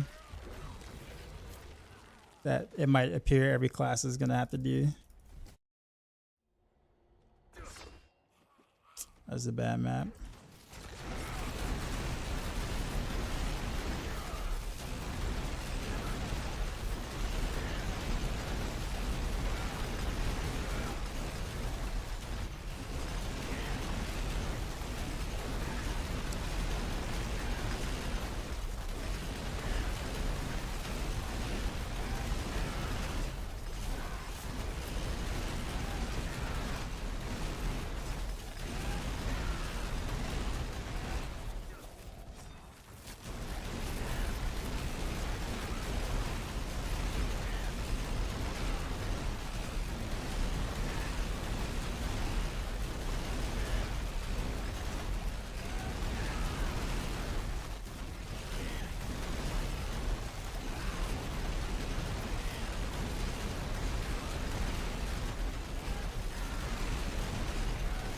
I just kind of see what it feels like. I want to see what it feels like versus a boss, so I know how much time am I really wasting.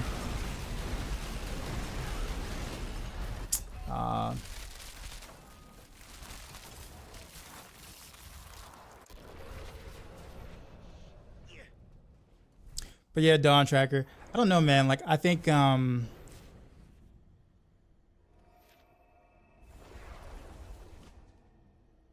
this is why I don't push. Run the channel 90 because I was able to easily clear it without the stuff on a 90. That's why. Or me just do it on a 90 just to do it faster.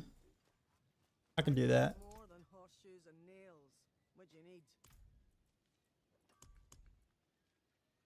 Solid bits here. Like I can just raw power the 90.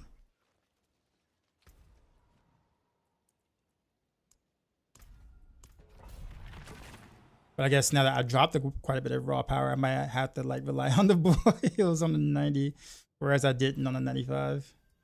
Or, no, sorry, whereas I didn't with the other.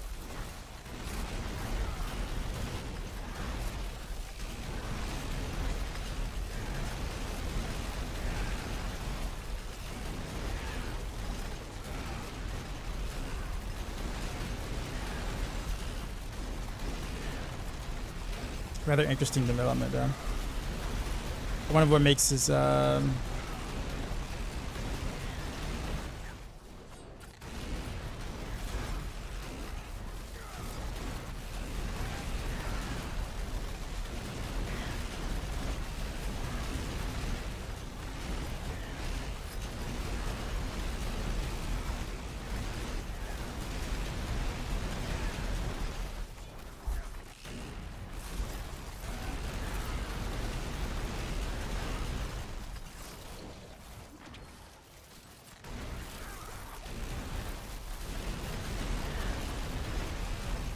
Now it took around 10 minutes. Nah, it was 7 minutes.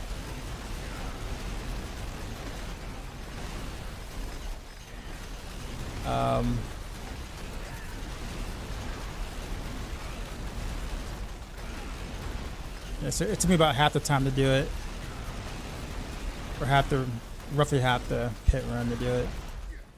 The first time it took me a little longer when I did it because I had freaking Mother's Judgment. Man, I just rage quit at the 10-minute mark because I'm like, you know what? I'm not about to fight her.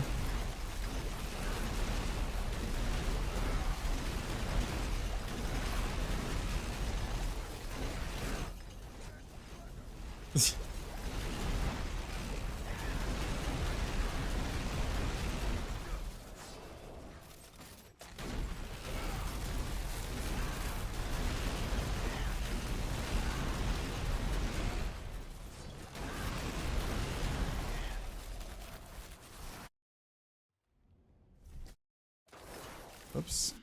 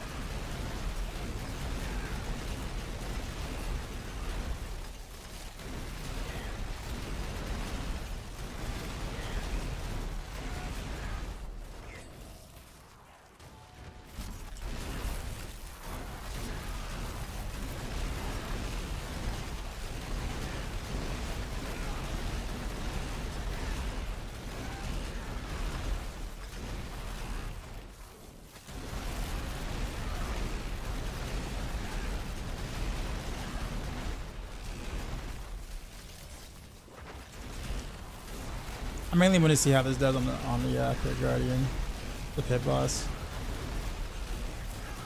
the boils.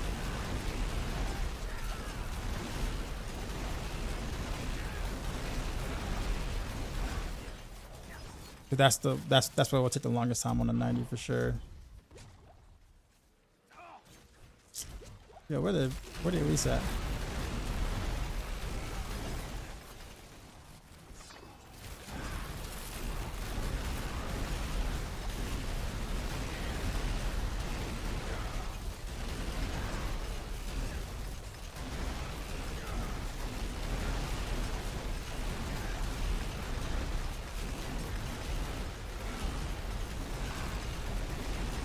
what makes this hard too as well is that I don't have a pull.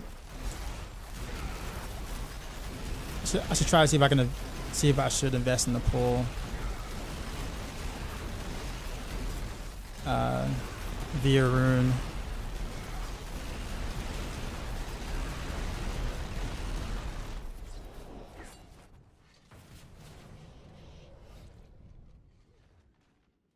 Like that may help a bit.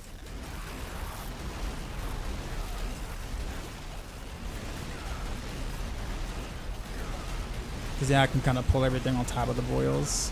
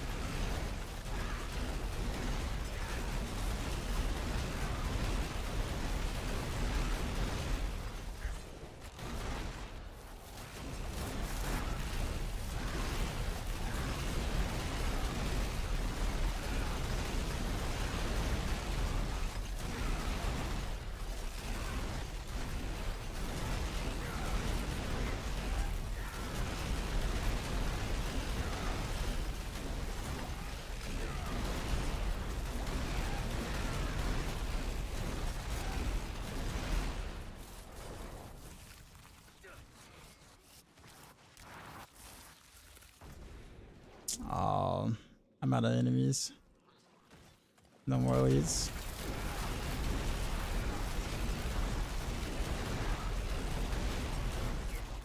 Wow, okay.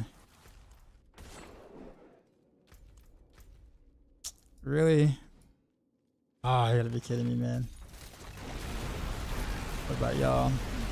How much are gonna give me?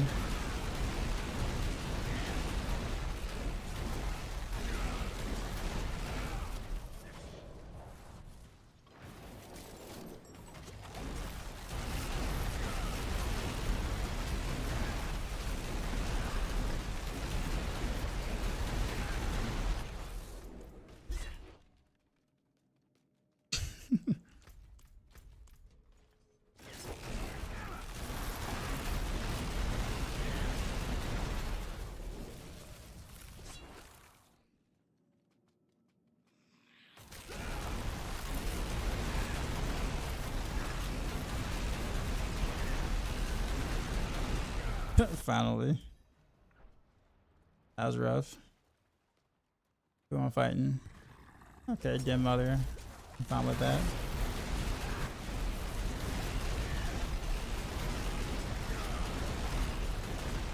Wow, what?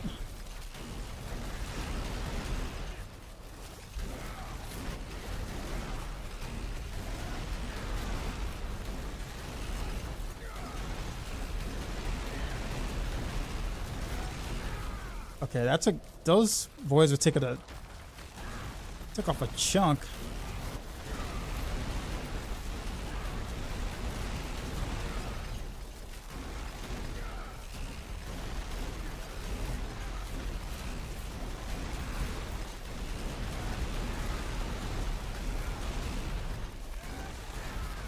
If I can get the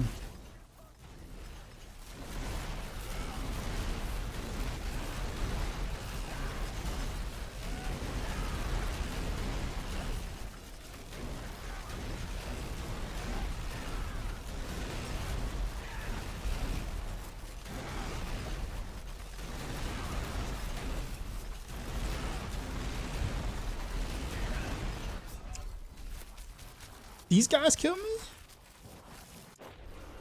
Oh, you gotta be kidding me. Okay.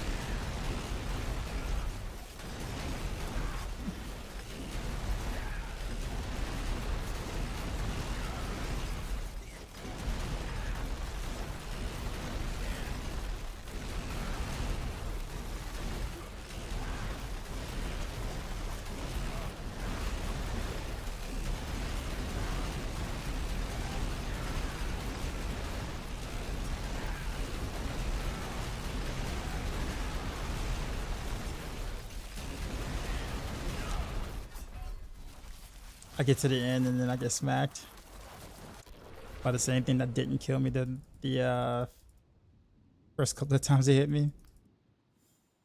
This has just been a bad run in general. But yeah, the boils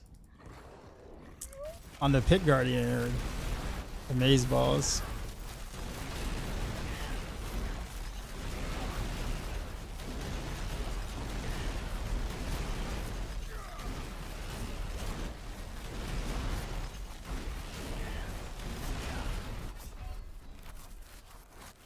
But I'm wondering what I'm dying to though. That one I didn't see. I got 43 seconds. Can I do it? Probably not.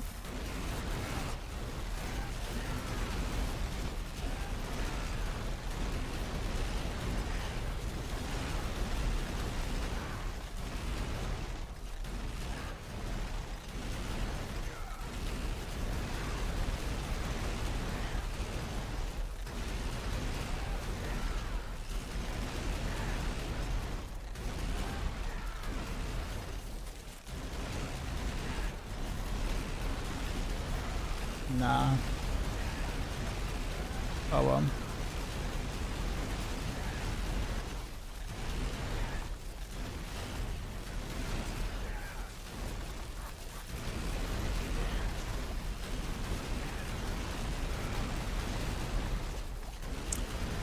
Yeah. I will say the boils did make that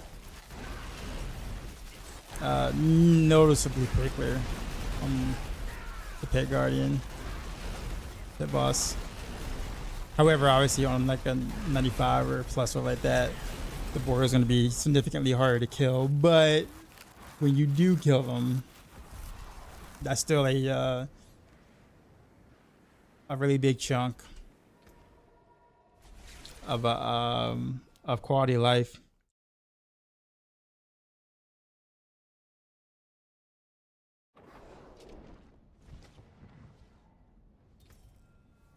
With that being said, though,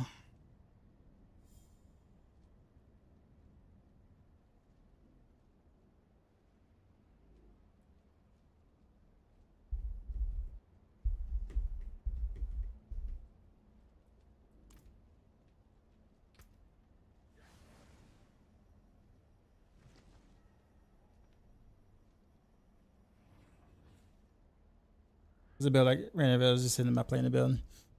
Yeah, true.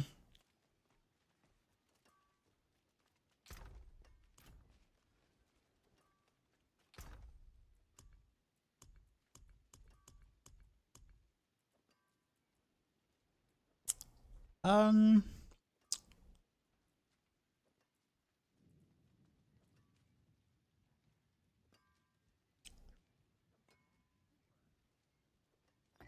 requires 3 offering. I think I can manage that. Or 300 offering.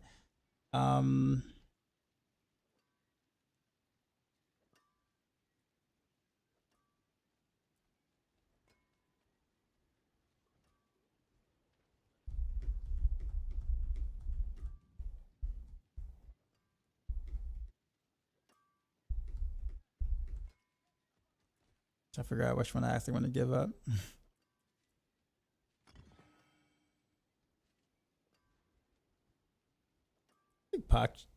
this pot crash should be fine because I'm spending so much energy so quickly. But it should just happen. Let me see what the 94 feels like.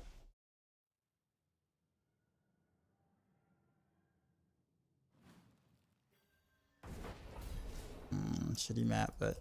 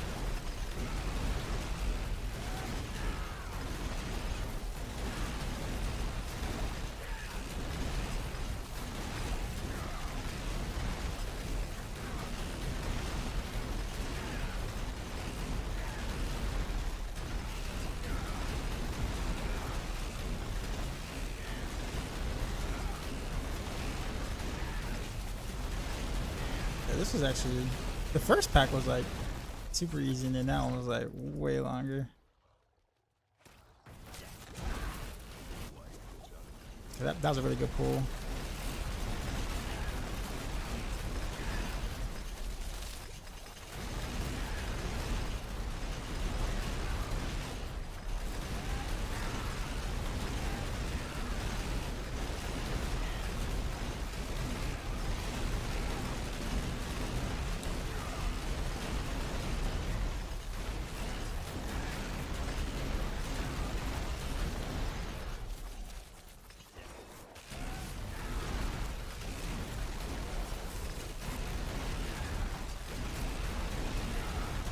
What a Shadow Dragon. I'm like a PTR so far. I haven't really played too much of it yet, but it's okay. Boss bars are okay. I feel like there's not as many options as it appears, just because a lot of classes just can't use a lot of them. Like they're very specific to certain things in the class, so like the powers are just really specific. So maybe one of those things where it's just like, oh man, my class or build definitely cannot take, you know, the uses of it. So there's less options than it appears, but I think it's a pretty neat idea. But the fact that the boss powers are kind of carrying everything, specifically on Sorcerer, is kind of makes you feel a little certain way. Because now you're kind of building around the power versus building around like an actual build.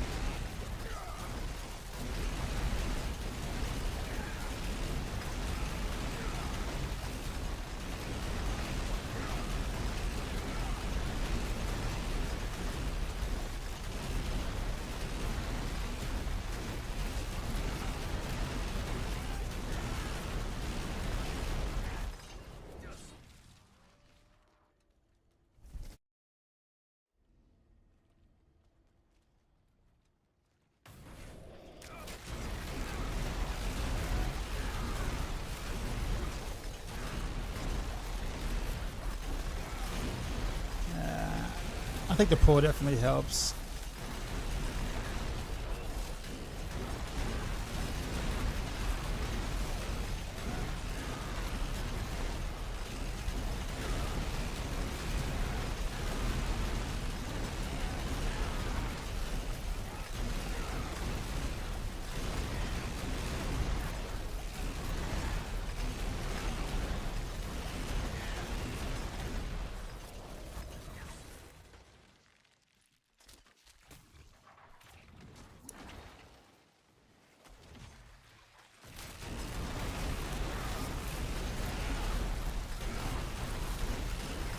Yeah, especially having that armor dude pulled in.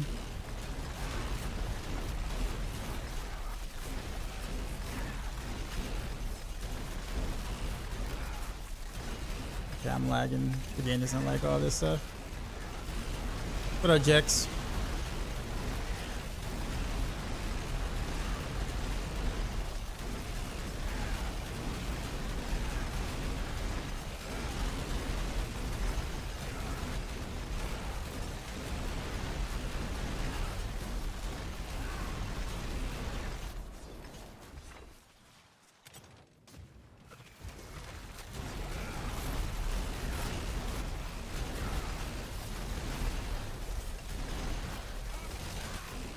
Managed to get the 80 with double swing. So it's decent, not super great.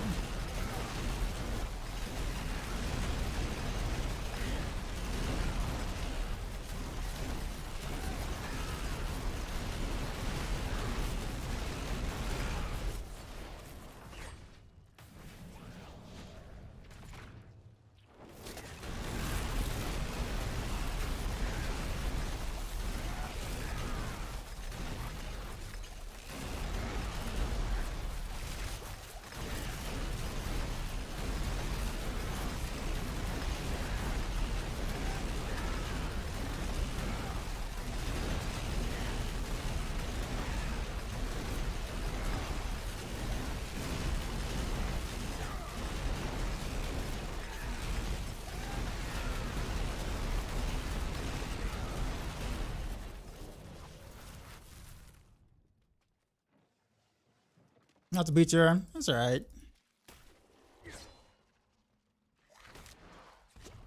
Still trying to get a feel of it because I've only truly played it like today-ish.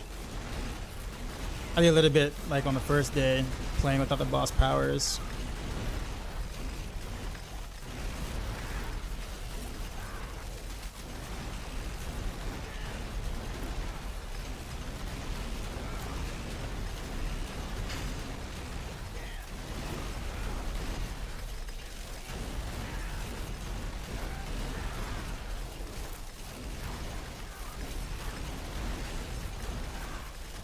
Where they combine the shade totem and the other boils, or do damage somewhere.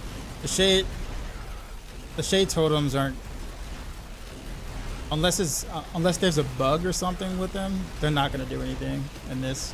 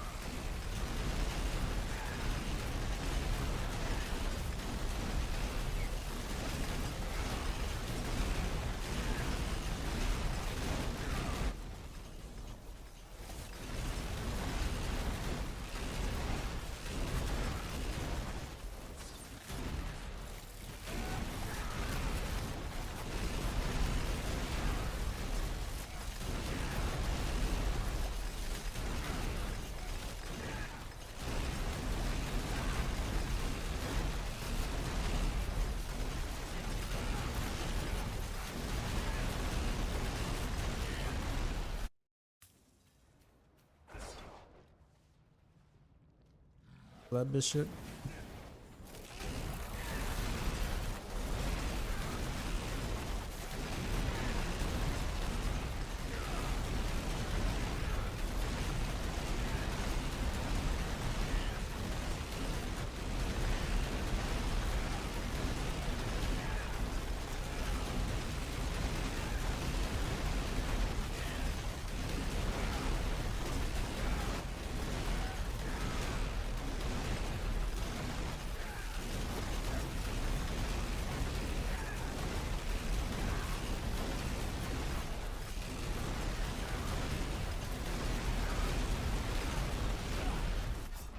Okay, that's my fault. I did kind of just stand there.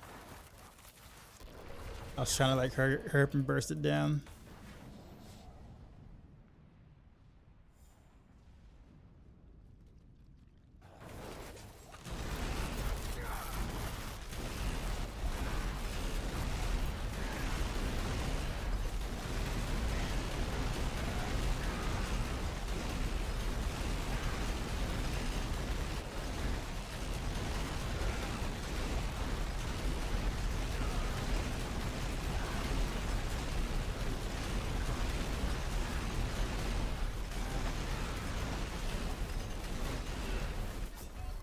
Okay, I literally just can't see the whatchamacallit.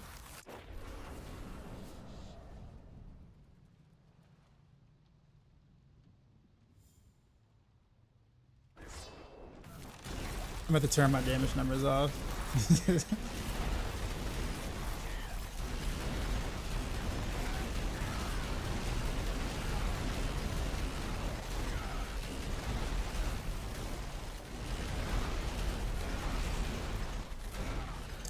Do the boils expire after a certain amount of time? And if they do,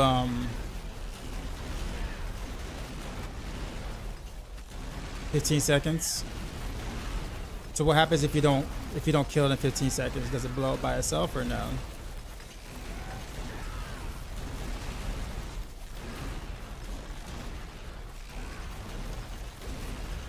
They become worthless if you don't kill them in 15 seconds?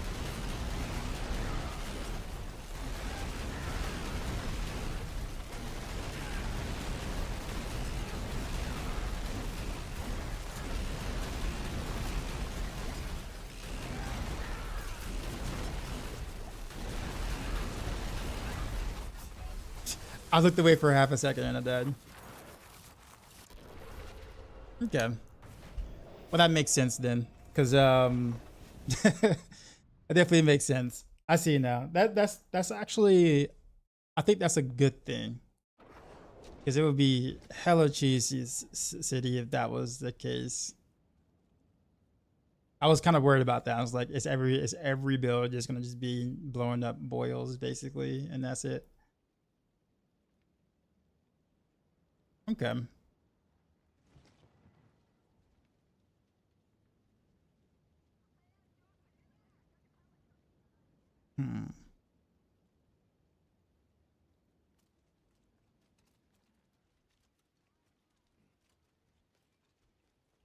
Maybe an earthquake bar can push it further. What do you mean? How does that?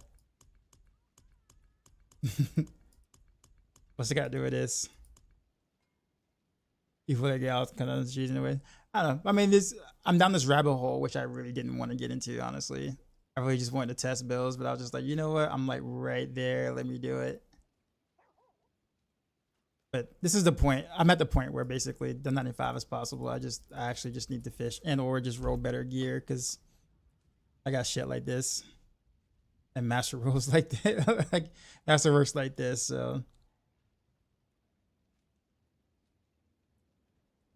So and this basically triple GA, but only 44%, which is kind of oof. But it's literally the best one I had, man. I was just like, okay, I guess. Anyways, I think the biggest takeaway with this here, honestly, is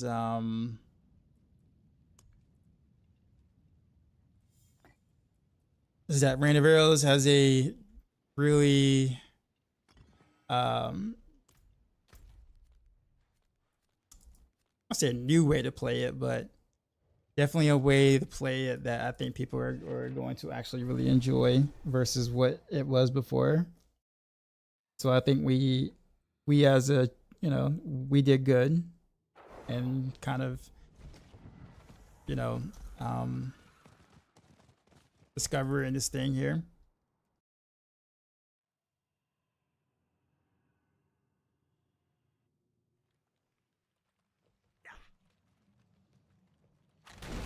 Like this is pretty neat, not gonna lie.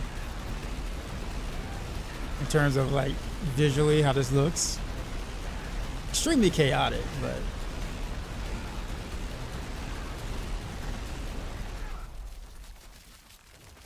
But I think this is important enough to make a video about,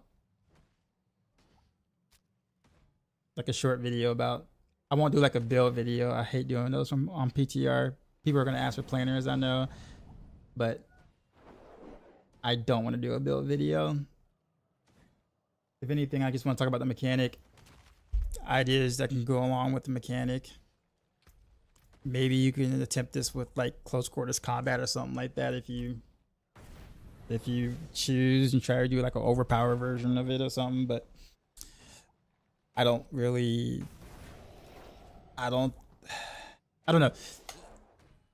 Maybe CQC might be able to make the boss power a little stronger, but then your hits will be weaker.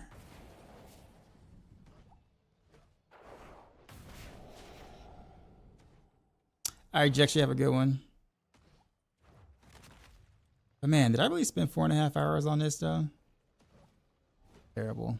I'm bad.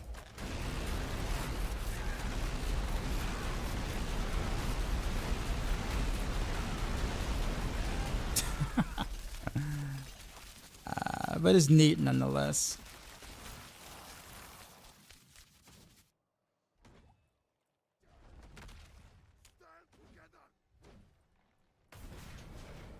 I can't really do a different boss power, can I? I don't think so. Because this boss power is kind of counterintuitive almost. It makes everything else work though. Without it, I can't do the thing. Yeah.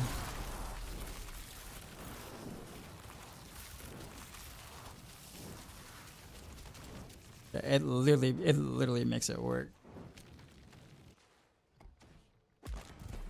Zion, what's going on?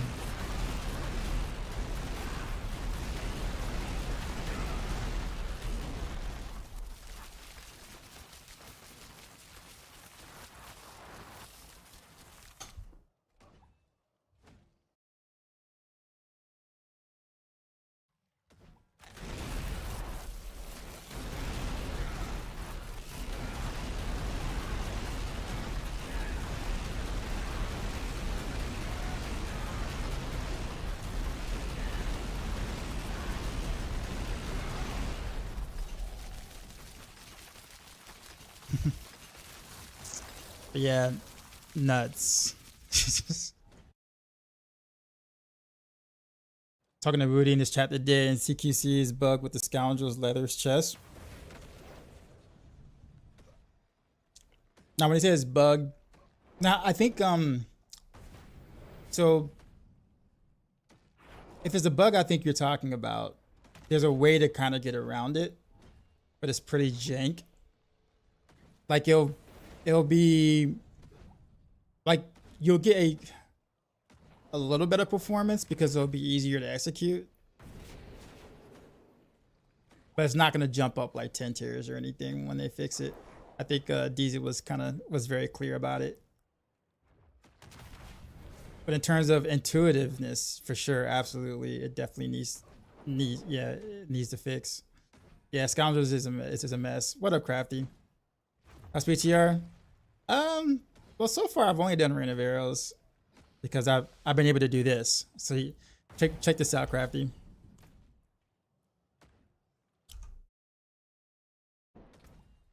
Check this out.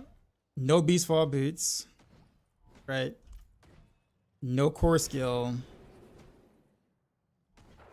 No basic attack. And I can do this.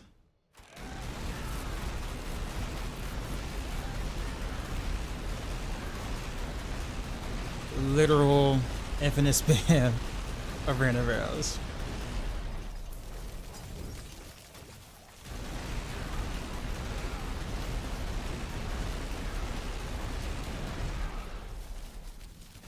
So, if there is anything that, anything good that comes out of this, is just a significantly easier way. I'm gonna say significantly easier, but definitely a easier way to play Rain of Arrows. the way that makes it live. Well, the funny thing about it is that it actually kind of makes it competitive with Death Trap. That's the thing. So like it's Death Trap is still like slightly stronger in a sense. So like being able to do this makes it competitive with Death Trap. So I honestly don't see why this. I don't see why this wouldn't make it live, but like honestly, it's not a bug. It's literally just how the power works. So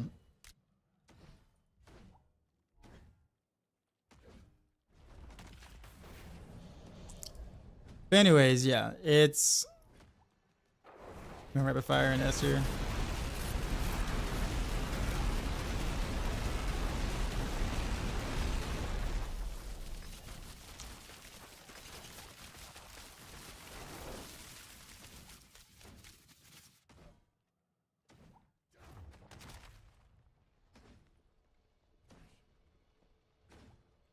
Been playing Star Citizen. Yeah, I haven't.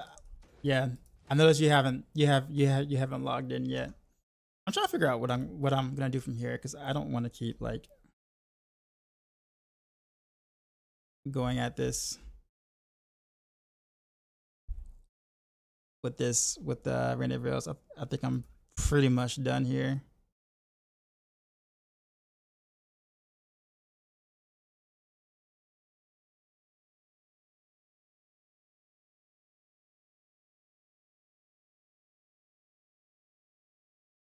No CT, clear 100. Right. I'm gonna need to masterwork myself way better for that. But let me save this.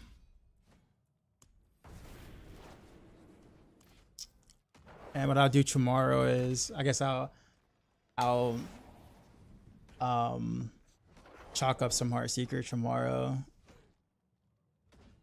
I think doing so like. The thing about the rest of the builds, though. Oh, by the way, Crafty, Rapid Fire actually might be CQC next season. So what you're saying is, Rain of Heroes is more Rapid Fire than Rapid Fire. Yeah, Rapid Fire doesn't even Rapid Fire, man. Rapid Fire forgot how to single target. The one thing it was designed to do. Initially, it just totally forgot how to. So when is PTR? 1 week. So it came out when? Tuesday. So it'll be done next Tuesday. I know it was fun last season, but at the end I didn't like it so much anymore. I think the thing is that like, I mean this. Honestly, I mean, this is going to be like a Death Trap season, basically. Poison Trap is trash right now. But this is going to be a Death Trap season. I'm just surprised that Rain of Rails is actually still somewhat competitive. I think it's basically going to be number 2.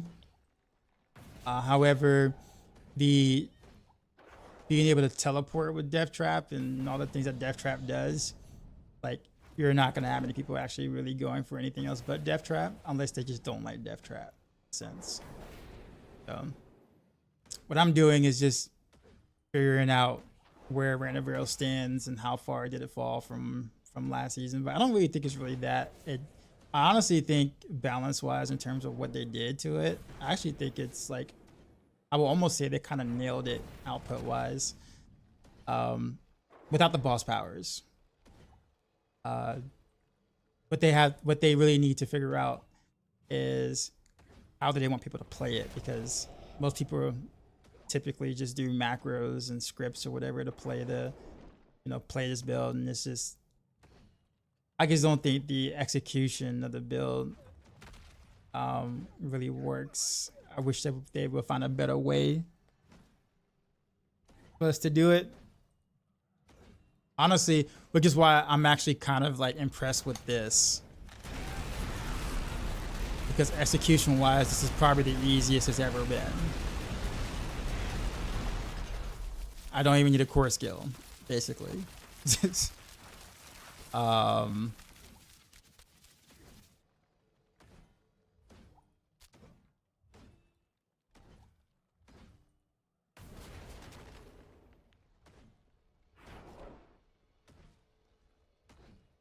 Kind of leather dash with death trap doesn't feel good to me. Really? Is that Xena says, honestly, I just want to spin around to kill everything like in D3. God 6. What I think about Flurry Rogue in season 8? Is it going to be tier C? We don't, honestly, I had no idea. Today was the first day that like the PTR vendor was available for us to be able to actually like, you know, get the stuff that we want to get and play with. So I don't think anyone has any idea where anything is going to be. The only thing that we know for sure would be like the things that are like at the top, and that's just for PTR. So I honestly don't take PTR that serious, but I do not. Let me phrase that. I take PTR values with a grain of salt. I'm more concerned of how things are going to feel to play, but I know the numbers are going to shift up and down. But I don't think anyone's bothered with Flurry yet, if I had to be honest, unless Peacher chose to. Even DZ's kind of doing the death trap thing at the moment. So there goes your 2 Flurry representatives, basically.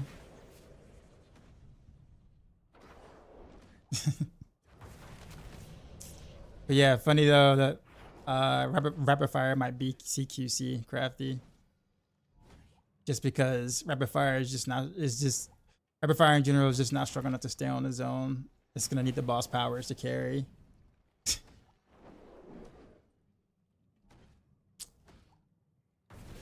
Basically, all the builds are gonna need the boss powers really to carry. But the sad part about it is that like the boss powers on Rogue in terms of scaling is concerned is really not that great on Rogue.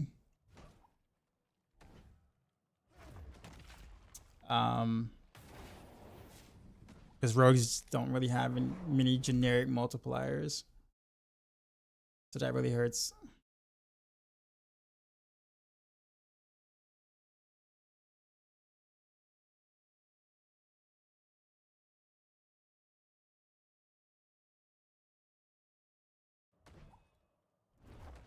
Rapid fire is the only rotation I found fun, to be honest. I like playing rapid fire. That's the thing. I think I was playing. Well, I was playing rapid fire 2 days ago before because I wanted to test the stuff without the. I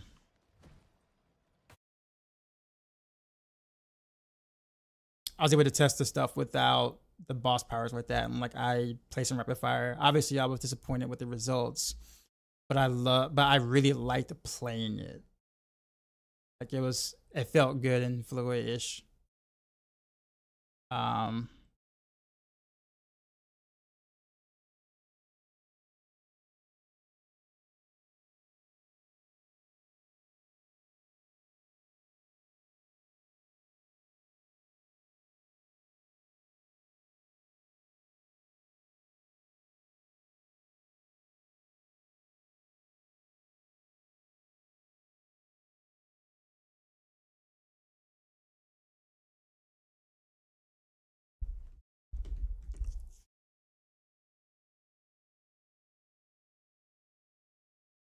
Give me 1 second, guys.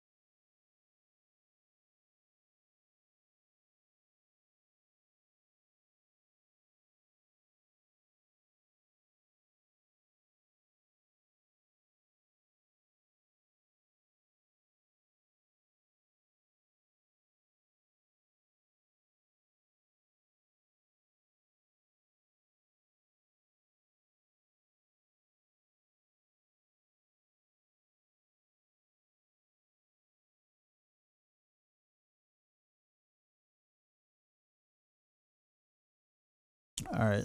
Sorry, I'm like typing something out.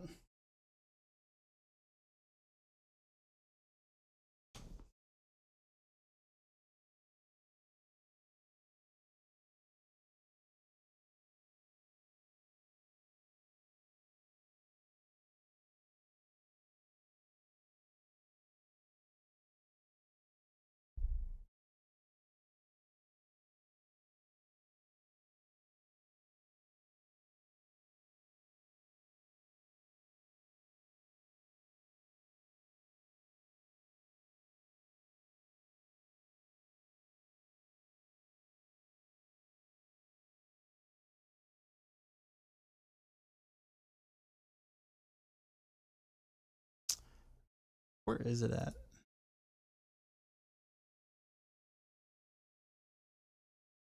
Let's move this over here.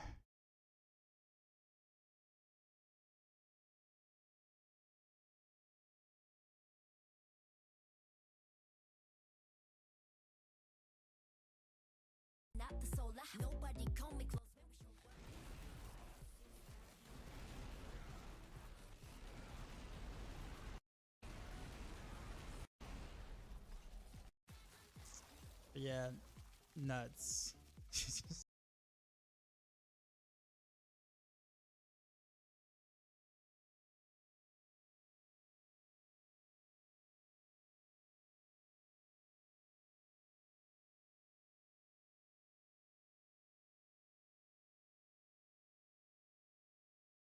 Why can't I find it? Cannot find this at all.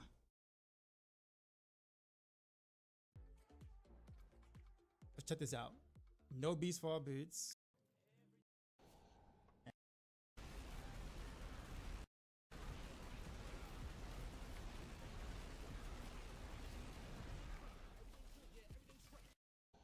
And I can do this. I'm gonna say significantly easier, but definitely a easier way to play Rain of Arrows.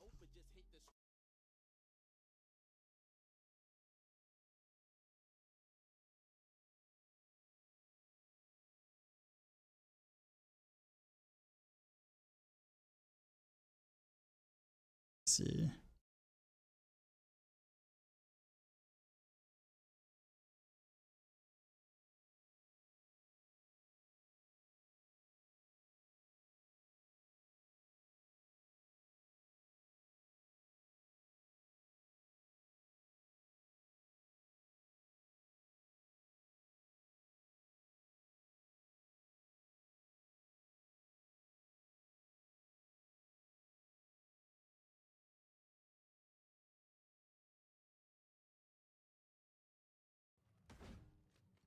Okay. All right. It's been five hours into. I think what I'm gonna do is probably call it here. I'm gonna make probably a very short video about this, I guess you could say, and then I'm gonna probably head to bed after that point. I think tomorrow what I'm gonna do though is yeah, I'm beat, man. I'm tired. I'm actually sad I didn't get a chance to do more like with like Heartseeker and stuff like that, other builds. But I think tomorrow, honestly, be easier because most builds, rogue builds are close quarters combat anyway. So like swapping out, you know, from like Heartseeker to Barrage to pin shot close quarters combat would be super easy. Since most stuff would be rolled for close rolled for close damage anyway. You're just swapping out a few pieces of gear, changing a couple of skills around, and then boom, you're playing a different build. It's always changing from one key passive to another key passive build. Is what's all the big work, right? But yeah, we'll come back to this tomorrow. Conclusion, Rain of Arrows is not dead. It's actually easier to play. Super cool to speed farm with. We'll probably end up being Rogue's second best build. Not too far behind Death Trap.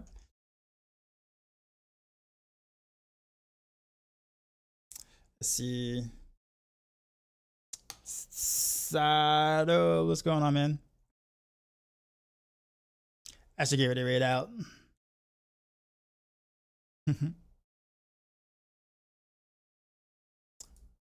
We're gonna go to Panda again. He's like just he like just started streaming.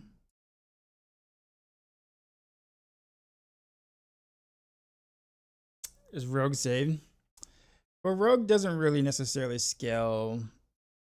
Rogue has never been a class that can scale like generic stuff well outside of like Andes, right? But that was a very specific thing that relied on Fist of Fate, right? So just join stream, but you done? Yeah, I actually started a little earlier. Actually, around my normal time ish, like the time I've been wanting to start my stream, I guess you could say. Am I the only one that likes the new patch orientation? So what do you mean by that?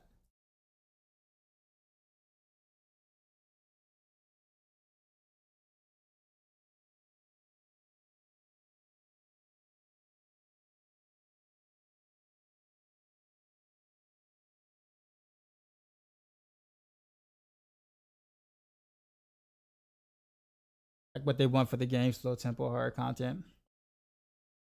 I don't think you're the only one. No, I don't think you're the only one. I think probably the concern might be is how. It's not that people don't want it, especially like the people who blast. It's more so of how they're going about it. I think is probably the question mark per se.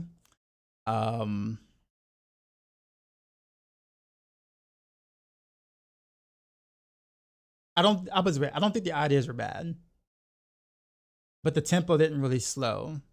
That makes sense, right? What ends up happening is just that it takes you a little longer to do the exact same thing. So the pace of the game or the way you approach mobs and everything is still the exact same way. Like it's just taking you longer to get to the point where you would be able to blast and like destroy stuff and whatever. So like how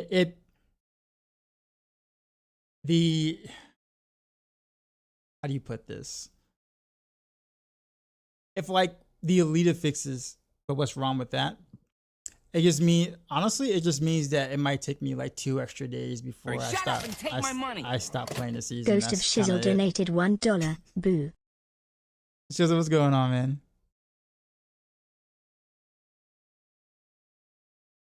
The tempo of the game is not wrong on the top end game.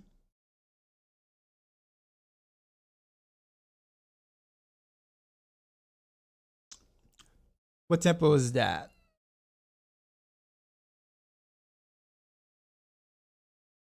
Are we talking about like the one-shotting, jumping around, no resistance type top end? Like, I mean, that's everywhere in the game except high level pits, basically. At least that's how it was. It's still gonna be that way eventually. Meaning, like, let's say that it took you 2 days to be able to destroy T4 content, right?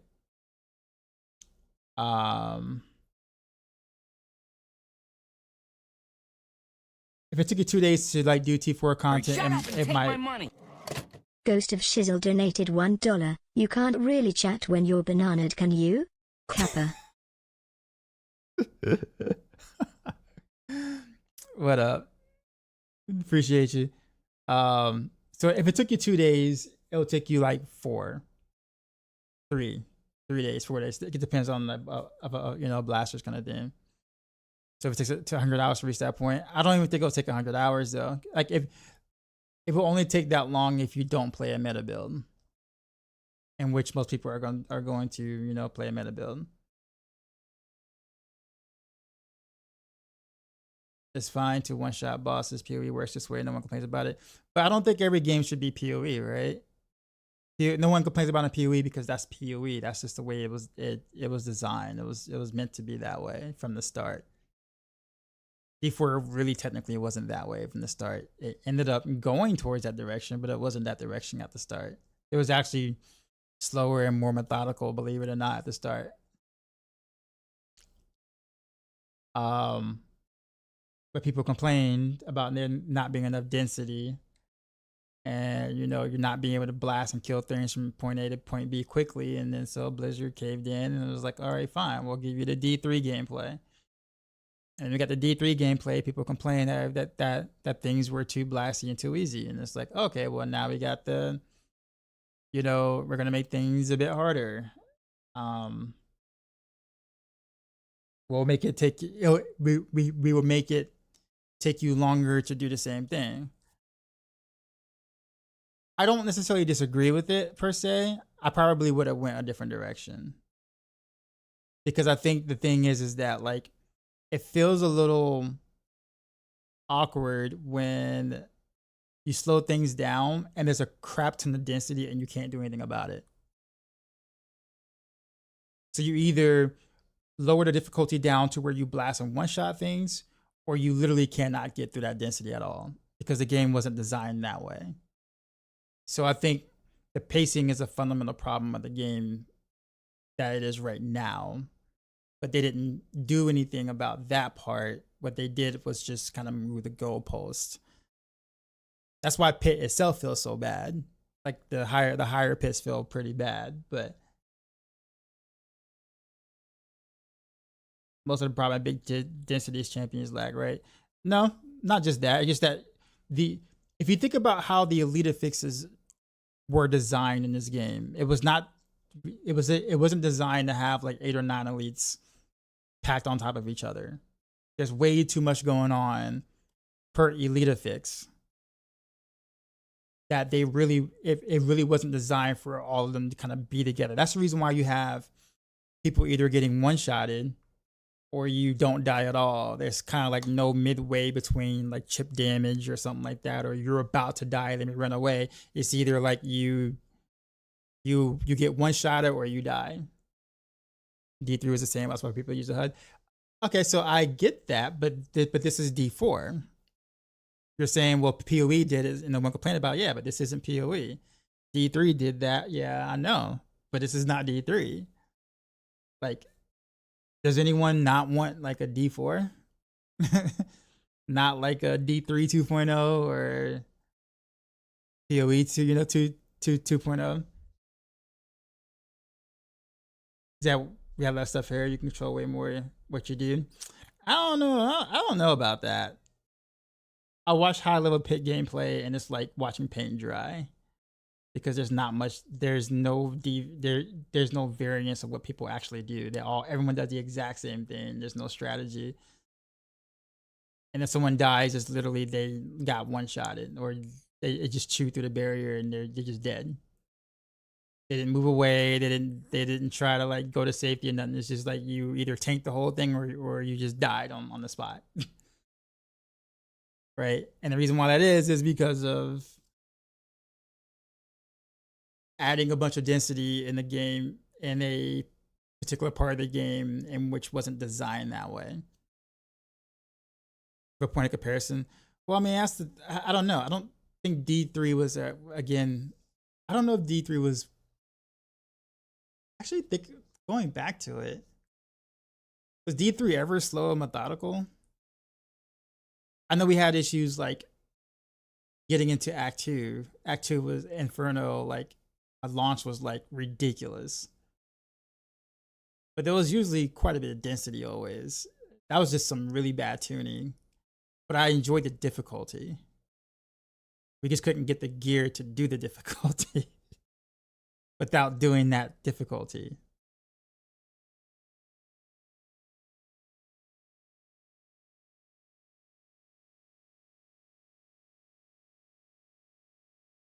D3 was methodical and vanilla. And when you play UEDH where you can barely survive the one hits.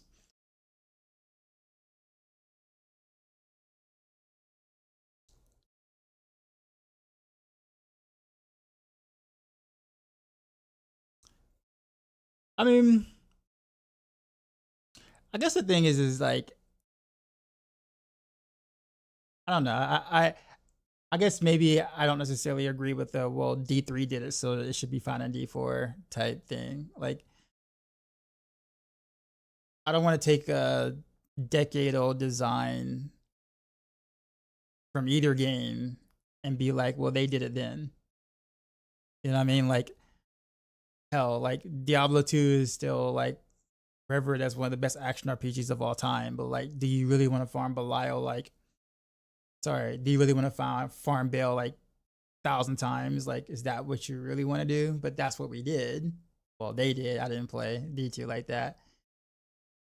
You know, like you gotta, or let's say you made a whole new character just to farm a certain act because of immune mobs. Like, just because it was fine then doesn't mean it's fine now.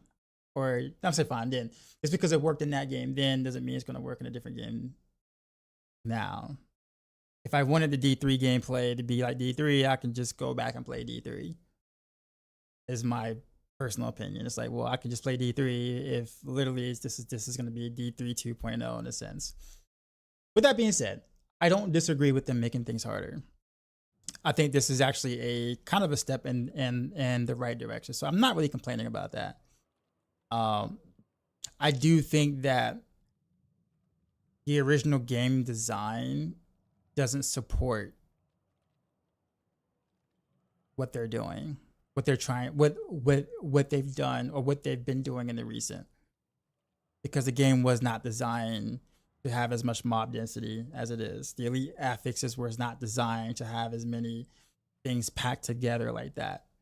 Like the whole point of the whole armored things, the little, purple champion mobs, was to be able to pick them apart and strategically, single them out and kill them first. But if you notice, with as much mob density as we have right now, it becomes impossible. You just take a AoE build and you just hope to kill them with as much AoE as possible. Like, it's the complete opposite design that they intended. Did they remove them? Well, that's the thing. Like, they wouldn't have to remove them if the design didn't change. If it wasn't so dense, that would be a strategic thing. I wouldn't complain about them at that point, because if it wasn't so like a jillion mobs together, then single target builds would actually mean something. You can go in there, snipe the champion mob, move out, go do something else, drag something. Yes, you can't do any of that, right? Because game changed, right? So, but yeah, if they keep in today's game setup, so I will agree with you. In today's game, the way that it is right now, if they're going to keep the density the way it is right now, then yes, I do agree that they probably should remove them, because it doesn't work with the way the game is now. It worked then at the start, but it doesn't work now.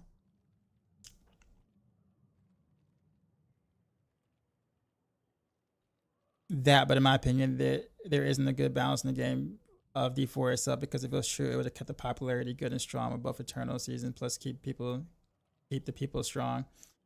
To be honest with you, Fury, the game actually has a lot of players that play throughout the season and also internal. You can't go off of Twitch numbers or YouTube videos or whatnot. Most of your casual players don't partake on Reddit or make complaint videos on YouTube or whatever.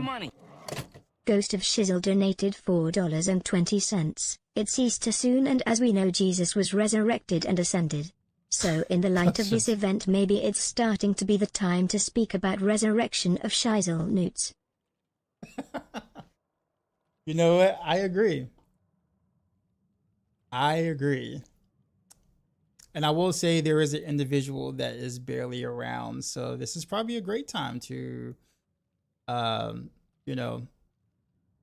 be like, ha, surprise, I'm not dead. But yeah, going back to what I'm saying, Furry Dragon, if the game was bleeding players, Blizzard wouldn't continue to keep shelling money at it. The game is making money. whether we like how the game is making money or not, the game is making money. People are still playing. People are buying these crazy, pricey cosmetics that I refuse to pay for, and people that I know probably refuse to pay for as well. So we are the loud minority. The people you see talking to like on Twitch, like, or you watching on YouTube, we are the minority. Very, very small minority in the whole grand scheme of things. Many more casuals that are actually playing the game. I don't disagree with the fact that there isn't like great balance. I agree with you in that sense. But in terms of like the popularity and stuff like that, like you have to actually like go in the game and talk to people. Like honestly, people play to the last day of the season, or there are people who are legit still working on their bills like the last week of whatever. Like it's insane how many people actually do play the game that don't complain on Twitter. Shut up and take my money. Shizzle Newt donated $1. You know what I I'm saying? pledge to reincarnate into a valuable and functional member of your community. For more details, you know where to find me. Nah, but I don't know. I just said I was gonna go, right. I'm just kind of ranting. I stay for a little while because I don't really get to see Sato often, so just kind of wanted to talk to the bro for a bit. But the face of content, but so we're important. I mean, yeah, I think in terms of the company's bottom line, I don't think the company cares. I think maybe some of the lower level workers, like devs, and this probably sounds weird to say lower level workers, but when you look at the corporate ladder, they're kind of at the bottom. Devs, community managers, those kind of things.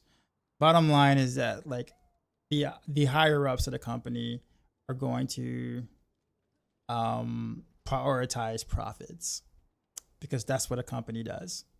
A corporation doesn't exist. A corporation's only function of existence is to make a profit. That's it, right? So we are not driving that profit because we don't play.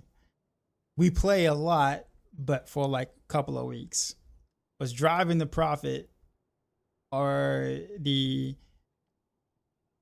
many more casuals that play and also indulge in the cosmetic shop. So I'm not saying that Blizzard doesn't listen to or doesn't take feedback from the guys who are the faces, I guess you could say, or people who do make content or whatnot. I'm sure they do take advice and stuff like that, or they do take those things into consideration. I can tell you they do because, well, they actually do. But I think ultimately the bottom line, the direction of which a company is going to go with the game is just going to be based off of who's paying them more money. Basically, is it the streamers, or is it the guy who's buying a $150 horse in the game? That's sounds strange, but sadly, that's kind of the reality. With that being said, Sato, I do agree that I do like the fact that they are putting more emphasis on making things harder in general. I think I probably would have went a little bit of a different direction with it. Maybe like scale the content itself, like different type of contents, like they did with the boss ladder. Like the boss ladder I thought was cool. Now do Infernal Horrors like that, where there's a reason to continue to get stronger, to go through different levels or whatever. Scale Nightmare Dungeons a different way. Scale those things so the blasters have something to do, and then or whatnot. Those kind of things. But in the meantime, I will take the harder T2, T3, T4, as something to do.